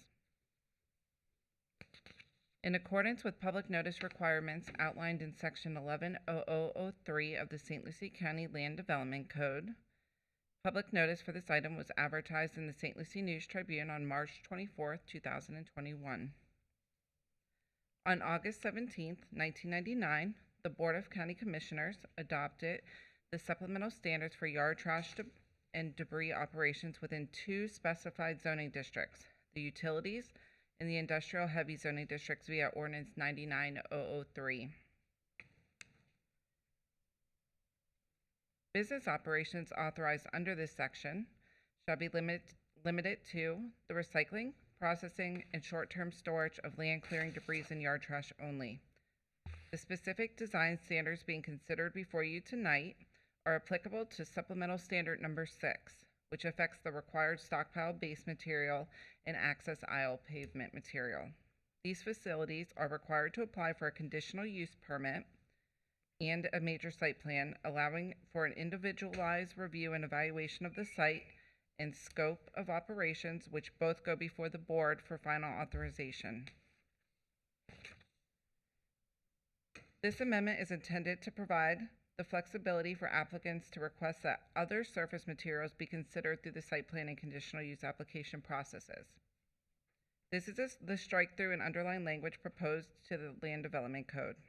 The applicant is requesting to amend Land Development Code Section 71012, subsection C6, to allow a clean alternative surface that is acceptable by the county, in addition to concrete and asphalt, for the base area for stockpile staging. Second, the proposal is to remove the language referencing clean, all-weather, stabilized surface and replacing it with paved surface that's acceptable to the county for the access aisles between the stockpiles. Examples of possible permitted alternatives may be coquina rock, shell rock, and asphalt millings. These alternative surfaces may be considered for property that's located outside of the urban service boundary. This is a typical layout exhibiting the code requirements, and this exhibit is found within our code in Section 71012. Here you'll see the stockpiles with the minimum distance requirements between each stockpile and the fire lanes. The proposed text amendment is consistent with the standards of review set forth in St. Lucie County Land Development Code Section 110603 and St. Lucie County's comprehensive plans, objectives, goals, and policies. Staff is requesting permission to advertise a second and final public hearing on April 20th or soon thereafter. Thank you for your time. That concludes my presentation. Staff and the applicant's representative are available to answer any questions or concerns that you may have. Any You went questions? over your time, Bethany. Yeah. Sorry. You did good. Any questions of staff? Miss- I, Go ahead. go ahead. No, I have a couple questions. This is a public hearing though, correct? Yeah. Yes. I All don't right. know if we wanted to talk to staff first. In speaking with staff earlier about this one, I'd asked about if the mulch was going to be colored, dyed, and you said yes. Chair Zadowski, Commissioner Hutchinson, yes, that is the intent of this particular applicant with his site plan. And therein kind of lies my problem, because I think we need to have more information, and none of that was touched in any of the backup. Because my questions went on, why would we take that off of concrete if it's being dyed? And I know your response was that you had heard that he was going to use organic, but there's nothing in here to prove that. My understanding under EPA rules is that not only does it have to be concrete, it has to be a high impact concrete when it's dyed. And that it also has to be concaved with a drain that goes to a separate location, not to a retention pond, if you will. So I'm leery of moving ahead, or else we either get all that information in front of us, because none of that was included in this. Mr. Chair, Commissioner Hutchinson, those are really good points and really great questions. I would have asked them. And so I think that those are definitely things we want to look at in the conditional use.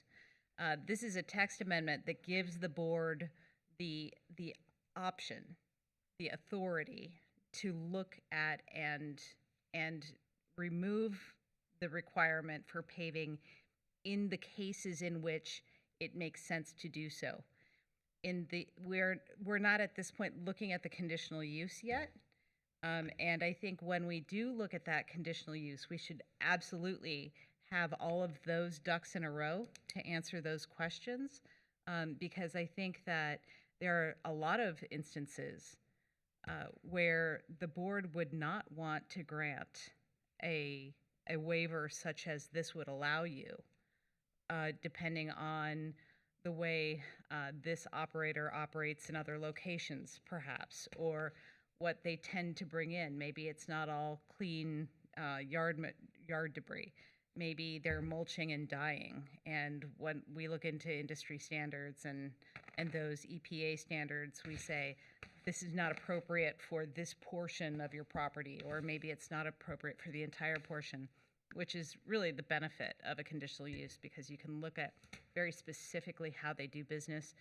And so I agree with you 100%. This text amendment, however, isn't about the way this particular person is going to do business. I understand that, It and just mine gives you was the not option. on that particular, well, Right. it wasn't, but it's also being used as an example of when you go down that road, that's what you're going down. And years ago, when we put the language in here, there were reasons to prevent those types of things. So I'm a little leery of why now all of a sudden what the push is to let us go back to the old way of doing it, if that makes sense. I can tell you that we don't have any permitted land clearing operations, this type of operation in the county, and it's largely because of the expense of the doing it in this way. Paving that extent of an operation is not something that people have been willing to permit. And so those operations that have operated in the county are doing so illegally. This would give the board an option to look at the way these individual companies are doing business, and if it is appropriate, say, there's no reason for this particular business to perhaps shelter the groundwater from, palm fronds. Say that's what they're primarily doing. However, we also have had experience with businesses who have turned yard cleaning, these land cleaning operations into more of a junkyard. And you definitely need to be more careful of that. And I think that when we do these conditional uses, it's very important for us to consider whether or not we should put in an annual inspection by code enforcement or another appropriate county staff member to see what is going into these piles, whether or not they're using a dyeing system, whether or not they are compliant with their conditional use permit, because these really can turn into problem children, and we know that. And I think your concerns are well-founded. If I could add to that? Sure. I'm just looking at my notes here with staff. And for some reason, I put no heat, all water, organic dyes that contain iron and ore. Are these all correct, what you're telling me? Per my conversations with the applicant, his business proposal is to use all organic dyes. Essentially, he stated that you would mix water in the chipping machine with the dyes, such as carbon to create the black mulch, iron ore to create the red mulch, and that was based off of conversations with my applicant. That would be amenable to annual fire and code inspections, or quarterly, or every 6 months? Commissioner, the code right now, as it's written, the section for supplemental standards has an annual fire inspection requirement that is initiated by the fire department. There is no code requirement for county staff to do any type of inspection. Thank you.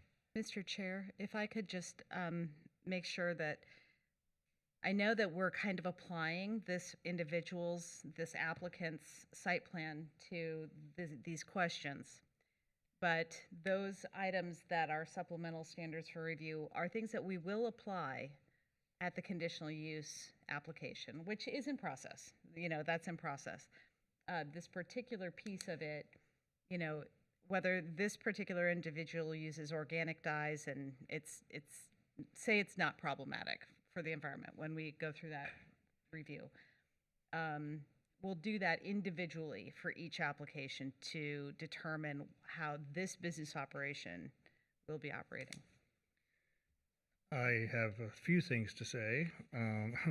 One is why a countywide text amendment at this this is one element that's coming forward. Why a countywide text amendment? The other is, you said something about we don't have very many of these in the county. They were annexed by the city. We got the one off of Glades Cutoff. We had the one just came through that we're still fighting with and have the EPA here. It's the old fertilizer plant off of Selvets. They were trying to bring in a recycling facility there. And my concern is what is the determination or the definition of scrap waste recycling operations? We have junkyards. They're a recycling operation, and there's the old ones don't have any requirements for having impervious surface and so on and so forth. Personally, I think this is way too early to come to us. There's too many questions. I think that I'd rather have even turn this into a process to discuss the language and the reasoning at an informal, because I think there's a lot more questions to this, and it's not a targeted industry. I mean, do we want 25 recycling facilities, popping up all over the county? That's a great question. So and can I, Sure. let me just answer, because it's confusing in where it is in the code. The supplemental standards lump scrap, waste, recycling, and yard debris all in one section. The only section that is being amended here is yard waste. This will not apply to any other kind of recycling, scrap, demolition, anything else. The only section that this amends is for yard waste. So that's tree trimming, palm fronds, grass. It's all yard waste. That's the only thing this applies to. Well, that is why we're recommending it. I hate to remind you, going back to 2013, but we started down this road with the recycling facilities that ended up coming through and morphing into biosolid composting facilities. So I have a bigger concern here that's deeper than this item tonight. I'm not willing to move this forward. I'd rather have it come back to us and have additional meetings with staff. This was a long agenda tonight, so obviously all of our time was very limited on what items were going to be coming forward. This one is not really we need to get it in the ground tomorrow, so to speak. So I don't know what the will of the board is, but I'd like to have this, come back and have a discussion with staff individually, or maybe have it come as a informal discussion, because there's a lot more questions here than can be answered tonight. And Mr. doing this Chair, on I a would fly agree. is- I would agree with you on this one, because there's a lot of history, if you will. I mean, I've got questions in it. It's not even related to this one, but if you just focus on the yard waste, we had times where we had issues with, from all over the state, they were hauling it in. It was mixed clean and dirty. We had code violations right and left with ones that existed back then. So I'm like you, if it was site specific, I might feel a little different, but the whole county-wide is a can of worms. So I'm open for an informal, if it has to be individual, whichever way the board feels is most comfortable. Mr. Chair, I have a question. Leslie, if this text amendment I agree with what both of you were saying, because I know exactly where you're referencing, and I get the bigger picture. But I read, the way I read this was that this was specific to just yard waste, not the other stuff. If this doesn't move forward and stay on task, is it going to hold up this particular business of being able to get what they need to get open? Because if that's the situation, is there some way to make this site specific for that one and have that conversation? We've got a couple weeks to get back to staff and talk about it and continue to keep it on the April 20th agenda if we can move it towards just that site specific. I don't know that we can do that, though. I don't think we can either, but I'm open to doing it. Okay, because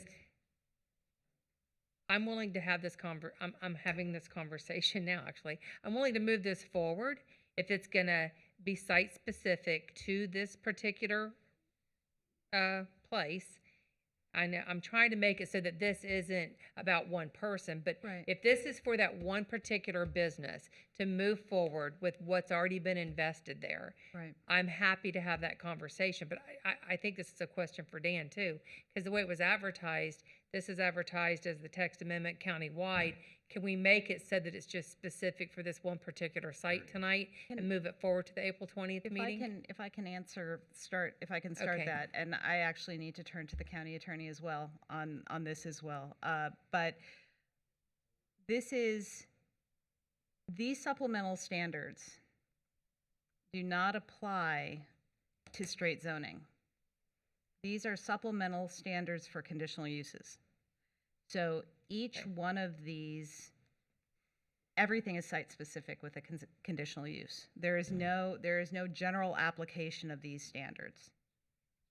So I would argue that what we are bringing forward to you tonight is a site specific application, because there is no by right use of this. Every single one of these is a conditional use. And you look at every single one as the site and what's around the site and the way they do business and the way they have done business, and any conditions that the board feels is reasonable to impose to ensure that there are no adverse impacts. That said, I would like the board to feel confident in understanding all of the implications and making sure that we understand all the board's concerns. And what I need to understand is what we can do with that, since this is not a county-initiated application.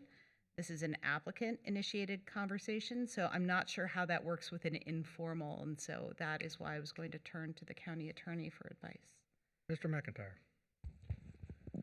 Well, if the board was uncomfortable moving this, we could, I think, at that point, simply defer action on the petition at this point.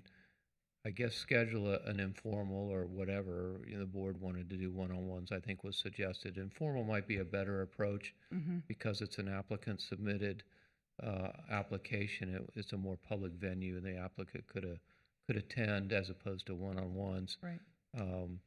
So that would be, I think, if the board's not comfortable, this is a first reading, you're not comfortable going to the second reading, then let's just defer action on it, have it scheduled at an informal, and then we can come back if the board's comfortable with changes, or perhaps with explanation is comfortable with what's in front of us.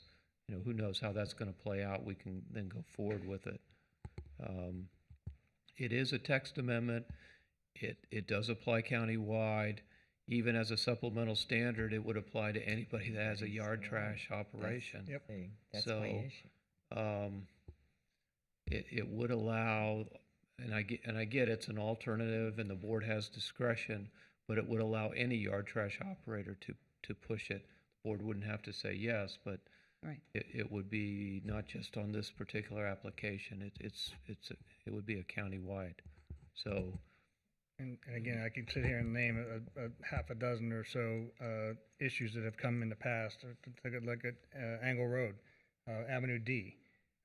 It started out exactly like this and ended up being a dump, and it ended up being, tires and you name it. That's the challenge is we're faced with now is if we start reducing and eliminating some of these provisions, it makes it that much easier, if you will, to, oh, let's just pop up and start working today.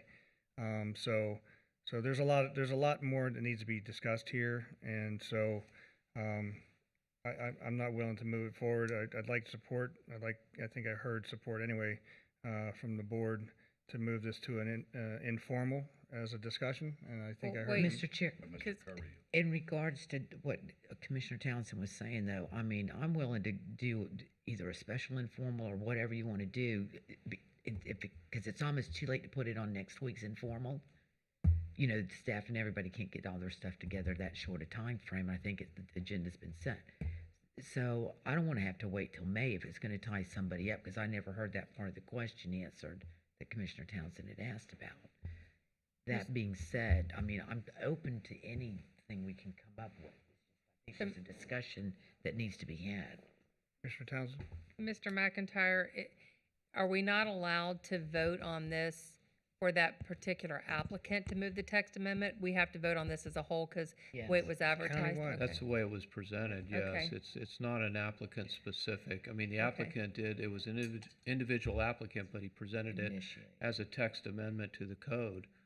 So perhaps that's one of the things that we can think about, how we can, is there another alternative that can get to just provide the applicant, you know, some ability to proceed without affecting other applicants. Okay, Mr. McIntyre, then, so I've heard informal, I've heard public process, and this would not be able to be moved forward for this particular applicant for their site plan. We could defer. So help me out with language here to. Can we hear Mr. Curry? I'd like to hear his comment. I didn't even see him. Yeah. Mr. Curry, sorry, I didn't see you there. For the record, Brad Curry with EDC representing the applicant. Just wanted to give you a little bit of history. I know it's late, and I'll be as quick as I can. When we started going through these supplemental standards, we approached staff about having some sort of other surface for this particular project. And what we were told by staff was that staff had no ability to offer any alternatives for the surface of the road leading to the facility or the stockpiles. Based on the code language that's in this supplement under land clearing and yard waste storage, staff's hands were tied. There was no way they could offer us any kind of alternative. And the only way that we could even get to that alternative was to have these text changes in here. So I was thinking as we were talking, you know, based on the size, you know, this plan that we're talking about is 5 acres. It's the smallest it can possibly be. We're talking 4 or 5 stockpiles. It's not 20 stockpiles. It's a small facility. And the conditional use allows this board the ability at any time to pull the conditional use if the applicant is not acting as he or she should be. So there's a ton of control. All we're trying to do is add a little bit of flexibility so that in that one case, and it could be that if we are successful in getting this text changed, and when we bring the conditional use and major site plan before you for approval, if you, based on all the facts that are presented before you, if this board still believes that having an asphalt driveway and concrete under the pads is the way to go, this board can totally do that. All we're trying to add is flexibility. And we're not saying that it's going to be for every project. We just want that option because we feel like based on the way we want to run our facility, that we can make it work with having mulch under the stockpiles and asphalt millings for the road based on the scale of the facility that we're running. Maybe you guys feel differently. Maybe when those facts are presented, maybe we all feel differently. But right now, we just want that option. It's all we're asking for. So I just wanted to make sure I put that out there. And Mr. Sampson is ready to go for this piece. So, I mean, you know, time is of the essence for us. Everybody's always time of the essence. Yes, sir. Okay. So, am I still in public comment? Yes. We never actually opened it up. That's right, we're still asking questions of staff. We are, this is a public hearing. Anyone wishing to address this item? Good evening. Diane Goldberg, St. Lucie Audubon Conservation Chair, Port St. Lucie resident. And perhaps I'm not getting all the clear picture of this, but I thought I heard this was like a short-term use of, mulching, which means that the removal of the yard trash would be within 6 months or time needed to receive 3,000 tons or 12,000 cubic yards, whichever is greater. And my point is, you need to also verify whether the mulch is going to be heat treated, and that's an important factor because they do clear Brazilian peppers and other Category 1 invasive plants, and they need to make sure that they are killed and burned out, those seeds. So I want to make sure that it is there long enough to get to the heated temperatures that are necessary to make sure that this is properly taken care of. And that's a big issue too. The spreading of these seeds, that you really do need to add to this ordinance that code enforcement come out and verify it at least yearly to make sure that those seeds haven't spread on the property and are cleared. And it can't just be sprayed, because then you have that problem of that herbicide getting into the ground and water, etc. Especially since they're going to be using water. So it would, all those seedlings would have to be hand pulled if they are not properly, heat treated. So I just wanted to bring that to your attention, please, too, as another question. And I never even thought of that they were going to be dyeing the mulch. And I'm glad you brought up that point. Thank you. Thank you very much. We are still in public comment and in public hearing. Anyone wishing to address this item? Seeing no movement, come back to the board. The will of the board. Mr. Chair, I'll take a shot at it. I'm going to ask, this is a first reading, if we could defer this, Leslie, if you all can give me a time frame that you'd feel comfortable, be able to get some information back to all of us.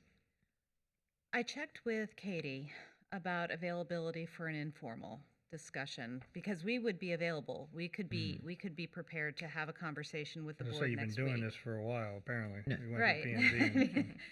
We feel comfortable with having a full conversation with the board next week, but the agenda is full. Yeah, Mr. Chair, members of the board, Leslie, one thing we might consider is maybe continuing the conversation at our April 20th meeting. That would give us 2 weeks to kind of circle back, get the additional information, and then come back and continue it to that meeting, the morning meeting, and have a conversation in that venue. We do that both the April and May informal agendas are pretty well packed up. I'm not opposed to adding it to I'm the not. informal and let's having it. I mean, this is a gentleman that's put a lot of money and effort into this property. He has done a beautiful job. I don't know if any of you have been out there. And again, it's more delay. So whatever we have to do to have this conversation, I think we need to make it happen. The issue is, for me, at the end of the day, is this a targeted industry in which we need to bend over backwards, jump through hoops, and do all these types of things to meet a certain criteria that they end up in every neighborhood in the unincorporated county? What's the end result? So we sit here on a frequent basis and talk about manufacturing and intermodal distribution and job creation. This is not going to be that job creator that some of the other things we've been trying to approach from a targeted industry standpoint. But that's that aside, I still have just a real terrible time with the idea that this is a countywide text amendment to support one single proposal of a site plan in the future. So the idea, I just heard from Commissioner Hutchinson to move it, continue it And did I hear a date? No, no, you did not. I asked staff to weigh in, and that's what they were doing. So all I asked was to defer it because it's the first hearing on it. There's still a second one to come. So, I mean, I think that's what we're down to. What's the timing perspective? I've got staff telling me April and May's informals jammed up.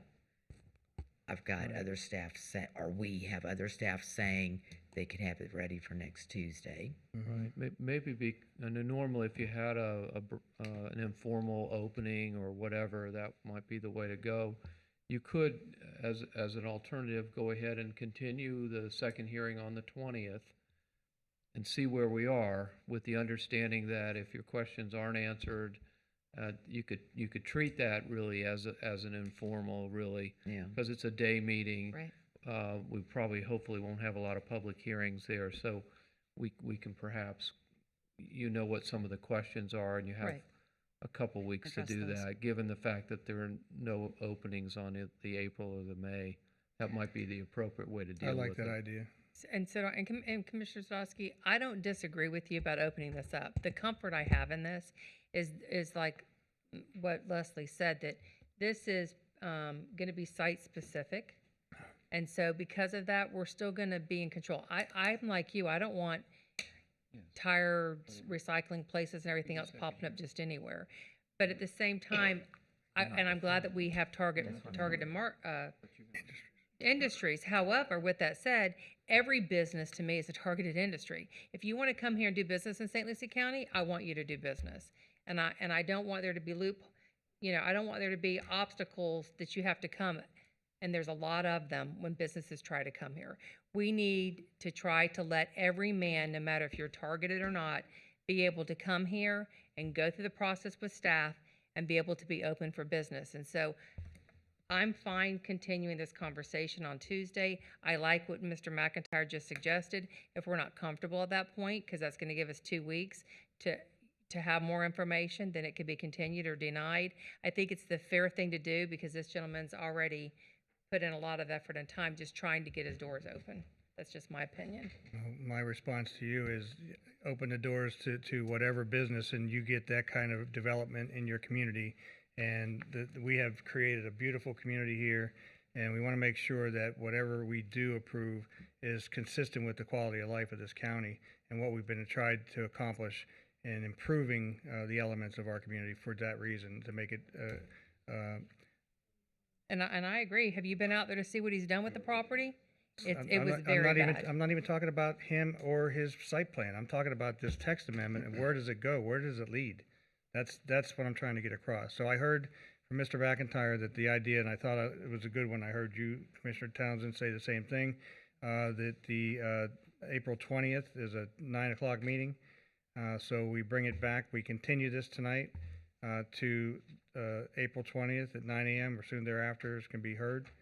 And then we treat it as almost like an informal.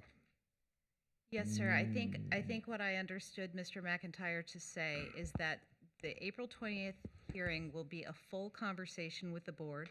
And if the board is comfortable with the conversation that we have and the answers that we have, that would be the second reading.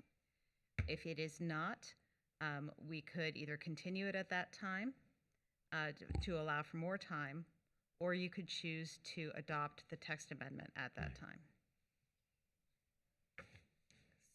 So I'm fine with that, and I'm happy to make that motion, but I also want on the record, this business is not a small business. It employs 70 employees. I consider that to be a medium business, not small. So Again, I'm telling you, this is about the text amendment, not about the individual's business proposal. All right, somebody make a motion. I'll make a motion. I It's just getting made the time to motion. move this thing forward. I 11 thought I o'clock. just did that. What is your motion? To move to Mr. McIntyre's recommendation, to move Move it to forward April into the April 20th. 20th and second to it. have the conversation. Okay. Motion by Townsend, second by Bartz. Any other comments or questions on the item? Please call the roll.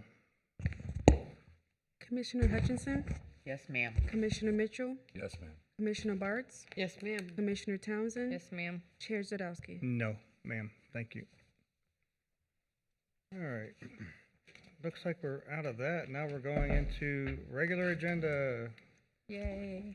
10A1, County Attorney, this is a ratification of the county's administrative order. I'll let you take it from here, sir. Yes, Mr. Chairman, this is an order of the county administrator authorizing the fire district to provide vaccine services. Staff recommends approval.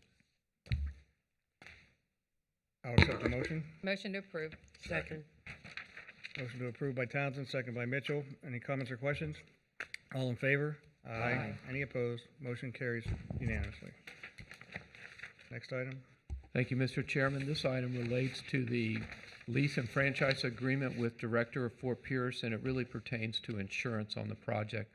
When Director first started this, they anticipated hiring one big contractor. And in fact, what they've done is they're hiring a lot of smaller contractors as subs. They're proposing to amend the insurance requirements to reflect really the relative size of the jobs and the companies that are doing it. Director would still continue to have the insurance that's required. If it's a job costing more than $500,000, they have to meet those requirements. But if they are between $10,000 and $500,000, they would have reduced insurance requirements that are set forth in Schedule 5. And for those contractors that are doing relatively small jobs of $10,000 or less, they would have to carry $1 million in insurance. This would allow the companies that are doing the work, again, on a dollar basis, on an exposure basis, to provide adequate insurance, but not require them to over-insure the project. Our special counsel that helped us with actually drafting those insurance provisions has recommended approval. Mr. Dobbins is representing directors in the audience if the board has any questions. Mr. Payne is also, Mr. Jones are in the audience from a county staff perspective. Staff recommends approval. Thank you. Any questions for any of those folks that are in the audience? Hearing none, this is a regular item. Is there a motion? Approval. We have a motion to approve by Hutchinson, Second. second by Bartz. Any comments or questions? All in favor? Aye. Aye. Any opposed? Motion passes unanimously. Next item. Thank you, Mr. Chairman. This item also relates to the port and Director of Fort Pierce.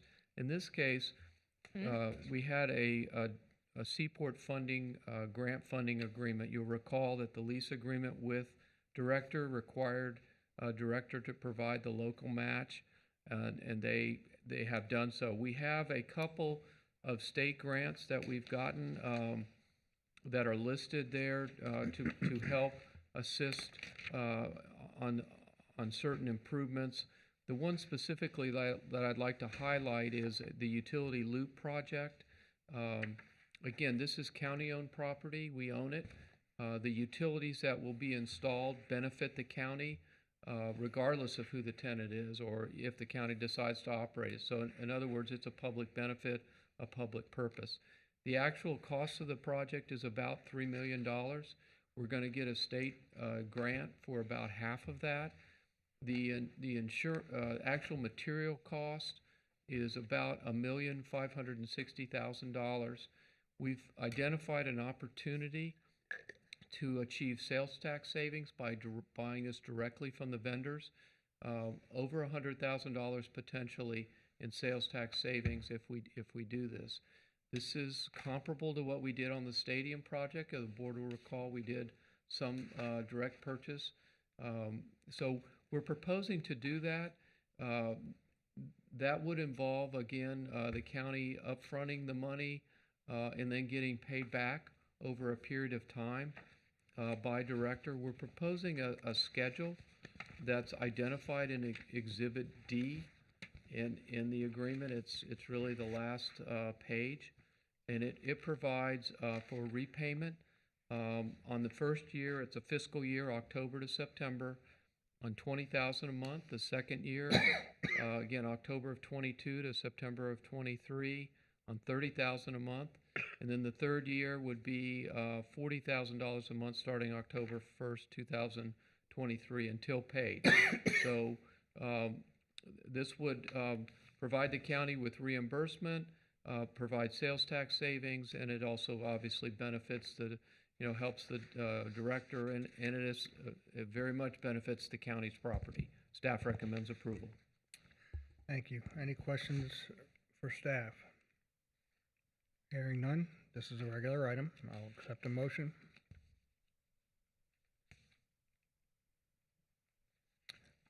I will pass the gavel to Vice Chair. I'll make a motion to approve. Second. Mr. Chair. It's on you. I just made the motion, pass We the have a gavel. motion by Commissioner Zadowski, a second by Commissioner Bartz. Any questions or discussion? Madam Secretary, please call the roll. Commissioner Hutchinson, Yes, ma'am. Vice Chair Mitchell, Yes, ma'am. Commissioner Bartz, Yes, ma'am. Commissioner Jasowski, Yes, ma'am. Commissioner Townsend. Yes, ma'am. Thank you. Take it back. Next item is, now we did that one. It's Airshade Technologies. Yep, there we are. Yep. We've reached a tentative settlement agreement with, this is an airport tenant who's been paying us the rent, but they did certain improvements without permits. They've been cited in code enforcement proceedings. We've attempted to work with them to fix these certain items or multiple items, which are public health safety issues. Ultimately, we did try to mediate this at one point, and we reached an agreement, the board will recall, but the company backed out at that point in time. We ended up filing suit for eviction, and we were successful. The judge ruled in our favor, a judgment in our favor. But in order to actually evict, you have to take certain additional steps. The company has appealed that judgment, and the judge requested and directed the county and the company to try to work out an alternate settlement, which we are proposing for the board this evening. The company would, under the settlement, the company would continue to occupy the premises for a 2-year term, commencing March 1st of 2021 and ending February 28th of 23 or sooner if they receive a certificate of occupancy. They have a contract with a parcel on Hammond Road outside the airport property, which they're supposed to close on April 16th on. They're proposing to build a new facility there to relocate. The lease amount would increase to $2,800 per month over this 2-year term. The company would pay a total of $50,000 to the county to be used to restore the buildings and fix the public health safety issues. This money would go to the county, and even if it costs less to do this, the county would be able to keep the money. They would also pay the code enforcement fine of $10,000, which has been in place. They would provide access to our building officials, and they would be responsible for maintenance and repair of the buildings during the 2-year lease term. They would dismiss their appeal and be subject to the final judgment in favor of the county as modified by the settlement agreement and potentially enforced by the court if there was any issue. That's one of the advantages of doing it this way. We indicated at the mediation we would recommend approval of the settlement agreement at tonight's meeting. That certainly doesn't obligate the board to agree with us. It's just like a staff recommendation like we normally do. The proposed settlement terms will permit Airshade to remain in the building and retain its workforce. There are a number of workers out there who are really innocent of all of this. They're just working. This will allow them to continue to work, the business to continue to function while it relocates its operations. In return, the county will receive increased rent in addition to money to bring the building into compliance, which we would otherwise have to fund ourselves. The proposed settlement will also bring finality to the appeal proceedings. In other words, we will have won the case, and it will end at this point if the board approves it. Staff recommends approval. Thank you. Any questions of staff? Hearing none, this is a regular item. Mr. Will, board. Motion to approve.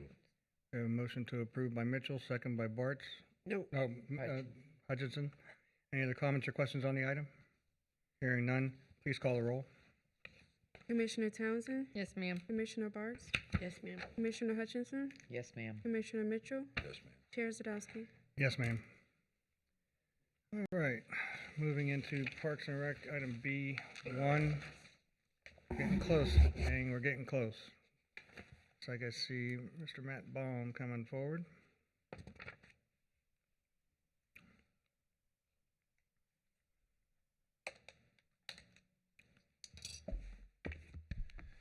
Good Mr. evening, Camerini. Mr. Good Chairman, evening. Good evening, guys. Commissioners. Matt Baum, Interim Director of Parks and Recreation for the record, and I'm joined tonight by Mark Camerini, our golf course manager. And we've been here before. This is to revisit the Brightview maintenance contract to perform the maintenance at Fairwinds Golf Course. Previously, we asked for permission to negotiate a contract. Staff feels that we have done a tremendous job working with Brightview and negotiated a very amenable contract, and we bring before you the contract with request to execute and sign the contract as prepared by the county attorney. We are prepared to make any presentations or answer any questions that you might have at this time. Any questions? I just want to add, you know what my concerns were, Yes, sir. and you answered all my concerns. You're making sure that the workers are, if they choose to, they can stay there, not lose any of their benefits and their seniority. So that answers my questions, and I appreciate you working with me on that. You know, I've said before, and I'll say it again: they're not just numbers; they're people. And I appreciate you working with me on this, and so I'll be approving. Any other questions? No? I'll entertain a motion. So moved. Second. And I'll just add a comment, simply stating that unfortunately, throughout this whole process, I was still not satisfied with how this change was going to increase the revenue to a point beyond having had only 4 members of your original staff operating the golf course. Those monies should have been saved somehow without paying those salaries. You may have them on your budget, but I also have serious issues with outsourcing within our county. I understand too, I appreciate the effort of trying to find alternative ways in which to manage, particularly the golf course in this case. So I will not be supporting it because I believe that we're moving into a situation of outsourcing, and so I will not be supporting it. So we have a motion and a second. Any other comments or questions on the item? Hearing none. The course looks beautiful too, by the way. Thank you. Madam Clerk, please call the roll. Commissioner Bartz, Yes, ma'am. Commissioner Hutchinson, Yes, ma'am. Commissioner Townsend, Yes, ma'am. Commissioner Mitchell, Yes, ma'am. Chair Zadowski. Yes, ma'am. All right, make it work. Thank you. All right, Thank you. that is the last item on the agenda. We moved the other one forward. We have, we've gone through Happy Foods and FPL. Any announcements? Mark, Mr. Satterley. Just real quick, Mr. Chair, we have our informal meeting next Tuesday, April 13th at 9 a.m. here in the building, and then the next regular meeting will be Tuesday, April 20th at 9 a.m. in the chambers. All right, anything from the board? I want to thank everybody for their patience tonight. It was a long meeting. It was very difficult, and I appreciate your support. And I want to thank the community for coming out and speaking their piece and being part of their government. That being said, we are adjourned.